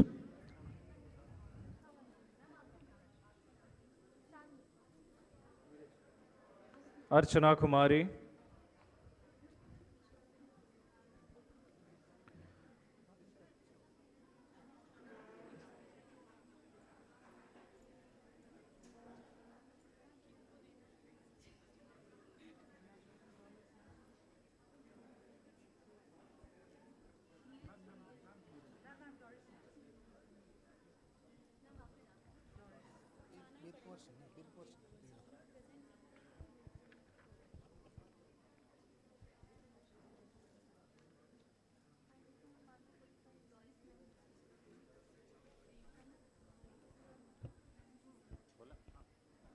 Kumari Ruby.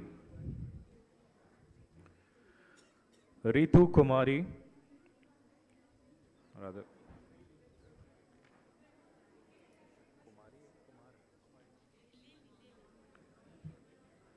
Dr. Teresa Jennifer Topo,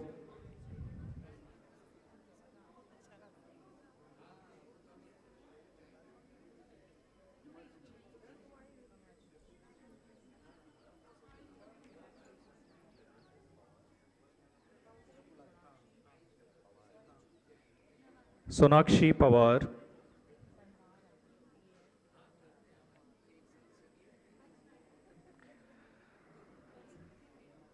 Sanjana Tiwari,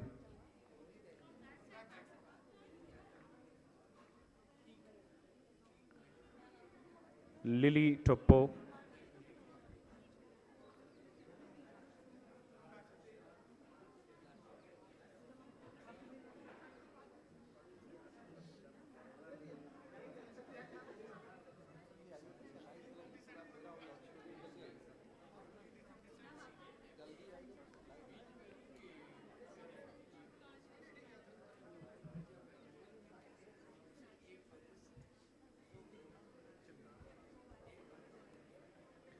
Anuradha Kumari,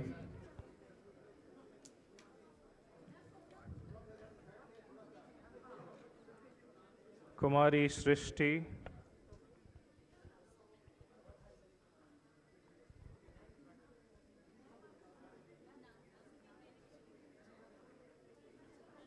Priyanka Kumari,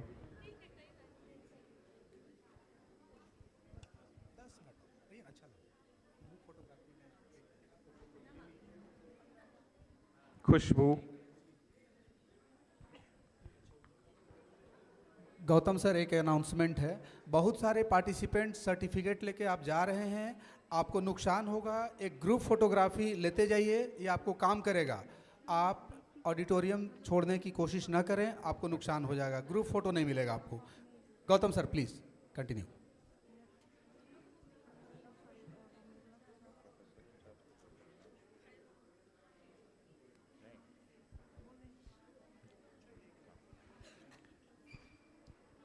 Priyanka Nupur Mins,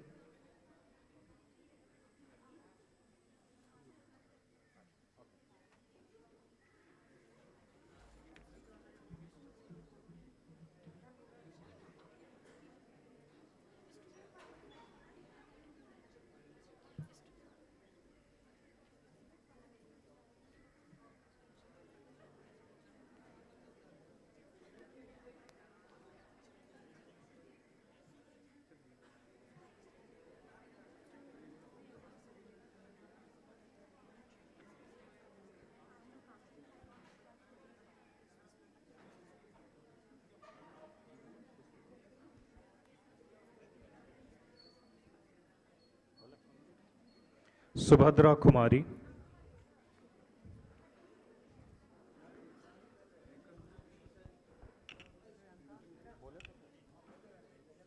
Priyanka Nupur Mins,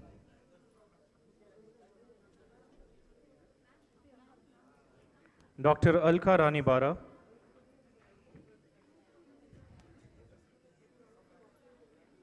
Dr. Ganesh Chandra Baski.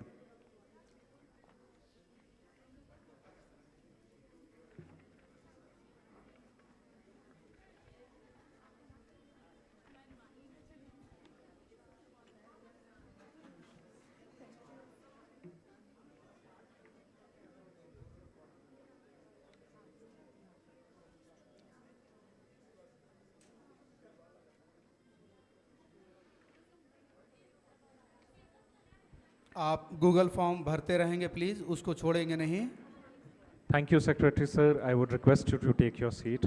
Now I would like to invite our Professor in charge, Professor Ilani Poti ma'am, to distribute the certificates to the remaining participants.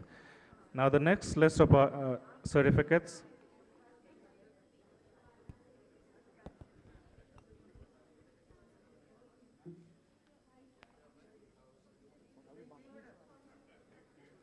Okay, the next list are for only those who have participated.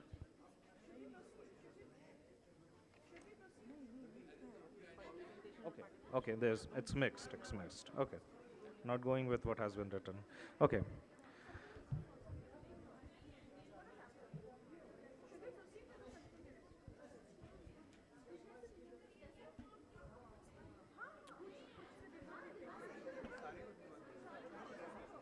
Moving on to the next list. Vimudha Lakda.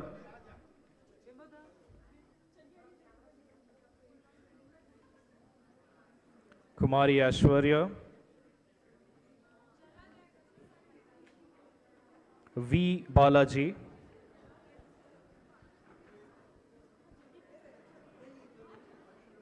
Archita Rani.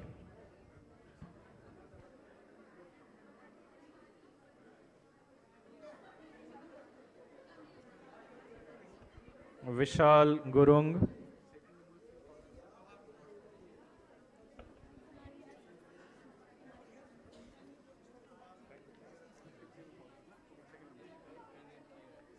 Kumari Ashwarya.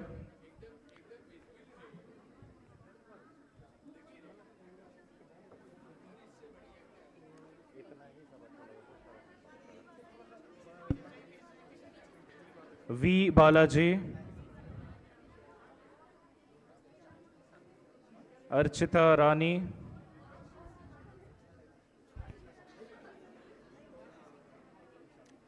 Please wait here. Vishal Gurung. Ritika Pandey.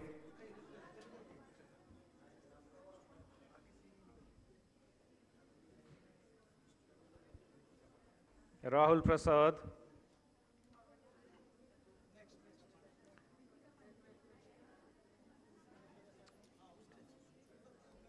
Prerna Mahali.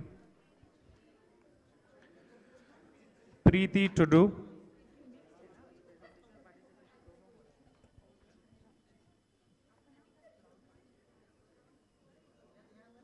Rahul Hansta.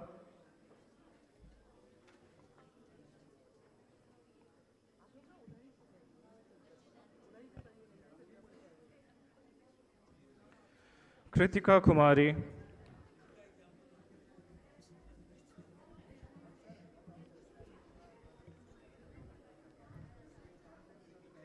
Nikhil Kerai.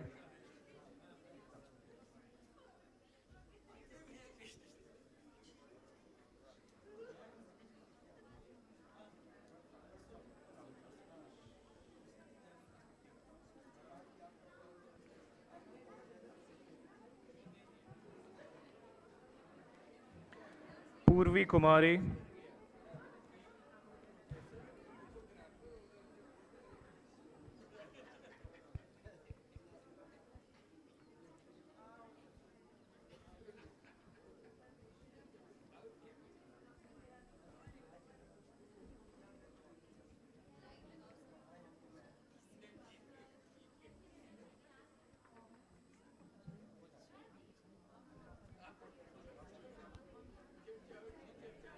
Kumari Archana.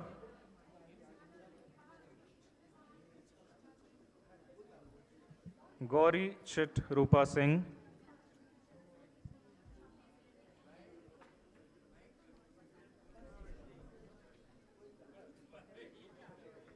Naushim Fatimi.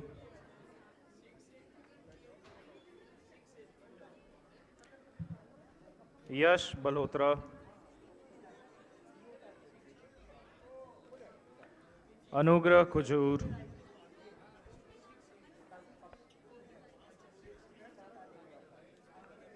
Komal Kumari.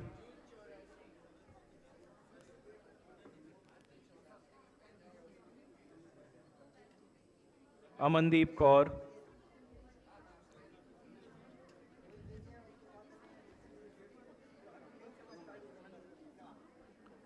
Shubham Kumar Singh.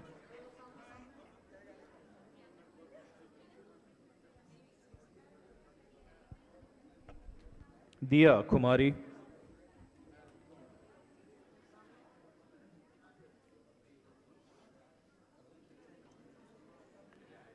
Arya Kumari.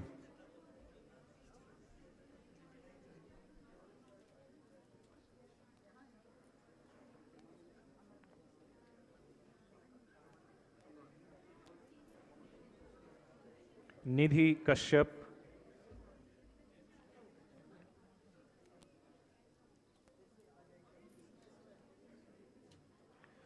Priyanshu Arpit Aind,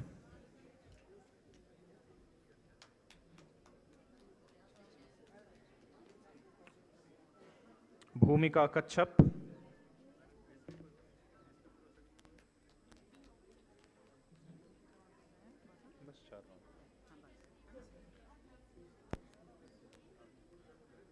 what do I do after this? I'll hand it over to Nidhi, ma'am. I'll hand it over to Nidhi, ma'am. Gopal Prasad,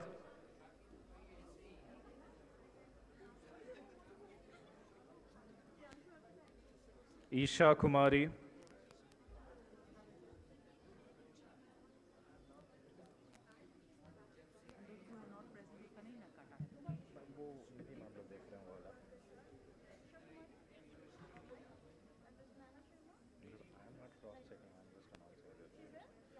Naina Sharma,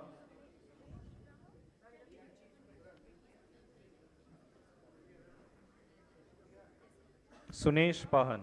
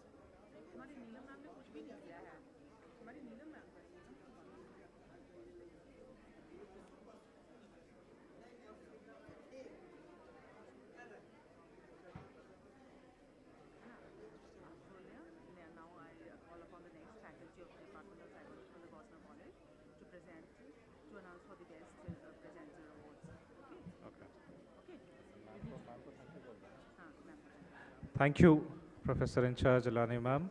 I'd request you to take your seat. Now we call upon a professor from the Department of Psychology, Gospel College Ranchi, to announce the Best Paper Award.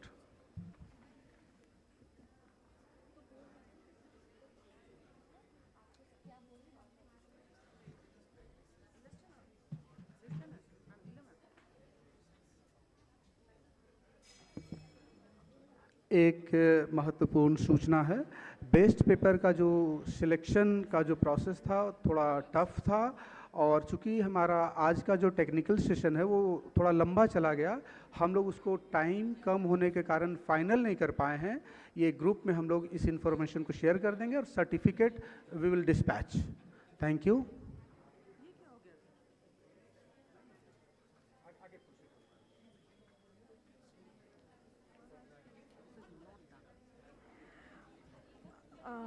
We now proceed towards the closure of the program.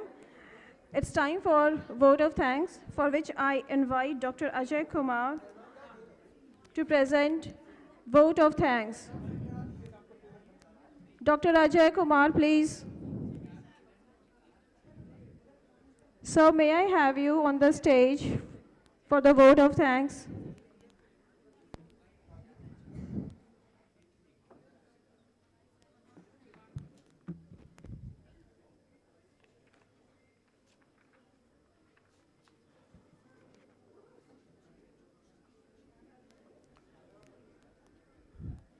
Respected Secretary Sir, Principal Ma'am, Bursar Sir, Professor Dr. Amul Ranjan Sir, Professor B.L. Dubey Sir, distinguished speakers, esteemed guest delegates, faculty members, research scholars, team IQAC, members of advisory committee, members of organizing committee, co-conveners, team hospitality, team registration, members of technical team, members of cultural committee, media person, students, and all present here. Good evening, everyone. आप सबों को मेरा प्रणाम। On behalf of the Internal Quality Assurance Cell, Gosner College Ranchi, it is my privilege and honor to propose the vote of thanks at the valedictory session of this enriching two-day international conference held on 12th and 13th December 2025 on the theme Psychology in the 21st Century, Insights, Challenges and Transformative Solutions. First and foremost, I extend my heartfelt gratitude to our guest of honor, Professor Dr. Dharmendra Kumar Singh, BC, Ranchi University, Ranchi, for gracing this occasion with their inspiring presence and thought-provoking address. Your insights have elevated the significance of the session. I express our sincere thanks to our principal ma'am, whose leadership, encouragement, and continuous support have been instrumental in organizing this conference successfully. Thank you, ma'am.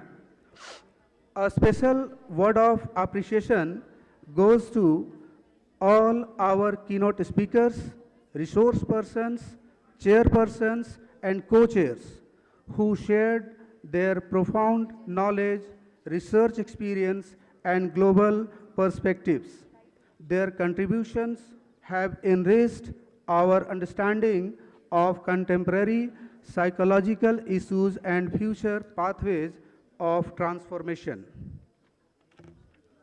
We are deeply grateful to all the national and international delegates who have traveled from different regions to participate. Your active participation, presentations, and meaningful discussions over these 2 days have added immense value to this academic event. My heartfelt thanks to the members of advisory committee, members of organizing committee, members of cultural committee, chief conveners, only no doubt, sole only ma'am, Anita Ranjan ma'am, team IQSC, our session anchors, co-conveners, technical team, team registration, and team hospitality. Your dedication, teamwork, and careful planning made this event smooth, impactful, and memorable. I also extend special appreciation to the students volunteers whose enthusiasm, discipline, and tireless efforts ensured the successful conduct of every session. A sincere thank you to our sponsor, Jharkhand State Higher Education Council, and supporting departments for their cooperation and assistance. Finally, I thank each and every participant present here today. Your engagement and contribution made this conference truly successful. I would also like to place on record our deep appreciation for all those who contributed to the success of this conference in various ways, both directly and behind the scenes. But those names couldn't be individually mentioned. Your silent and selfless effort have been invaluable. As we conclude, I hope the idea exchanged during this conference inspire future research, collaboration, and positive transformation in the field of psychology. Once again, thank you all for being a part of this significant academic event. Wishing everyone a safe journey back home. Thank you. और सबसे अहम और important, देखिए ऐसा अक्सर कहा जाता है ना कि बड़े बड़े कामों में गलतियां तो होंगी, ये मान करके चला जाता, एरर होगा। इंटरनेशनल कॉन्फ्रेंस बहुत बड़ी बात है। हम लोगों के महाविद्यालय की ओर से अगर कुछ त्रुटि हुई होगी, हम ये एक्सेप्ट करते हैं। आप सभी इसको माफ़ कर देंगे। और चूंकि बड़ा प्रोग्राम था, असुविधा के लिए खेद रहेगा। फिर से माफ़ी मांगते हैं। Thank you everyone.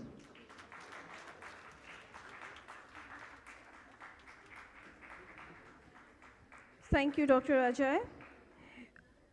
May I request all the members to please stand up for the national anthem.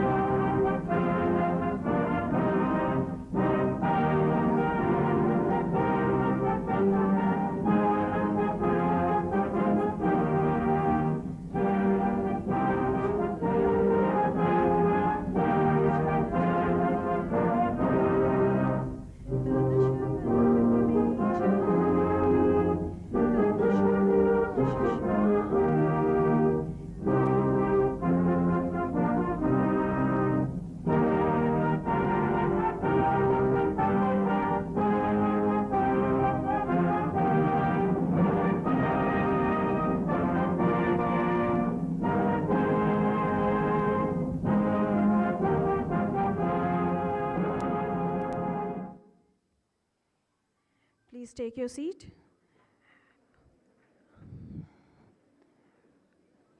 It's now time to declare the closure of this international conference. I once again, as a host and member of Gosnell College faculty, I extend my warm gratitude and hearty thanks for the successful completion of this program. Thank you, all of you. In order to carry beautiful memory of this beautiful conference, I would request everybody to come on stage and close by for group photography. And after the photography, we all can disperse. Thank you, all of you.